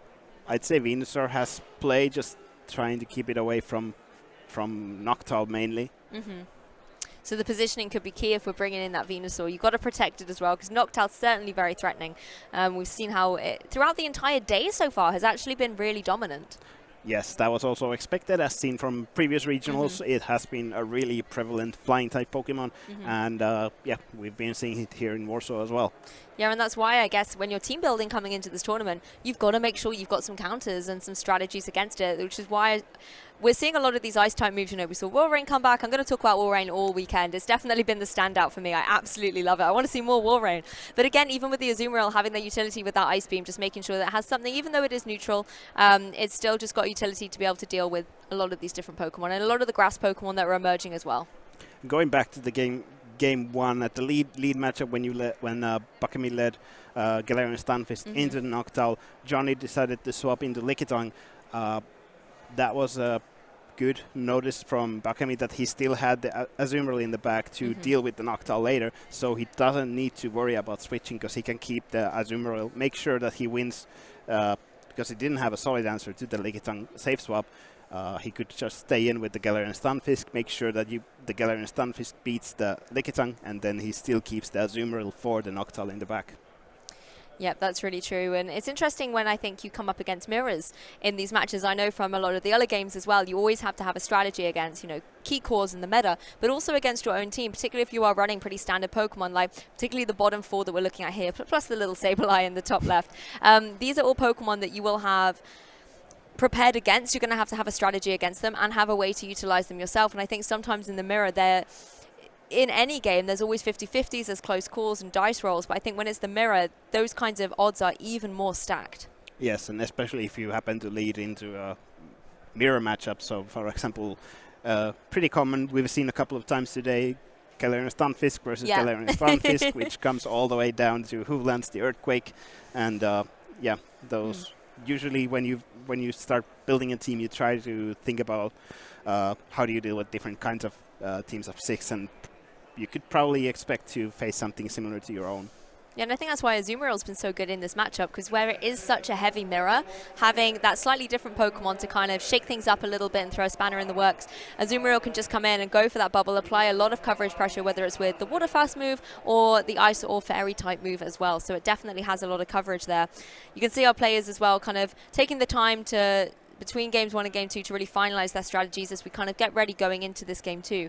I mean, at this point in the competition as a competitor yourself, how do you kind of handle your mental, knowing that you're getting so close to that kind of day 2 of competition? Is it harder with the pressure, or are you able to kind of just focus and look towards the end goal? Yeah, the pressure is definitely on the players, but these are also professional players and real the top of the top, so they used to the pressure in grassroots tournaments in previous regionals, so they've just had to prep up, be ready for basically anything, and just sometimes it's also a bit of luck.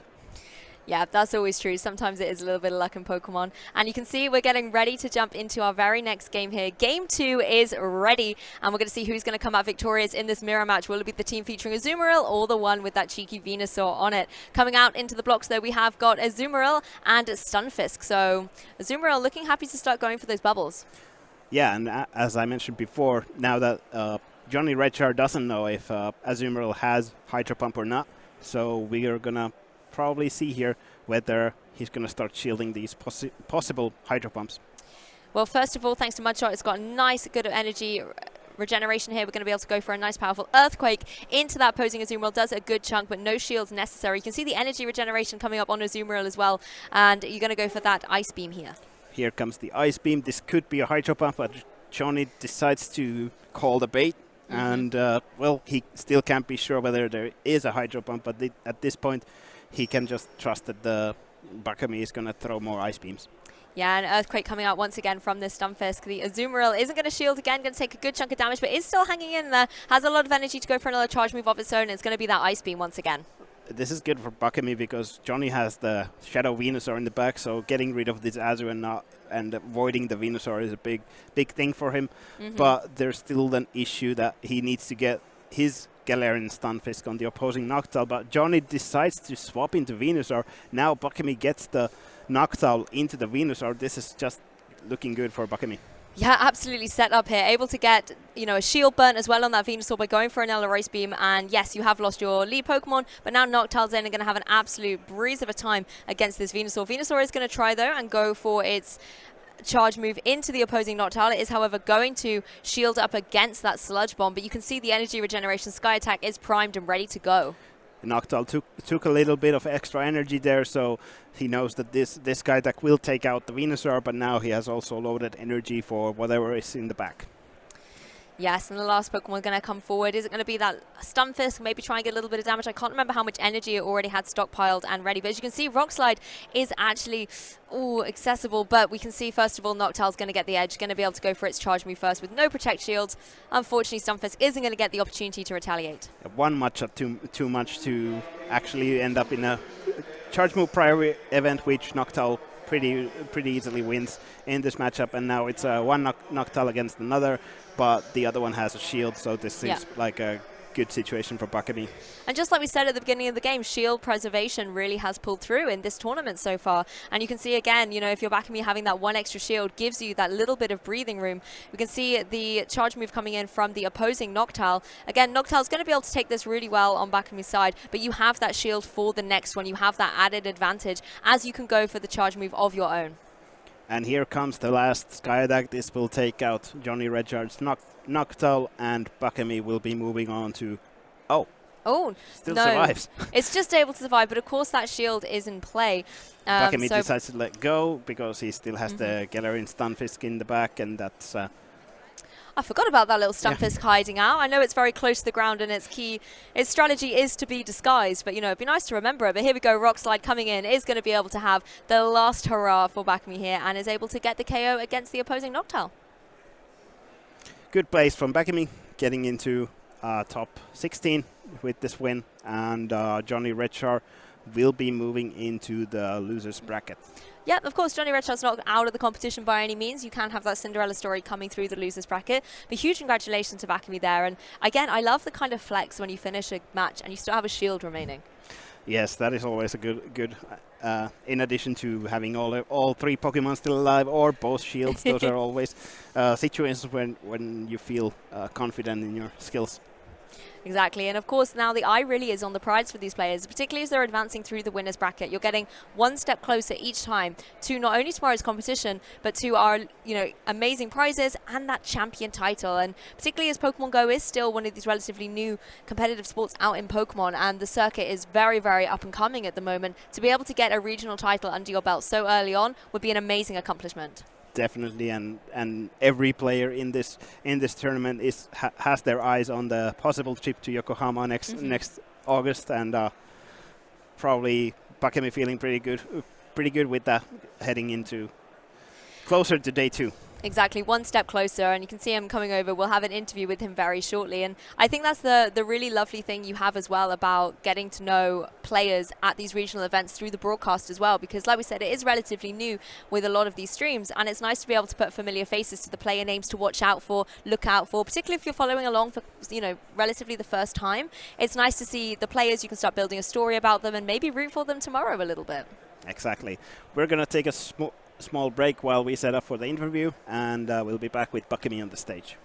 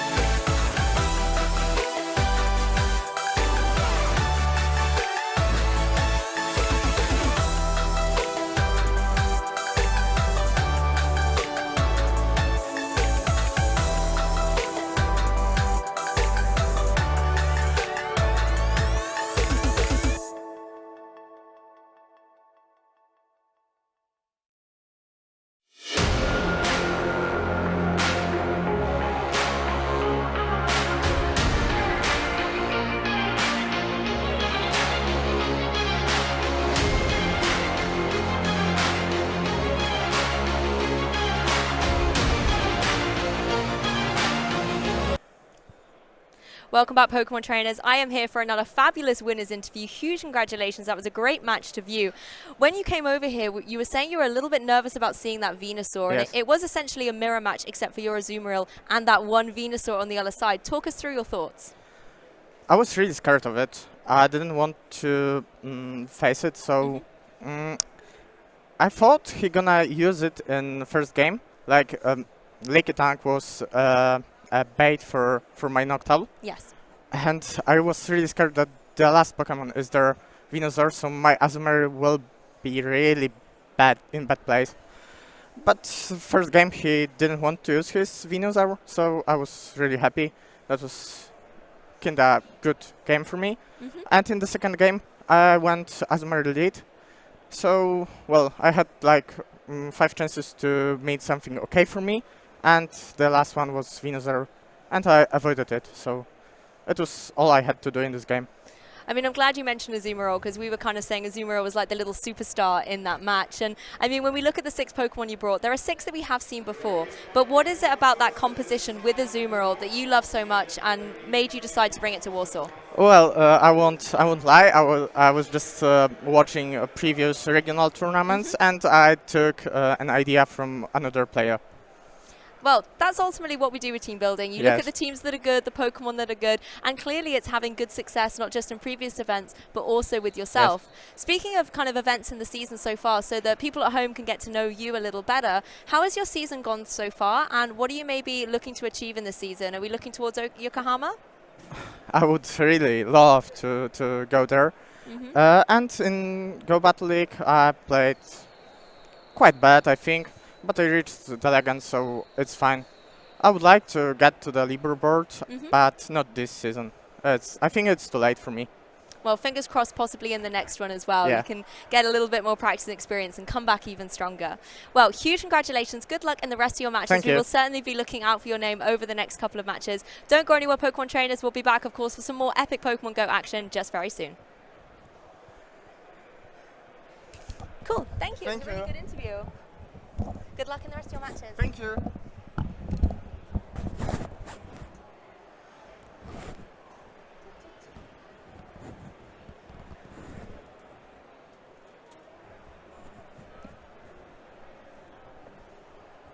Is it me and you again? Yeah, I don't know where her name is. Yeah, we'll just go.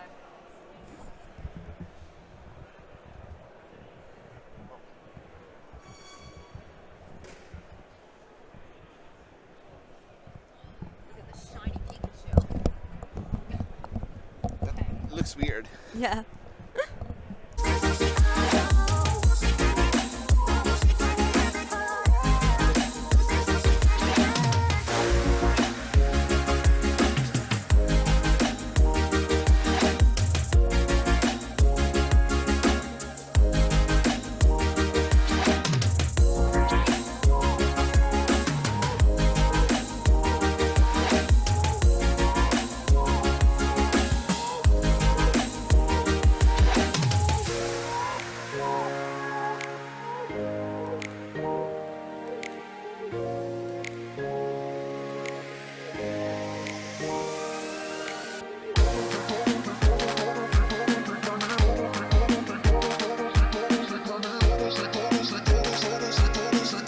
In species, like comparing like the Pokemon you've seen in Go versus what you see in VG. Do you know what? It's so refreshing.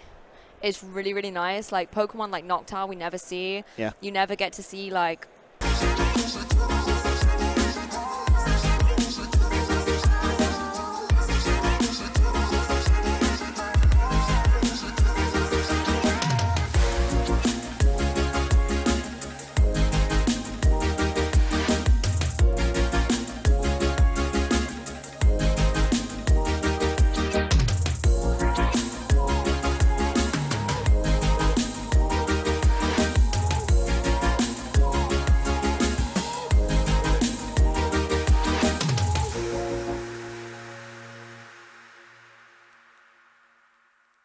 I remember talking to someone in Worlds in London, and they were like, "Why is Registeel in every team?"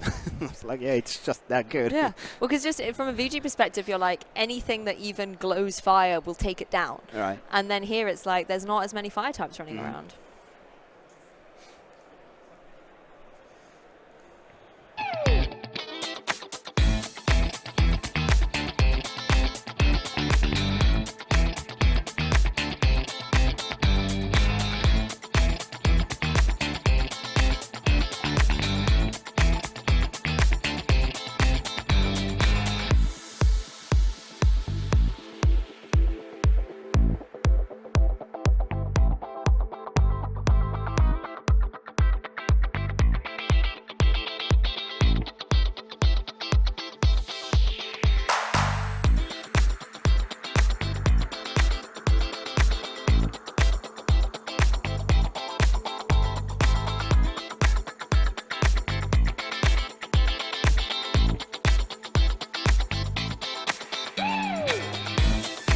Okay, that's where I've been confused. Right. Yeah.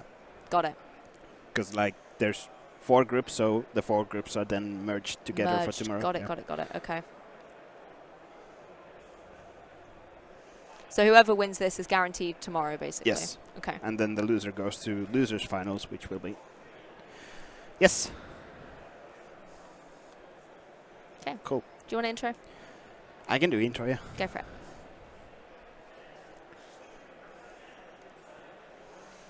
Welcome back, trainers. We are back at the caster's desk, and now we are waiting for the winners finals battle to start, or match to start. And this is really important match for both players, because if you manage to win this best of 3, you will get a guaranteed spot for tomorrow's day 2. I absolutely love this moment in the competition because there were 84 competitors when we started today's tournament, and now you're getting to that kind of nitty-gritty part of the tournament where people are getting knocked down to losers bracket, and then you're still in the competition. But when you're in the winners finals, it's like one more win. That's all I need is one more win to get through to tomorrow. Then I can kind of rest, relax, recuperate, and have that little bit of, I don't want to say less pressure because there's still a lot of pressure, but maybe breathing room. Yeah. You kind of can relax a little bit knowing that you still can afford one loss, but you still make it through to tomorrow. Yeah, so if you make it to day 2 from the winners bracket, so you basically survive day 1 without losing a match, you'll get to keep that one live, so to say, Yes. for day 2. While if you have to go through losers bracket to day 2, then you will be on thin ice on day 2. Yeah, and of course, if you're in that losers bracket, it is certainly an uphill climb, but it is definitely possible. We've seen it a few times before across various different games as well, that sometimes that run, that adrenaline, that extra pressure is what you need to actually get the edge over your competitors. So sometimes being in the losers bracket can be an advantage. Is that the right kind of things to say? In some kind of way. Yeah, some kind of mind game, yeah. You might be, yeah, exactly, from a mental perspective. But, I mean, so far the tournament has been incredibly insightful. We've seen a lot of very standard types of Pokemon and teams coming through. You know, for example, our last game was featuring the Lille winning team. So, again, it's still consistent, it's still strong, very dominant out there. But there have been a few interesting picks as well, particularly with the Shadow Pokemon. I've liked seeing those options come through. Definitely, and on the first games of today, we saw Togedemaru, yes. Sneasler, and so we've definitely seen some interesting picks as well that we don't really often see in Great League at all, at least in the regional level. Exactly, and the other Pokemon that we featured earlier, and we may very well have up and coming, is that Skarmory as well. And Skarmory is one of the interesting Pokemon that you broke it down for me earlier about why you might pick Skarmory over a Noctowl, and it was so well featured previously. And so I wonder if we're going to see it highlighted again, and kind of try and make a name for Skarmory over Noctowl in the Battle of the Flying Pokemon. Yes, and these two players we've already seen today, both are actually running that Lantern. I think earlier when we saw Smedix on stream, we didn't see what the moveset on Smedix's Lantern is, so it is still a mystery whether it's a Water Gun or Spark. Usually they do run same charge moves of Surf and Thunderbolt, but that could also be a surprise to actually run a Hydro Pump, which does a little bit more damage than Surf. Yes, exactly. And I mean, the Thunderbolt would be great on, Frika's team to be able to combat Pokemon like the Noctowl, for example. And I believe it was Frika's Lantern we did get to see earlier running that Thunderbolt. So it's good to kind of see the flexibility that these Pokemon have in such a kind of core matchup.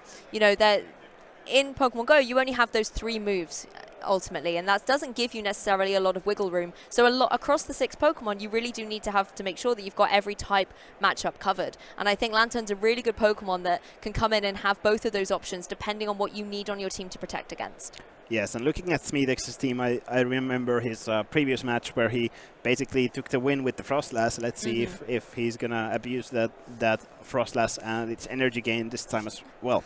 Well, I'm sure Amandine is cheering from the sidelines for that Frostlass. She's been very excited every time it's come on the screen. But it's not going to come out of the blocks here. We have got the Lantern for Frika versus the Medicham of Smenty.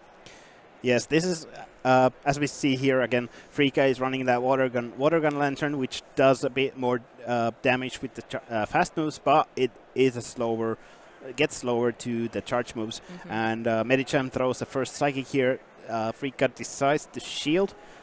Looking at Smedix's backline, there is the Lantern of his own and an Lickitung, so he might be quite happy to see this Medicham here. Yeah, Medicham going for that powerful Psychic, but Retaliation coming out with the Lantern. It's going to be a Medicham switching in as well for Frika here. So we've got a Medicham against Medicham, and the Ice Punches are being energied up here. It is going to be the Psychic, however, coming out from the Medicham on Smenty's side. Yes, and then Frika's Medicham decides to no shield and tank this quite easily. And Smedix brings in his own Lantern also with a Water Gun. Now it's known to us as well. And Smedix is saving that Lickitung in the back, while Frika is also having a Galarian Stunfisk in the back. Yeah, tables to turn. It's now the Medicham on Frika's side going for that Psychic, but there was no shield on that opposing Lantern. It did take the Psychic damage, and it's now able to go for its charge move into the opposing Medicham. Doesn't have a lot of HP remaining. Surf, however, is not super powerful, but it is enough to take down the Medicham. And now Frika is probably going to come in with their own Lantern, start getting up some energy with that Water Gun, both dealing resisted damage, but I think Frika is a bit ahead with the energy, so we'll get to the Thunderbolt first.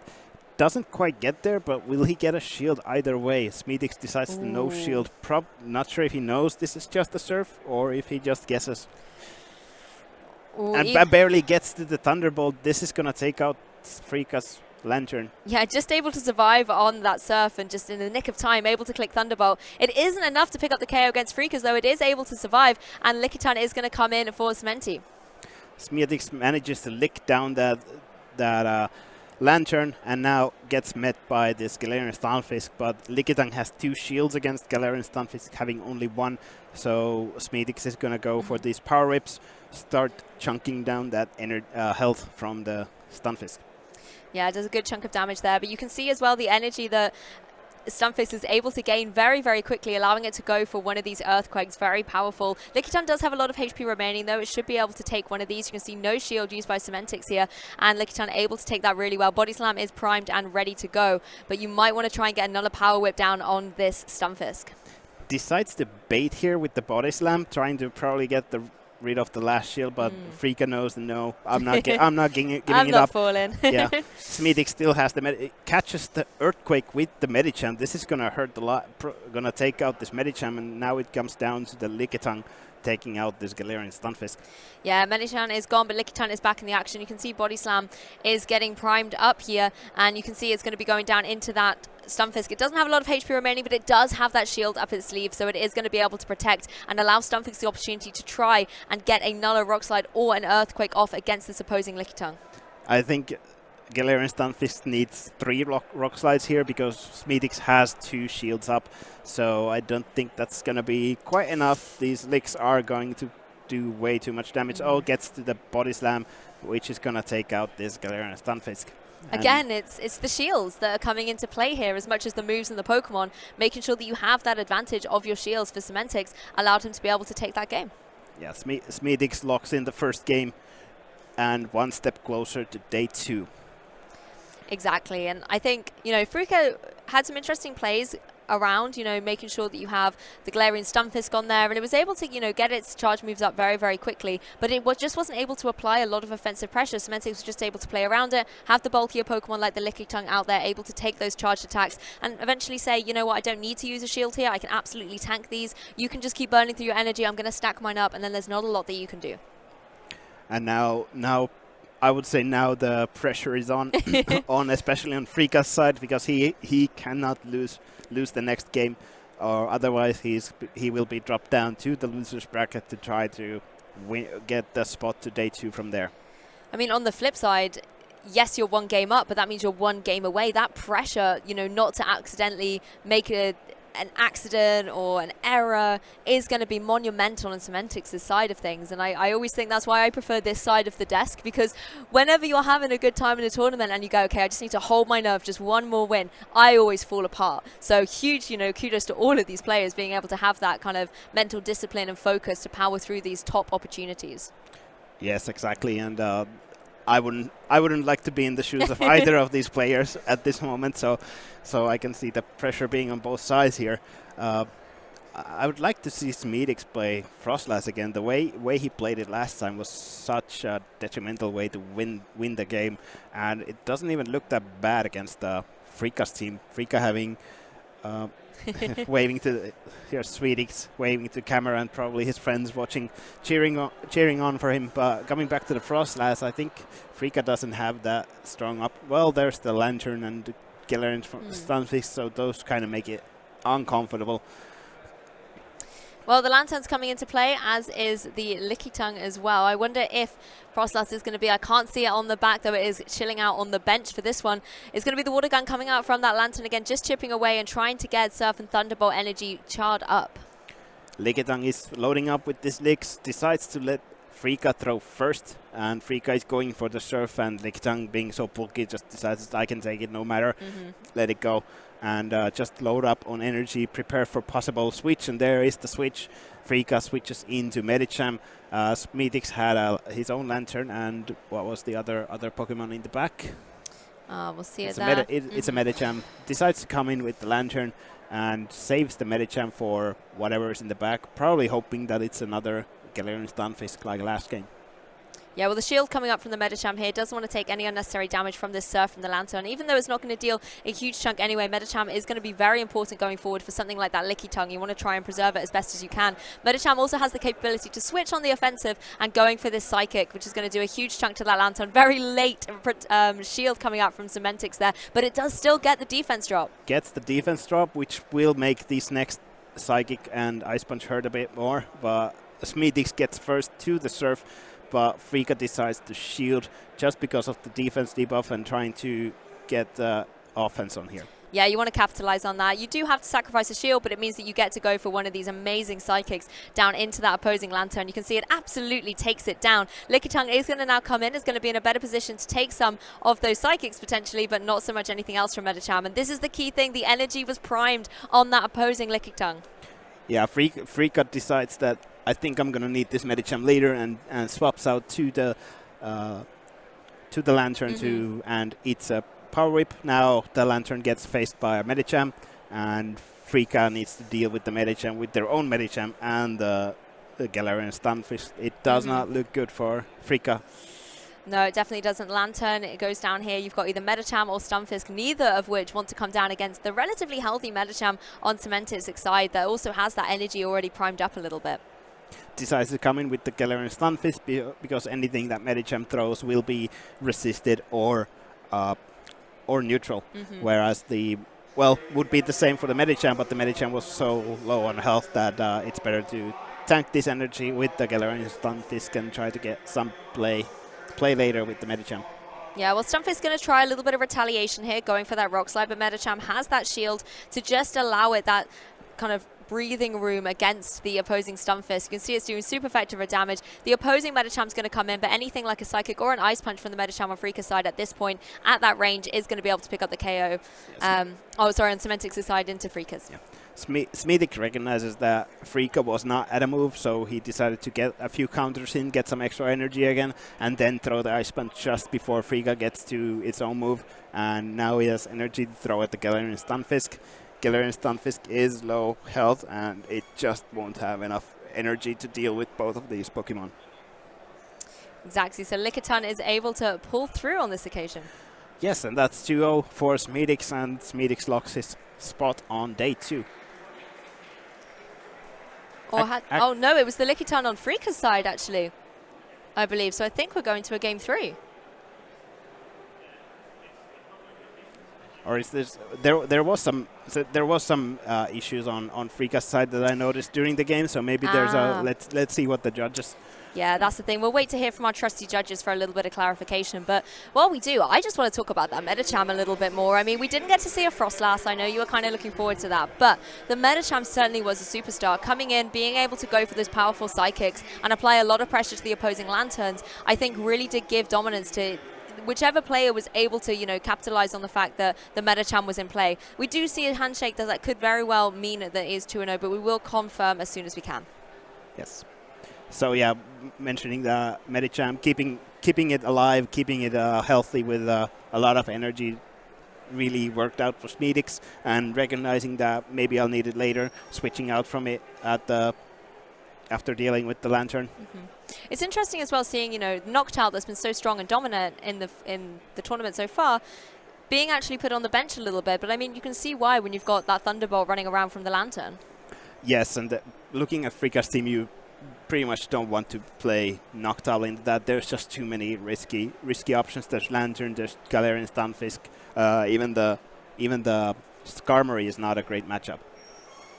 No, that's very true. I mean, this is the thing with Pokemon Go when you've got the limited, I suppose, move choices, and you don't have, in comparison to, for example, the video game where I've hopped over the desk from, there are so many different other mechanics at play, such as items or abilities, but with Pokemon Go, it really is the raw ability of those Pokemon themselves, and you have to utilize them as best as you can. It really does come down, I think, a lot to those split-second decisions that you're making, whether it's going to be your shielding, whether you're going to be making the switches, and again, thinking about that long game, and that's something that I've heard you talk about a lot, where you're kind of saying, he's let this Pokemon go down because he needs that one in the back. He needs to preserve it for later on. Yeah. And Yeah, we can see our judge there Yes. getting our winner of the game ready to come over for an interview. So just to clarify, Semantics was able to win that game 2-0. So sorry for any confusion, but hopefully it is all resolved now. And, you know, I'm just going to say as well, one thing I love on stream is looking at the mascots, looking at the little plushies. And I love the fact that there was a Pikachu on stream. Yes, and it was this, actually I think it's both here. It's shiny metal colored Pikachu. Yes. And it looks really cool. Maybe we'll see it soon here on stream, but while we get the interview set up, we can take a small break. Yes, so we'll have a very short break and we'll be back soon for the interview as soon as our player is ready on stage.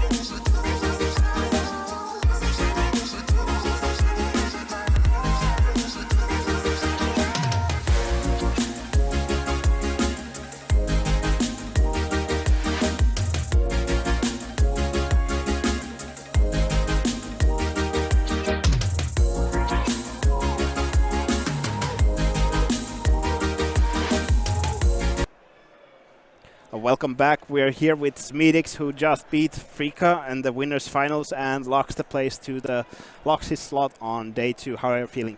So excited. I don't know how to tell, but dreams come true, and I'm in the day 2. Did you expect this to happen when you signed up? Only in my dream. Only in your dream. Well, it's good to make some dreams happen. Yeah. What do you think will be your game plan or like tomorrow, or like what are you gonna do tonight? Only win. Only win? All right. No, I want to have fun in the day 2. My goal is to take to the day 2. I am in the top 8, and this is for me. It's super good, and I want to make fun in the games tomorrow. All right. Okay. You were running the Lantern and with water gun. What was your thought process with the water gun? It's just fast move. This is only the not special strategy for next tournaments. I appreciate from him. So you took it from the Nut. Okay. Yeah. So shout out to the Nut, who's probably watching you and being he gave me the win. Being proud of you. Come to Warsaw play. Right. So what do you think? Which Pokemon was the MVP on the day 1 on your team? In the third game, this is definitely Frostlass, but in the last, I feel Lantern make his job good. Yeah. Yeah. We saw earlier on stream when you played the Frostlass and got some energy on it. Yeah, and energy so and a Frostlass with energy is just a nightmare to be against. Yeah. All right. So anything you want to say to the people watching at home? Maybe have a nice day, guys and women. All right, and we'll see you tomorrow then. Okay. Okay. Bye. Bye. Thank you. Thank you. And we will be.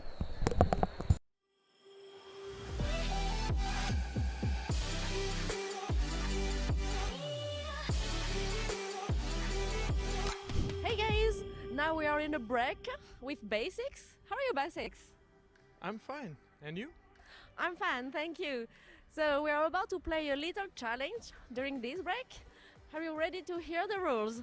Yeah, tell me, please. Okay, so it will be a catch challenge. Oh, a catch Yeah, challenge? catch challenge. So basically, we have to catch just one Pokemon from the same species. Oh, we can only catch one? Yeah, only one. Oh, For I example, see. if you catch a Snorlax with 10 CPs, and then you encounter another Snorlax with 500 CPs, let's say, you can't catch it because you already have one. Okay, so it's a strategic catch challenge? Yeah, but watch out.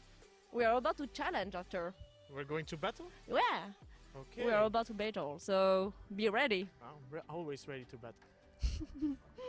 So the rules of the challenge will be to catch Pokemons in the entire city, but keep in mind that you can only catch one species of each Pokemon. So, for example, if you catch a Pelipper with 10 pieces and then you encounter another Pelipper with 500 CPs, you can't catch the other one because you already have one. But we only have 15 minutes to catch them. So choose carefully. Okay. And watch out for the time.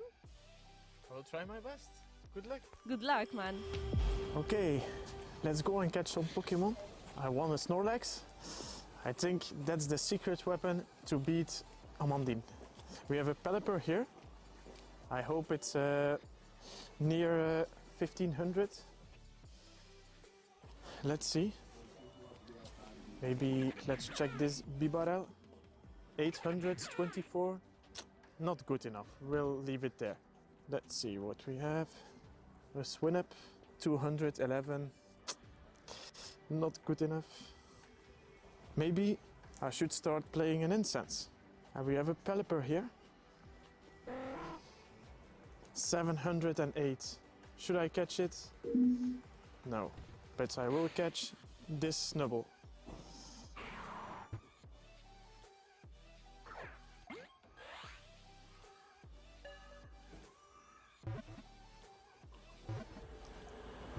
Okay, first Pokemon in the pocket. Let's go. Let's go, guys. I just activated my incense. Let's just try to see what good thing we can have. I hope I can have a Galarian, but oh, I have an Onyx. Oh, it's low CP, but still usable, I guess. Let's go. No!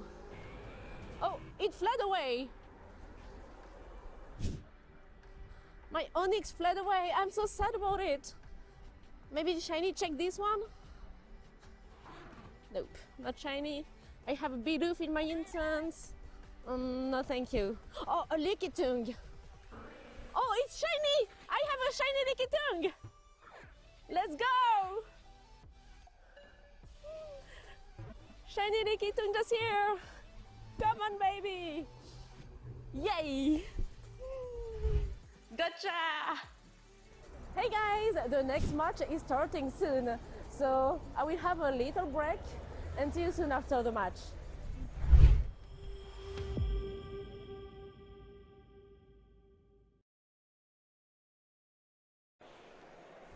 Welcome trainers at home. We are back at the caster stage and we are ready for our next winners finals. How are you doing? How have you been enjoying the game so far? Yeah, it was really good. I mean, we just assisted. We just saw a lot of really good games. I mean, it was so intense. And here we see Amon, who was already earlier on stream walking into the stage on the right, and then on the left is his opponent Coxiac 2400, and they're changing the team sheets to each other so they can check what Pokemon each of them are using and setting up ready for the stream. Yeah, so what do you expect from this final? I mean, we still don't have the teams here, but we probably will get it sooner or later. So what do you think about this tournament? Did you enjoy it? Did you like the presence of Frostlass also? Yes, we just saw the first winners finals. There was a Frostlass. Unfortunately, Frostlass didn't get to be on stage, but the opposing team was kind of hostile against it, so it was expected not to be seen too much. And Amon, we saw earlier, I think he's already running as well Frostlass, and I think he had a Scrafty in his team, so it's going to be interesting. Okay, so I just saw something really interesting. It's about the Victini. What do you think about the cute little thing? Right. So Coxiac is running Victini, and Victini is also one that got a new move or move update in the beginning of Season of Light. So Yep. Victini already had Quick Attack, but the Quick Attack got better. It does more damage now. So a lot of Pokemon have been using Quick Attack more, including Victini, and we haven't actually seen Victini in the Great League or in these regionals too often before. Okay, and of course we see Frostas because the Toxapex crafty team, so also Frostas, so I'm really happy to see this Pokemon again. What do you think about both teams? Well, we're gonna see the teams soon on stream as well, but the Toxapex is interesting to the opposing Azumarill, but while the players are still setting up for the stream. Have you caught any shiny Teddiursa? Yeah, of course I did, and it's already evolved in North Luna. What about you? I haven't actually checked. I haven't had the time to check if my Go Plus has got any shiny Teddiursa, but probably after these couple of games I will go and check and probably evolve a few Ursalunas, but I'll also save a few to save for future possible if it ever gets that shadow code that is missing. Yeah, I can understand. And about the team of the Czech player, I think. Not the Czech one, the Polish one, I think. Is from Czech, yeah, not Aemon, but the other player. I'm sorry, I completely forgot. Yeah, Coxiac. Coxiac, yeah, sorry, because the pronunciation is a bit difficult for me. So, what do you think about the Regis? Do you think he would try to reveal the moveset today? Maybe. Looking at the teams, there's Aemon has the Frostlass, so if you get the Victini on it, it's kind of good matchup with the fire type moves, and the Registeel pretty good also against the Frostlass. Especially if he has Flash Cannon, because the Flash Cannon almost one-shot the Frostlass. Yes. Yeah, and also, I mean, I don't know if you know it, but Flash Cannon is really good against Trevenant because you, as a Trevenant, you resist Zap Cannon and you resist Focus Blast, but you don't resist the Flash Cannon, and Flash Cannon is really fast to charge up, I mean, to build to a Flash Cannon, so thanks to it, you probably can pressure more Trevenant. Yes, and we did see Aemon earlier on stream, and he was playing the Toxapex a lot. I think it was in all 3 games. So, looking at the teams, there's on Coxiac's side for Toxapex there is the Azumarill, there's Trevenant, then there's Obstagoon is kind of alright for Toxapex as well. Altaria is not too bad, so I'm expecting Toxapex to see a lot of play today. Yeah, I mean, Toxapex is not really weighted, I guess, because people will probably think that Diggersby is probably better. I mean, people would probably think that we could have more Diggersby for this tournament, but not yet. Maybe the next one in Stuttgart, we never know. Yeah, and here we see the players exchanging trainer codes to add each other in game and probably soon get ready to start the battles. Meanwhile, while they're setting up, what are your expectations on next week in-game events? It's true. And yeah, if you were Aemon, would you lead or say switch Toxapex? I could probably see him leading it because the worst matchup the Toxapex can get to is the Registeel, but leading Registeel into Aemon's team is kind of not comfortable with there being Scrafty, Galarian Stunfisk, Trevenant, a lot of solid answers to the Registeel. So I could see Aemon leading that Toxapex. And you can also force Aemon to, Coxiac to reveal the moveset of its Registeel as well. Because here, for example, I think if I had Registeel in my team, I would be like, forced to bring it because it's your best answer to Toxapex, so you probably have to use it because you can't keep it as a surprise. Yes, definitely. I'm expecting Coxiac to play Registeel. I'm looking forward to seeing Victini have some play here.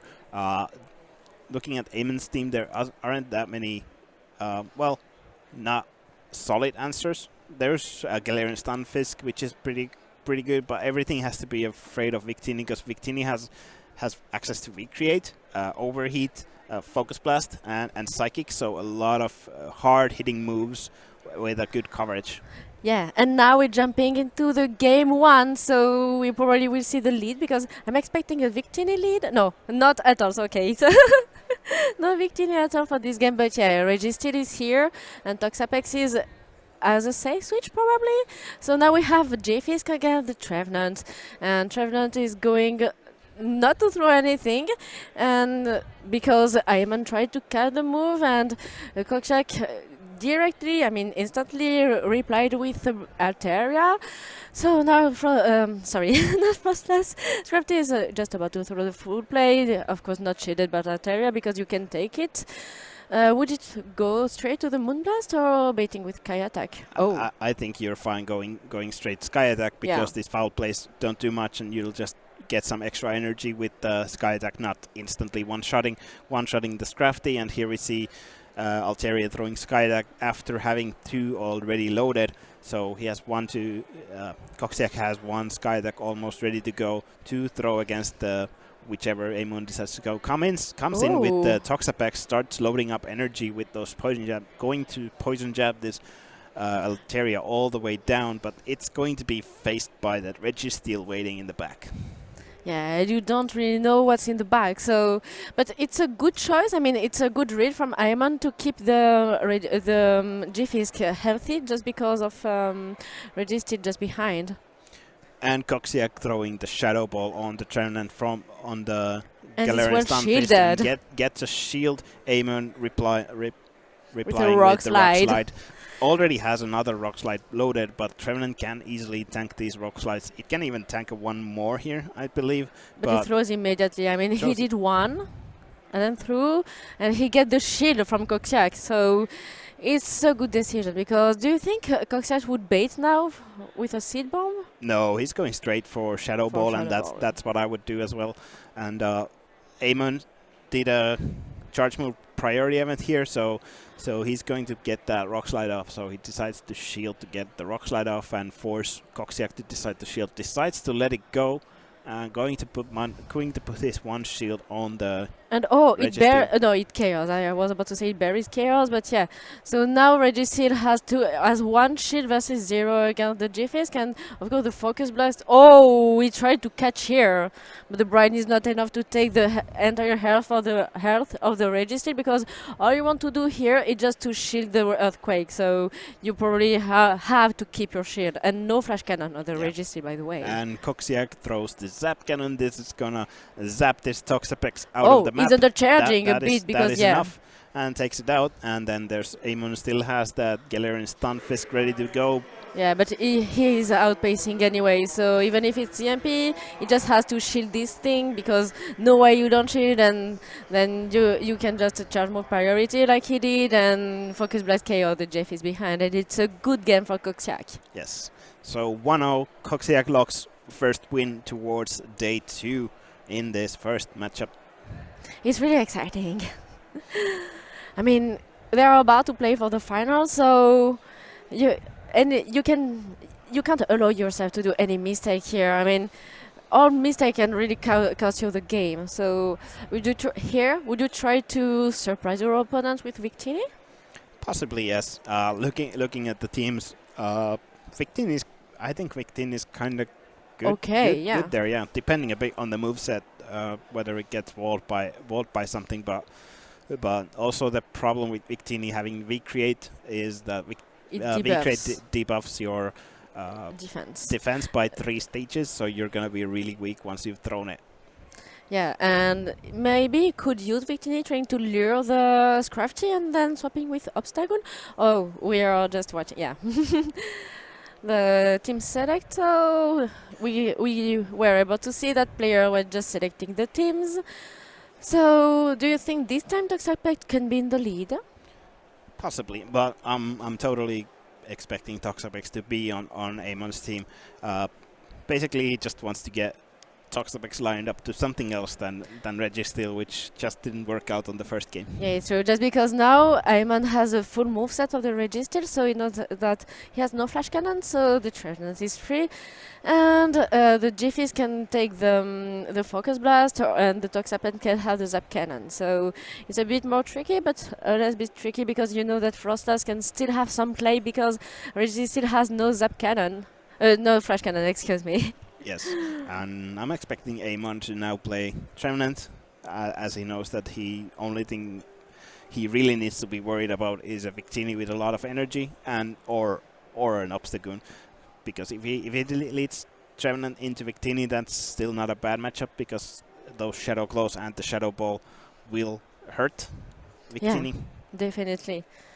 Yeah, I think maybe if I would like to play Victini, I think I would lead Altera. No, not Altera. Azu, with Victini and Obstagoon in the back.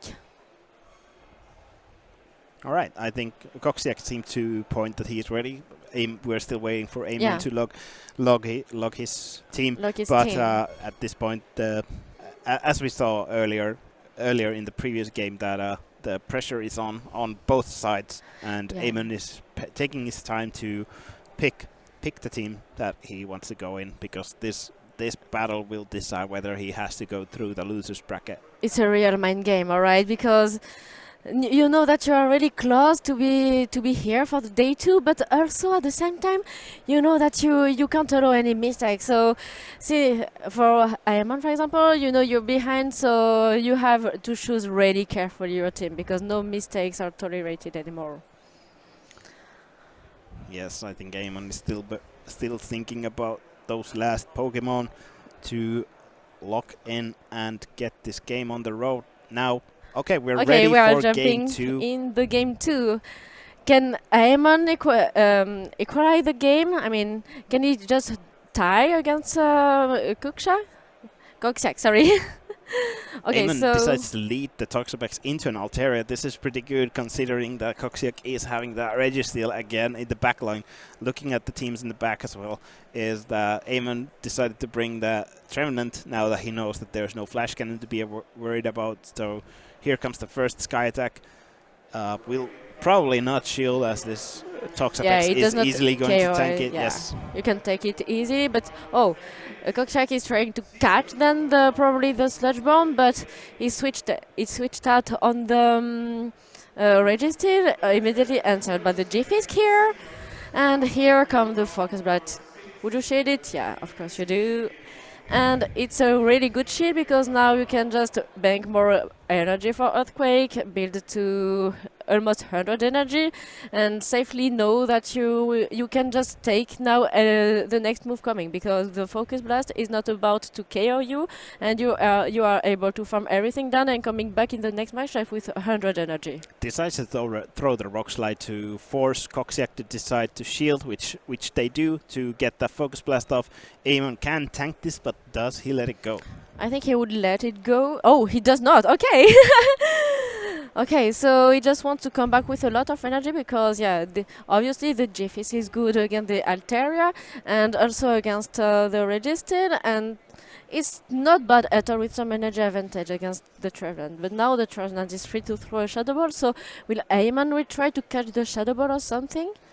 Maybe, but looking at his backline, he can't really catch it on Trevenant, and also the. Oh, he tried to catch it on the Trevenant. Yes.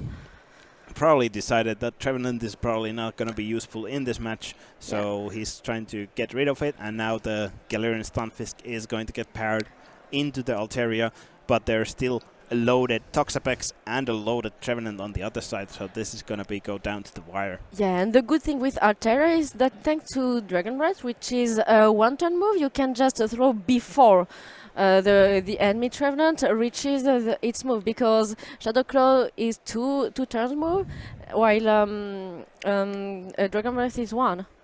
Yes, and Amon loading up to 100 energy and throwing the first Rock Slide here, gonna take out this Altaria, but then has to go against this loaded Trevenant with one Rock Slide to go and one Sludge Wave to go on. Can he farm him Toxapex. down? Oh! it's a huge farm down here. It was well calculated, and all this energy is about to be lost because he was not able to switch on time.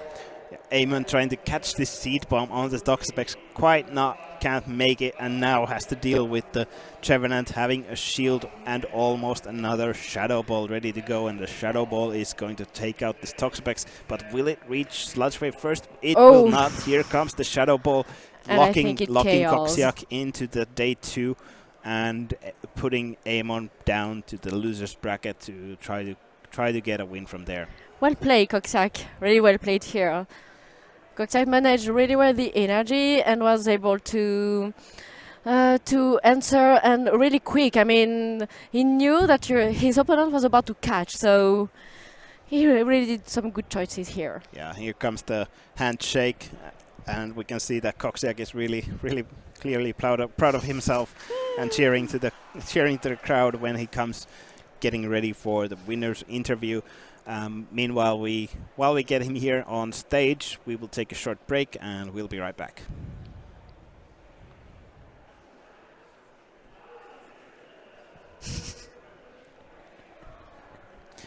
And here we can see that Coxiac is making his way towards the interview desk.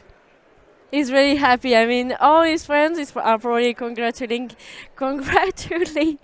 him, and yeah, he's really happy. We can see him right now.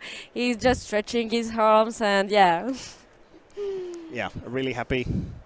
I can understand. I mean, he made it to day 2, so I think I would be really excited if I was him. Yes. Okay.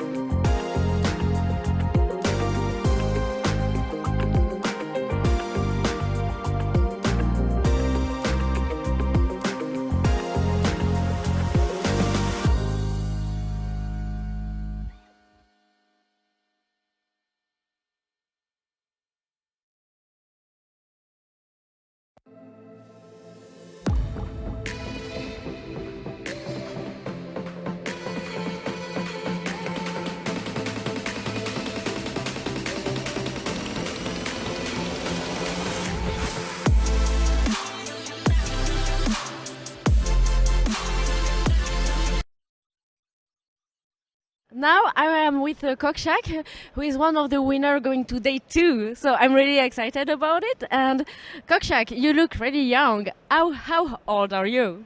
I'm actually 15 years old and 15 years old, and like I'm pretty young, but like doesn't really change a lot, I would say. Yeah, like people are having fun of me that I'm pretty young, but I don't really care. That's Don't listen to people making fun of you. You're just a little prodigy. It happens, you know. So, how do you feel of the tournament? How was your day today? I mean, you are in the winner bracket, so you did not lose any match yet. And you probably are proud of your performance. So, which Pokemon was the most useful for you for it?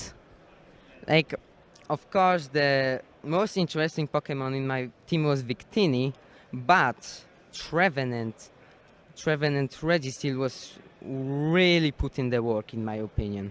Like, I prepared my team so it's very effective against Lickitung. Like, Lickitung is everywhere right now in the meta, so it's very important to prepare for him. Like, it's ultimate safe switch.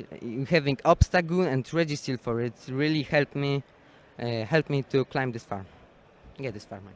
Yeah, having answer for Lickitung is probably one of the best things since it's almost everywhere. Yeah, it's completely true about it. And so, do you live in Warsaw? Yes, I live in Warsaw. Okay, so you already know the city because the city is really beautiful, to be honest. And is it your first tournament? Yes, this is my first regionals. Like, tournaments, I played some unofficial tournaments before, but official is my first one. Okay, so you're doing very, very well for your first tournament. How do you feel? I mean, for tomorrow, because maybe anxious, excited, because I saw that you were like jumping everywhere. It's so fun to see. I mean, I'm really happy to see people like you, really happy to make it today too. Yeah, like I'm really excited for second day. I didn't really see who's gonna be there. There's for sure gonna be my friend faction Smietix, and I'm really hyped about this. But yeah, I think it's gonna be very fun. I'm not really like I have to be first place. Yeah. It was a cute moment. Thank you, Kokshak. Yeah, Kokshak. Sorry, because now I have the right pronunciation. So thank you, Kokshak, for sharing these words with me. Best of luck for tomorrow, and I will catch you later, traders.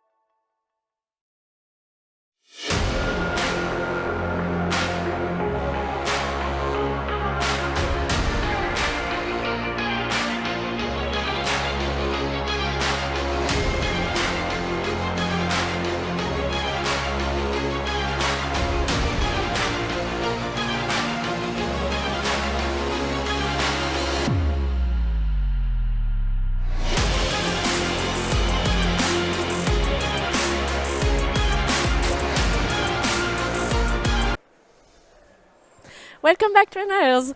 I'm Nim, Amandine, and I'm back with Lou now, our awesome streamer. So, what did you think about the last matches? Honestly, it was really cool watching that one backstage. I was, doing my Teddy Ursa community day. And in between catching Teddy Ursa, I was able to look up and saw some really epic Registeel action going on. So that was pretty cool to see. Yeah, it's true. Did you catch a lot of shinies? I've caught one shiny. Literally earlier on the broadcast, it must have been community day for about 10, 15 minutes, and I was like, I've already got a shiny, I've already got a shiny. I still only have one shiny. So I'm hoping to catch a few more in some more downtime. Yeah, it's still good to have shinies. I mean, even if it's just one, I mean, it's just this. So we're here with Mudchess and Tomahawk UK. So they are the finalists of the group. Well, we got to see Tomahawk UK win earlier. I got to hear from them a little bit for a winner's interview. So it'll be good to see if they're able to continue that winning streak. Yeah. Let's find out then.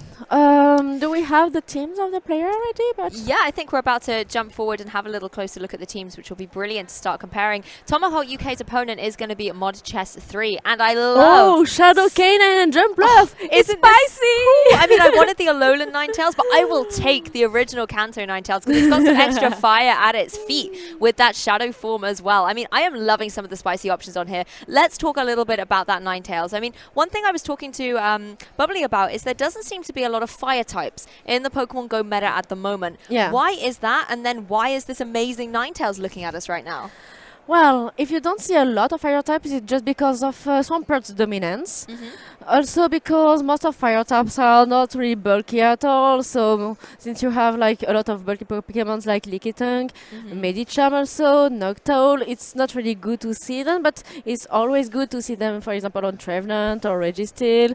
But since the nerfing of Registeel, we mentioned earlier the Zap Cannon, the nerf of the Zap Cannon, the chances of debuffing the attack, we don't see a lot of Registeel anymore. And here we go, jumping in the game number 1 of the winner final brackets. So we have Mandibuzz versus Noctowl. It's a bird fight. It certainly is. The fight is all up in the air, and it looks like Noctowl's going to be able to get the advantage here, going straight away for its charged attack into that opposing Mandibuzz. Not going to see any shields here. Sky attack isn't going to deal too much damage, but does just chip away at it. Aerial Else is primed, however, from that Mandibuzz. Oh, and it looks like the Redichan switching in is going to have to take this move unless you want to go for something like a shield. But Aerial Ace is like not a really good move, you know, it's one of the weaker ones. Yeah, it's low energy. I mean, if you have the choice between Aerial Ace and Sky Attack, you're going to pick Sky Attack. Sky Attack, of course. Well, you can see it is still chipping away though at Medicham. You know, it's had to take 2 of those charge moves. Medicham is going to be able to retaliate and go for an Ice Punch of its very own, though. No shield coming out from that Mandibuzz. Yeah, I think this Mandibuzz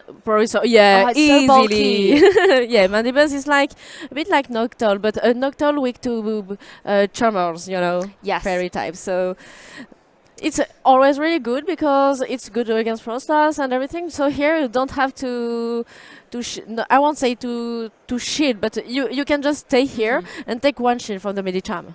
Exactly. Well, we have only seen the 1 shield come out so far, and there is that Ninetales in action, twirling its tails around.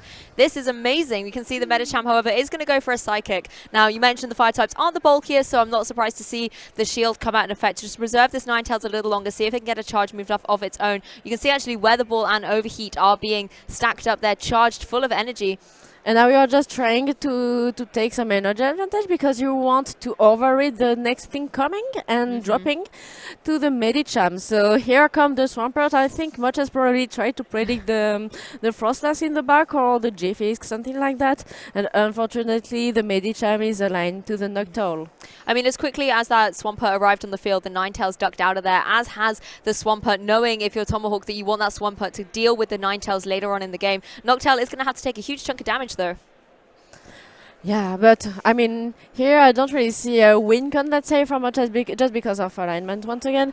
Because even if you have like 100, 200 energy with your Shadow Canine, it does not really matter against Swampert because all the moves Muches has on his Canine are resisted. So even if Overreach is a really, really good move, it does not really matter. And here you can just let your Noctowl go and farm everything down with your Swampert. And I think that's what Tomahawk is about to do.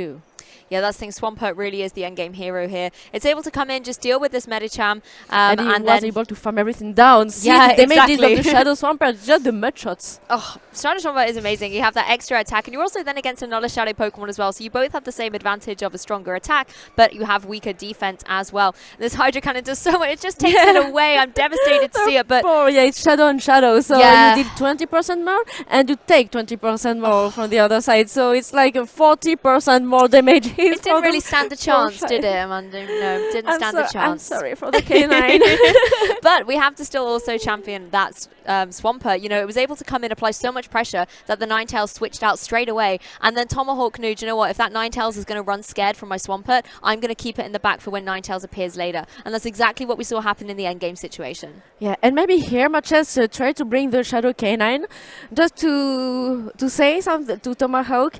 See, I have Shadow Canine, I play it, so don't bring your Frostlass. Thank you. And Yes. then the Jumpluff and the Medicham can be here like peacefully.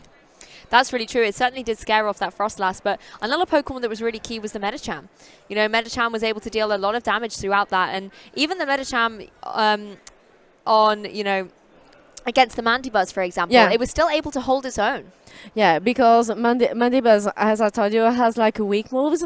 So unfortunately, it's aerial ace. So and Medicham is really bulky. So since Mandibuzz is also already really bulky, it does not have a lot of attack. So aerial ace does not deal a lot of damages, even if it's super effective. I mean, why would you run Mandibuzz over Noctowl? Because we've seen how popular Noctowl can be. You know, it's got a region championship under its belt. So why do you think Moches has opted for the Mandibuzz?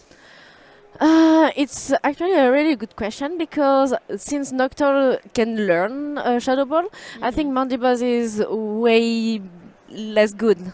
I would say, yeah, because back in the past, when Noctowl was not able to learn Shadow Ball, Mandibuzz was on the top. Yes, you know, just because Mandibuzz was really good against Sableye and everything, and Noctowl can just have like Sky Attack. So for example, against Frostlass, Mandibuzz was your first option, but here, now that Noctowl is able to learn Shadow Ball, you can just throw Shadow Ball, and it's a really good move. Plus, you have Sky Attack on Noctowl, and both Pokemon have a lot of bulk. The difference here is that you take you're not charms. Sorry, fairy types are not super effective on you when you have Noctowl. So the decision of bringing Mandibuzz, I can't really explain it. Is it maybe nostalgia? You're just attached to the Mandibuzz of previous metagames potentially? Because I mean, you're right. You've said it very clearly. Noctowl has more bulk, has more flexibility, and doesn't have that charm weakness. But you know, there's got to be a lot going for Mandibuzz as well. It was still able to take a decent amount of attacks, but I think Noctowl certainly out of the two would be my favorite. I like Noctowl as well, but it's maybe an effect, you know, between Matches and Mandibuzz. So because I know that sometimes I play some Pokemons, but even if they are not very strong, I want to play them because I like them. So yes, I mean, that's like me with the Ninetales. Going to the game number 2. Game 2, and do you know what? I am really hoping that Ninetales comes back in fray. And look, it's out as the starting blocks. Ooh, out as a lead against this shiny Stunfisk. So here, Rock Slide does not KO the Canine, it just lower your... Oof, okay, so Tomahawk has to stay here because he has Frostlass in the back. So Moches is just shading the Rock Slide, so... Wow, Oh, he caught it! Tomahawk just caught the Weather Ball from the Canine. Yeah, so Medicham able to come in and take this from the Ninetales here. Going to be dealing about a quarter of damage there, but you're right, that Ninetales is going to be critical for the Frostlass in the back. So if you're Tomahawk, you need to find a way to deal with it. Oh, he tried to catch. Yeah, Medicham trying to do its work here, but there was the swap for the Mandibuzz. Yeah, so the Mandibuzz, I mean, now that Medicham has some energy advantage, because Moches switched probably one turn before the Psychic of Tomahawk. So it's a bit difficult because Medicham has way too much energy, so he's about to just spam Ice Punches. Yes.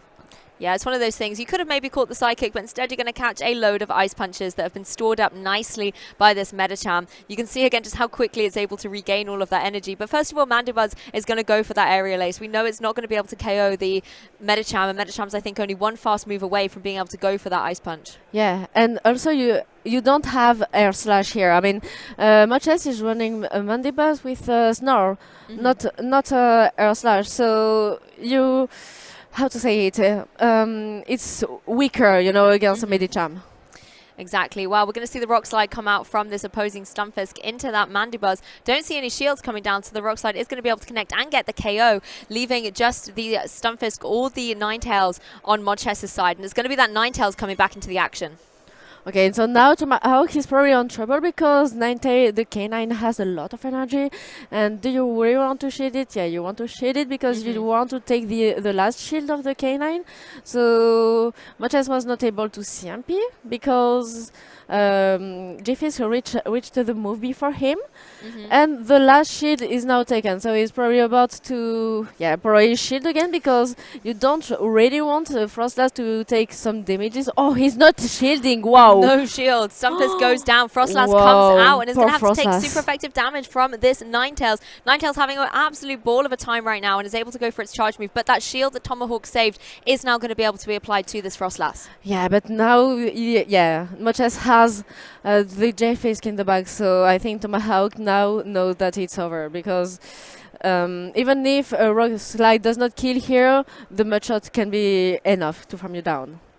Yeah, exactly. You can see Avalanche coming down into that opposing Stunfisk. But Stunfisk able, like you said, to just go for this Rock Slide. There's no shields on the opposing side. And even if Frostlass was able to deal with this Stunfisk, we know that the Ninetales is waiting in the back. But super effective damage down and out. And the Mudshot down.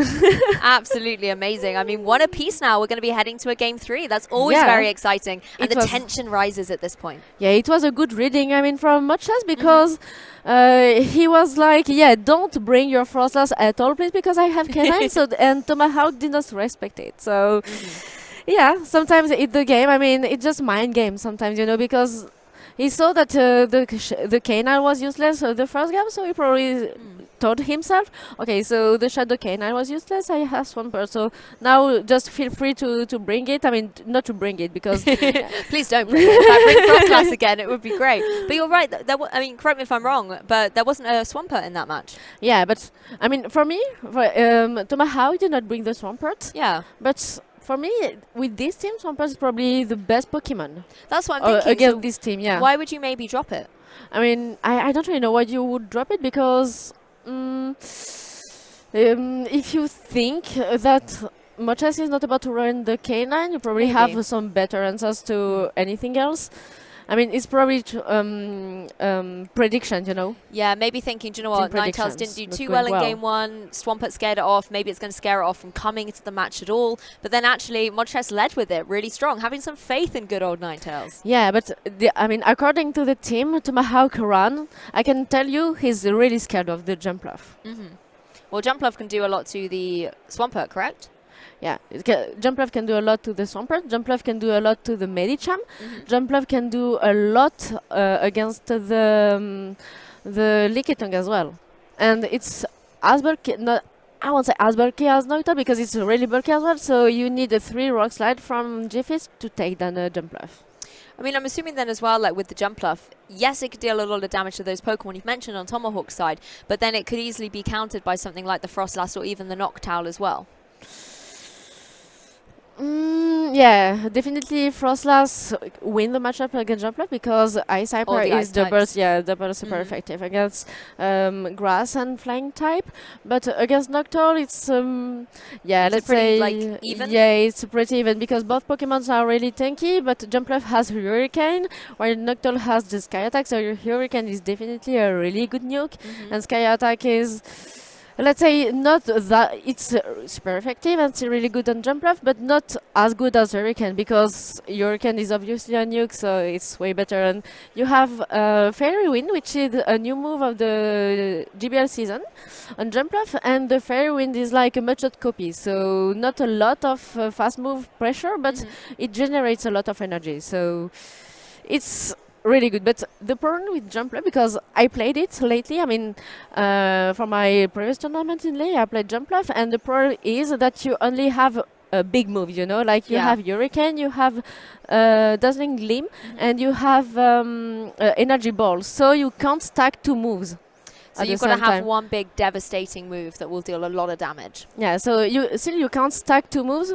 For example, it's always a bit tricky, you know. For example, if your opponent manages the energy well, you're not even able to CMP for the next Pokemon coming if both Pokemon has energy, because you can't throw 2 moves in a row.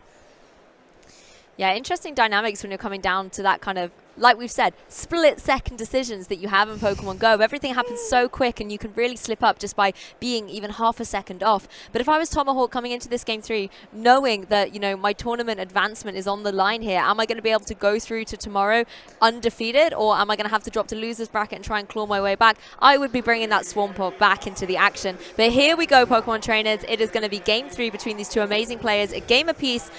Oh, I'm excited for this one, Amanda. Me too. In the last game of this round, so okay, so it's okay. He's ready done about the K9. So it's a Swampert versus the G-Fisk, and unfortunately, Tomahawk probably know that the K9 is in the back, just because Moches is not switching out the G-Fisk from the Swampert. So wow, so much damage. I mean, Moches. Oh, he caught it. Oh my. Oh, he tried to catch it. Whoa. So many switches going on. I mean, Moches just sacrificing, in a way, the damage from that Stunfisk for the Ninetales in the back, knowing it needs to be protected. But then so many predictions here. We've got the Medicham on the field now, going for one of these Ice Punches down into the Mandibuzz. It's going to be able to take it really well and start stacking up some of its own energy in retaliation. As we know, it's not going to deal too much to that opposing Medicham, but I mean, what an explosive start to this game. And you can take, obviously, all this aerial ace, because I guess you don't really need a switch here, because yeah, because the G-Fisk is almost dead, and you probably predict the K9 in the back. So here, he probably tries maybe to lure the K9. I don't really know. Well, let's see how it's going down. Both of them just trying to charge up their big moves here. We're going to see the Ice Punch coming out once again from the Medicham. I mean, the Mandibuzz is on dwindled HP at the moment. It's going to be able to survive one of these, and then could be in a position to try and get the KO against that opposing Medicham. And you can see it actually going, I believe, was that for the foul play? Yeah, foul play, I don't really know. But I mean, because the dark type charge move. I mean, yeah, both move kill anyway, so knowing Moches, because he's a friend, he probably tapped the screen somewhere. Just pick one. It's a 50-50. Yeah. But it was indeed foul play. And now we've got Ninetales back on the field, but so is Swampert against it, so Ninetales gets out of there. Snipe, yeah. It was really a good snipe, but the problem is that he threw Earthquake, so now the Swampert is able to farm everything down from the G-Fisk without throwing anything. So he will have 2 moves ready for the K9 coming, and he had basically to the third one. So it's a GG from Tomahawk. Oh, it's sad times for that little Ninetales. It's trying its best. It's gone for the shield. 1 Hydro Cannon, but look, here comes a second one as well. And even if Ninetales wants to go for another shield, we know it would only be a matter of time before Swampert's able to farm up enough energy to go for a third one. And your love for Alola Ninetales just took everything, because you said Alola Ninetales and not Kanto one. Oh, no. Kanto one. I'm just getting them all confused. Too many of these amazing Ninetales. But unfortunately, for the Kanto variant of the Ninetales here, it is going to go down back into its Pokeball, and the victory will go to Tomahawk UK. GG to Tomahawk, and Moches now just goes to the loser bracket, so nothing is lost yet. Exactly, that's the thing. You've only got kind of one loss. You can still get a second one. That's why we... you get a second chance, not a second loss. You'll be out then. Yeah, another round for a second chance. Yeah, exactly. I mean, that's why we call it double elimination. It takes 2 losses to knock you out of the tournament. And of course, the action still isn't over. We still have another match for you. But for, one of our players now, they've been able to advance forward. Yeah, your journey is still not over, don't worry. You're just in the loser bracket. So, I mean, you probably remember Dancing Rob, who was kicked out. Yeah, he won the World Championship, but he was kicked out of the winner bracket and did it from the loser bracket. The whole way up. That amazing Cinderella story. Yeah, it's really good. I mean, never give up. That's the message, I think. Well, it's just one game at a time, isn't it? You just have to focus on the next match ahead. And while you're still in contention for the title, you might as well keep fighting for it every single step. But I mean, I love those stories when you get a player, particularly maybe at an event, and we see it across in video game as well, where you might have lost the first round. And it's a bit like, oh, this isn't how I wanted to start my tournament. And even in like the Swiss style of competition, you might lose round 1, but then you could go undefeated the rest of the day. But there is always that thought in your mind that you're so close to being knocked out or not making top cut or contention. So you want to keep winning as much as you can. Yeah. It's not because you lost one round that you lost the entire tournament. And milestone by milestone, match by match, you can just go to the top and to the top one. So never give up, trainers. Yeah, you just have to keep winning. It's a simple strategy. You just got to keep winning. But we will have a quick interview and be right back with you, trainers, so don't go anywhere.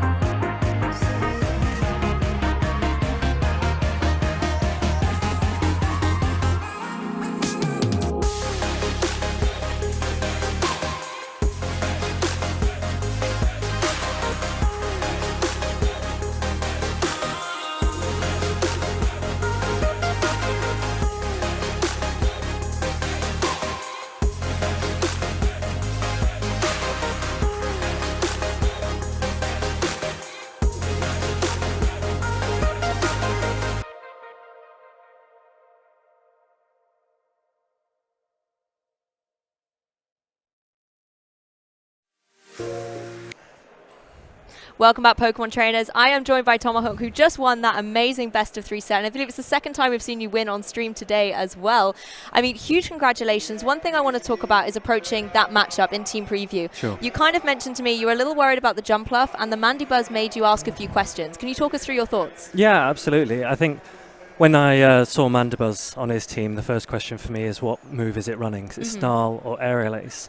Snarl is better for Mandibuzz versus my Galarian Stunfisk and versus my Frostlass, but Aerial Ace is better against the Medicham. And when I saw that it was Snarl, that said to me, I can bring my Medicham a little bit more, it's a little bit safer. And you could see that the counters build up, the Ice Punches build up, so even though I'm taking Aerial Aces from it, because it's running Snarl, Medicham has a decent matchup. The Jumpluff is obviously scary for me as a Swampert user. And so you'll have seen that I brought Swampert in game 1. I felt that he then might bring the Jumpluff to counter the Swampert, so I didn't bring it in game 2. But I noticed that for game 2, he played a line that was weak both in the lead and in the back versus my Swampert. And I thought to myself, is he doing what I was doing? Is he trying to force me to... Just trying to get in his head a little bit as well. Absolutely, yeah. And so I thought, is he now going to bring Jumpluff in game 3?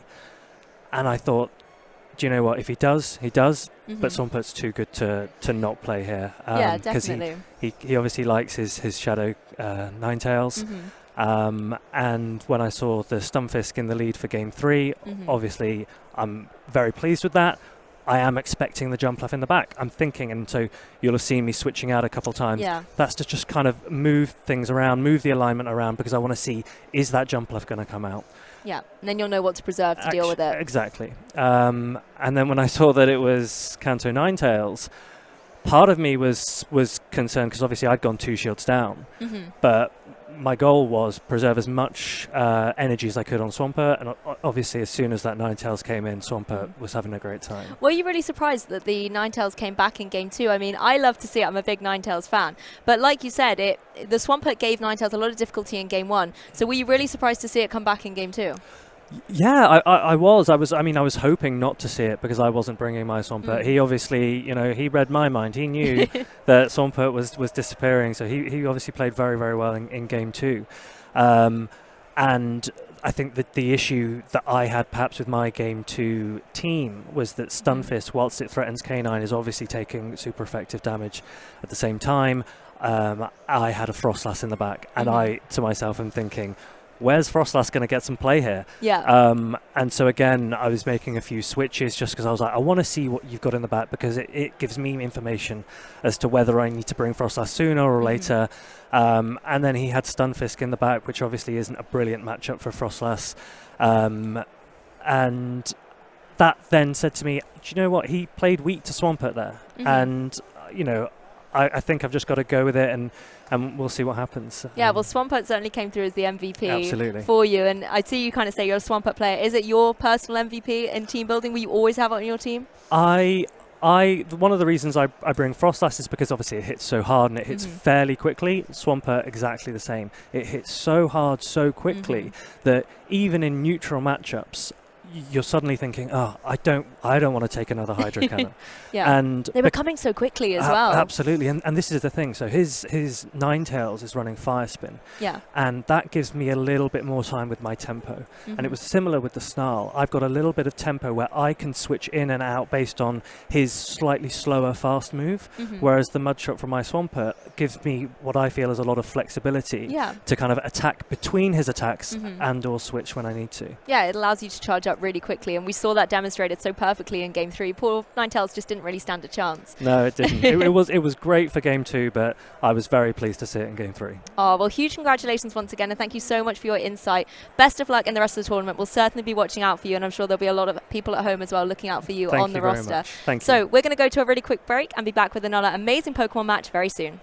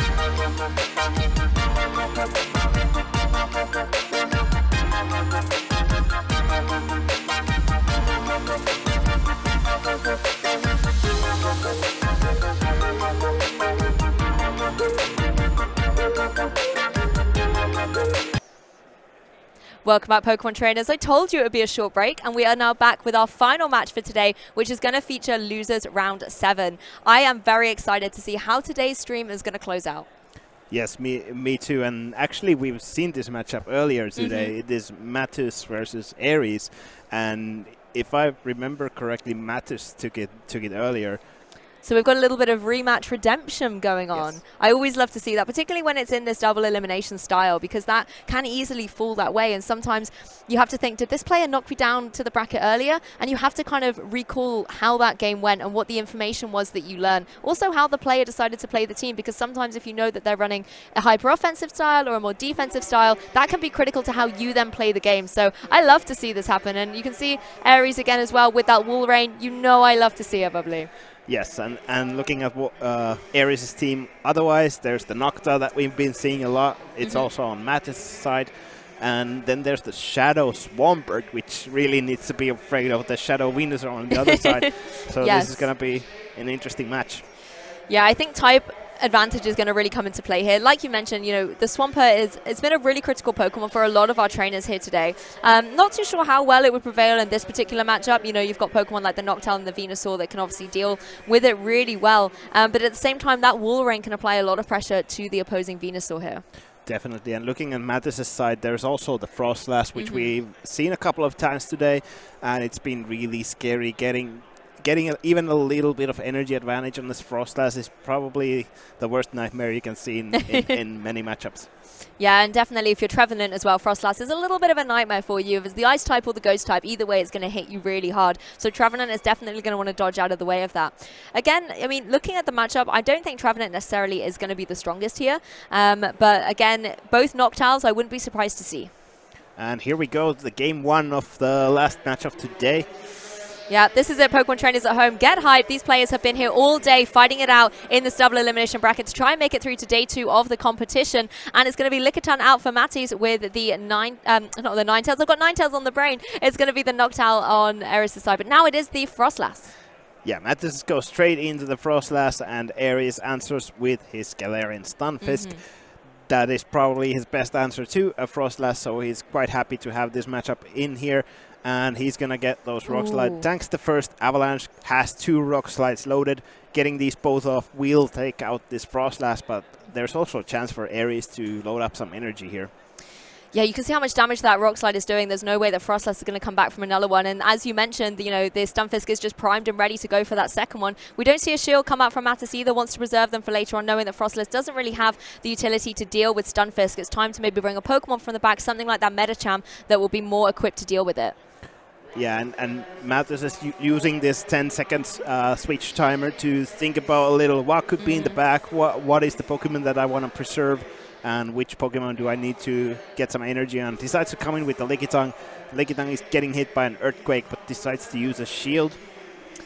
Yeah, I'm not mad at the shield choice here. Earthquake does do a huge chunk of damage, and you want Lickitung to have that longevity on the field. You can see it just chip away at that opposing Stunfisk, and now Medichan's going to come in and try and finish the job, but not before Stunfisk has the last laugh and goes for one of these Rock Slides. Yeah, Mattis knows this is a Rock Slide, no need to use a shield here, and hoping to get use of this energy somewhere in the game.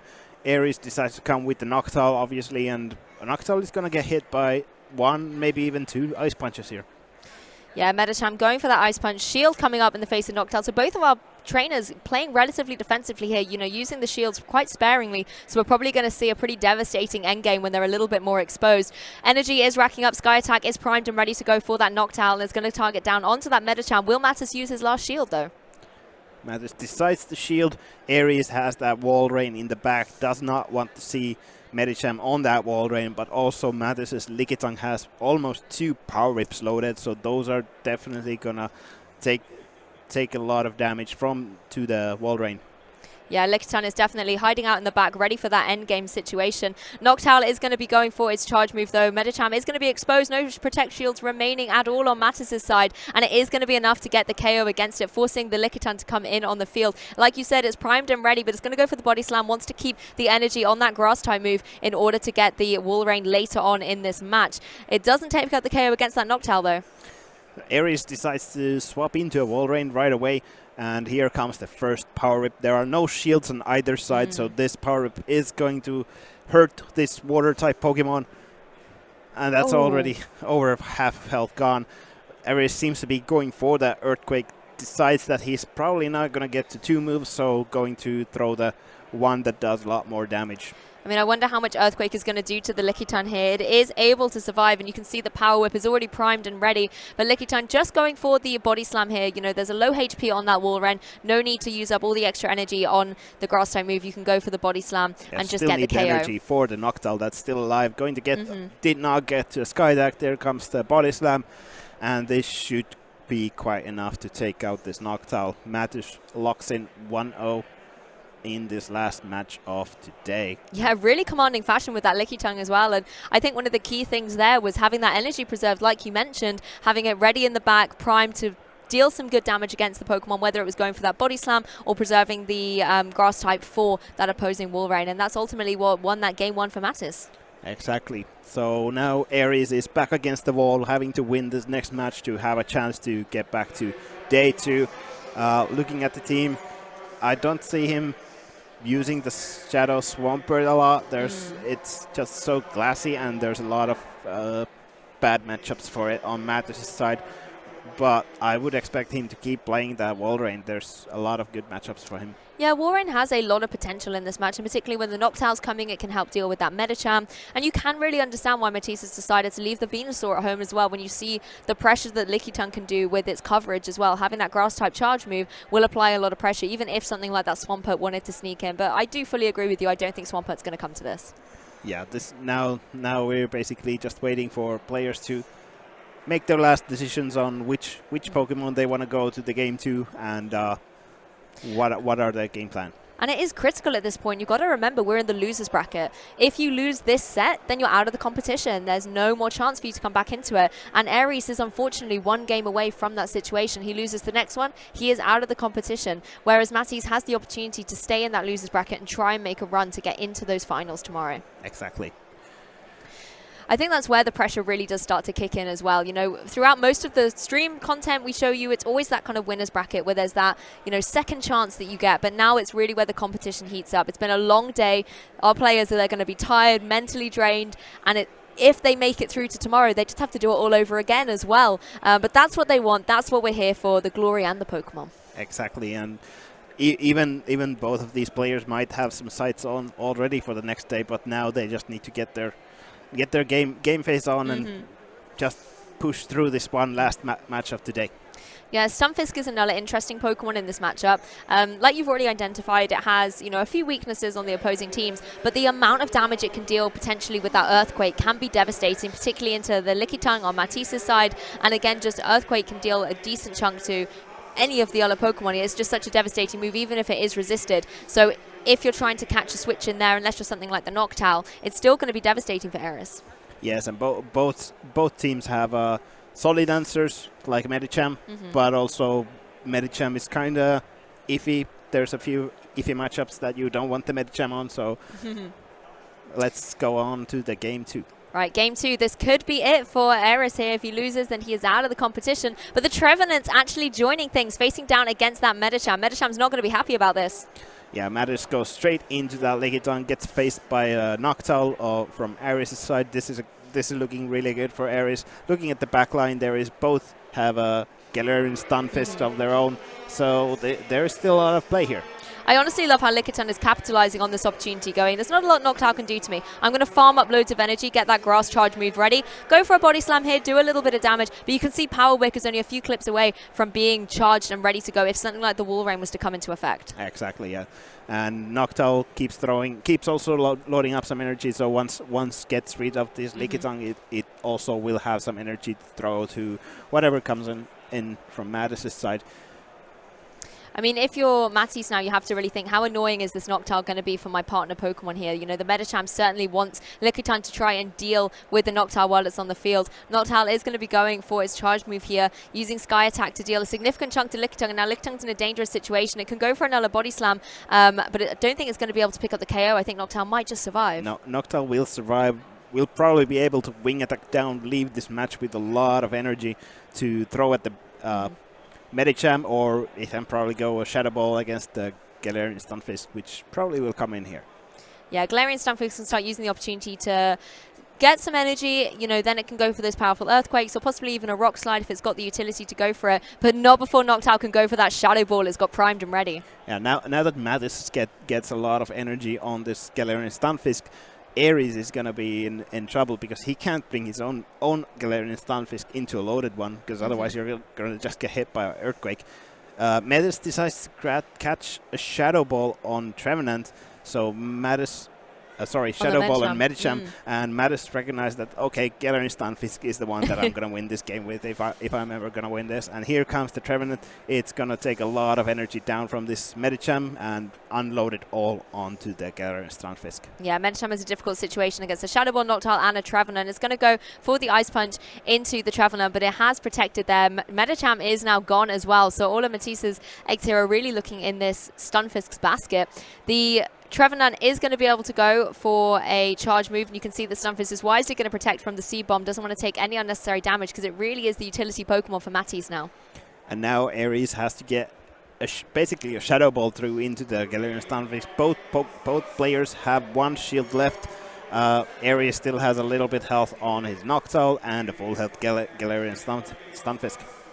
Well, here comes the Shadow Ball. No shield coming up. It's surviving on just, I think, 1 HP and is able to go for a return of its own. It's going to be that Rock Slide, and the shield this time is coming up from the Trevenant. Ares decides to shield the Trevenant and not reveal that he actually has his own Galarian Stunfisk, so now Mattis doesn't know what the third Pokemon would have been. Well, I mean, one apiece now. Really nice to see Trevenant being able to claw that back. We kind of said Trevenant doesn't have necessarily a good matchup here, but I think Ares preserving it for the back and being able to have so many utility options to deal with the Medicham that can be causing a few difficulties to a lot of the Pokemon on Ares' side is what got him to get through to this Game 3. And honestly, this is the part of the tournament I really love. You're in Game 3, one game. That's it between these players in order to see who's going to go home and who's going to advance. Exactly, and there's a... I'm looking forward to Mattis to play probably Frostlass. Looking at Ares' team, there isn't that good answers to it. There's Galarian Stunfisk, but with a little bit of energy advantage, as we saw in the first game, it can do a lot of damage on the Galarian Stunfisk as well. Yeah, that's really true. I'd like to see the Frostlass come into the battle as well, particularly considering how well Trevenant just did in that game 2. I think Frostlass will be able to apply a lot of good offensive pressure to it. It does, of course, still have to worry about, a potential Ghost type move coming out from the Trevenant as well. But if it's able to, store up some energy and then be hidden in the back, come out and surprise it with an Ice type attack, then that could be exactly what Matisse needs to close out this game. Exactly. Seems like players made their choice. No. Oh, okay. no, they're still thinking about it. It's back to us. Hello, everyone at home.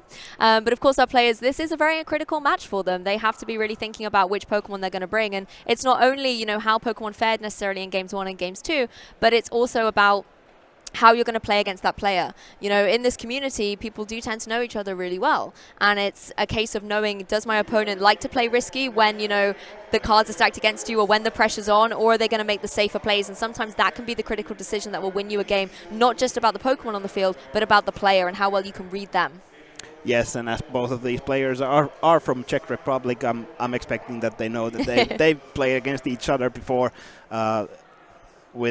probably know each other fairly well and play some play styles, some tricks. I think they're even rooming together, Matisse was saying in the interview earlier. Yeah. So, yeah, they've definitely got to know each other well and how they play. And, they've already faced today as well. So this is where things get really interesting. You have to consolidate all of that information and apply it to this one game. And particularly if you're Aries and Matisse right now, you have one game standing in the way of your chance to continue in this competition.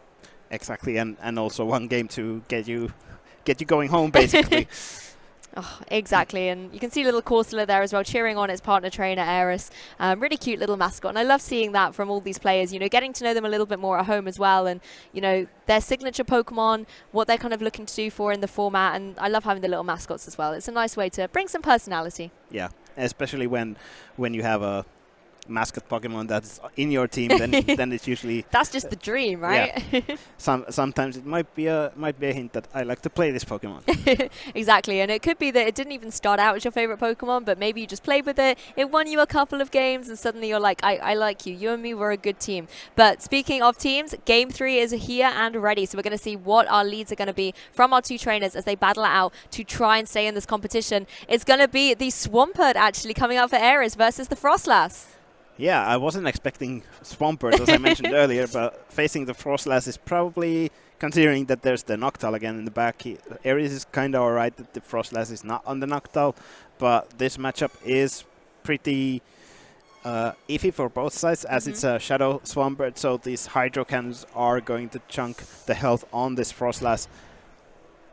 Well, both players using their shields very early on, defensive plays straight out in this Game 3, and Lickitungu's going to join the party now as well, going to catch one of these charge moves coming out from the opposing Swampert. And Lickitung then in a position where it can start chipping away. Thanks to the Shadow, it is a little bit defensively weak, that Swampert, so now Noctowl's going to switch in for it.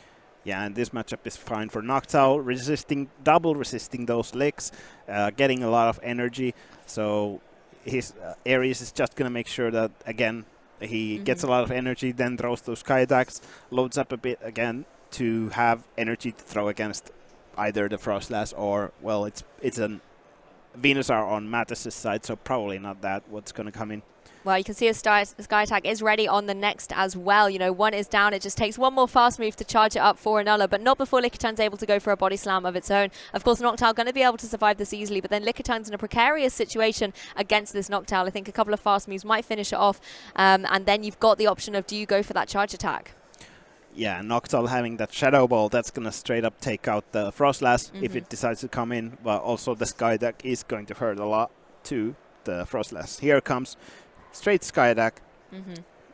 Yep, Sky Attack going to come down, but if you're Matisse, do you think the Shadow Ball might be coming? You go for the shield. You can see his reaction. He was thinking it was going to be that Shadow Ball, but now Frostlass has the utility to go for its own Ice move as well, and this is now where, if you're the Noctowl, you have to watch out for your HP bar because you're very, very low, and it is going to KO you, the Avalanche. Ares decides to let go, comes in with the Wall Rain. This might be problematic if this Wall Rain goes down, because then there's Venusaur against the Shadow Swampert, which we definitely don't want to see. There comes Mattis' first Shadow Ball. Will he get to a second one? He still has a shield, right?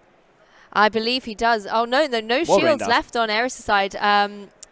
Yes, exactly. I get confused with the two screens. You're right. There is still one more shield left on that Walrein. Walrein is going to go for the Earthquake, however, into the Frostlass and deal with it. It is gone. And now it's the Venusaur. This is the Pokemon that Walrein wants to see. You can see the fast move doing super effective damage against it. And now Walrein has the utility to go for a charge move with no shields left on Matisse's side. Yeah, with the Shadow Venusaur, this Icicle Spear is going to almost one-shot. And there comes the Swampert in to farm down the Venusaur.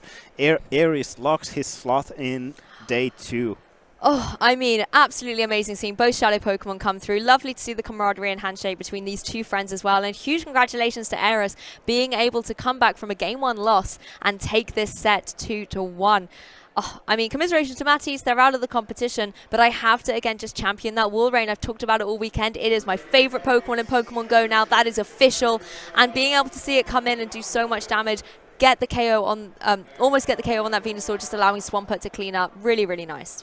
Yes, it's always nice to see Walrein dominating again, because when it got the Icicle Spear energy was changed, people started saying that, okay, you can't play anymore, Walrein is bad now, but here we can see that in the right hands it can definitely make a dent. I have this story now that Walrein was, told you're not allowed to play anymore, just retire already. And it's kind of gone to the study. It's planned a strategy, a theory. It's trained in the gym a little bit, and it's come back and just surprised everyone. So amazing to see Walrein, amazing to see Ares, keeping the dream alive here at the Warsaw Regional Championships. Exactly, and here we see Ares being delivered here for interview. Yes.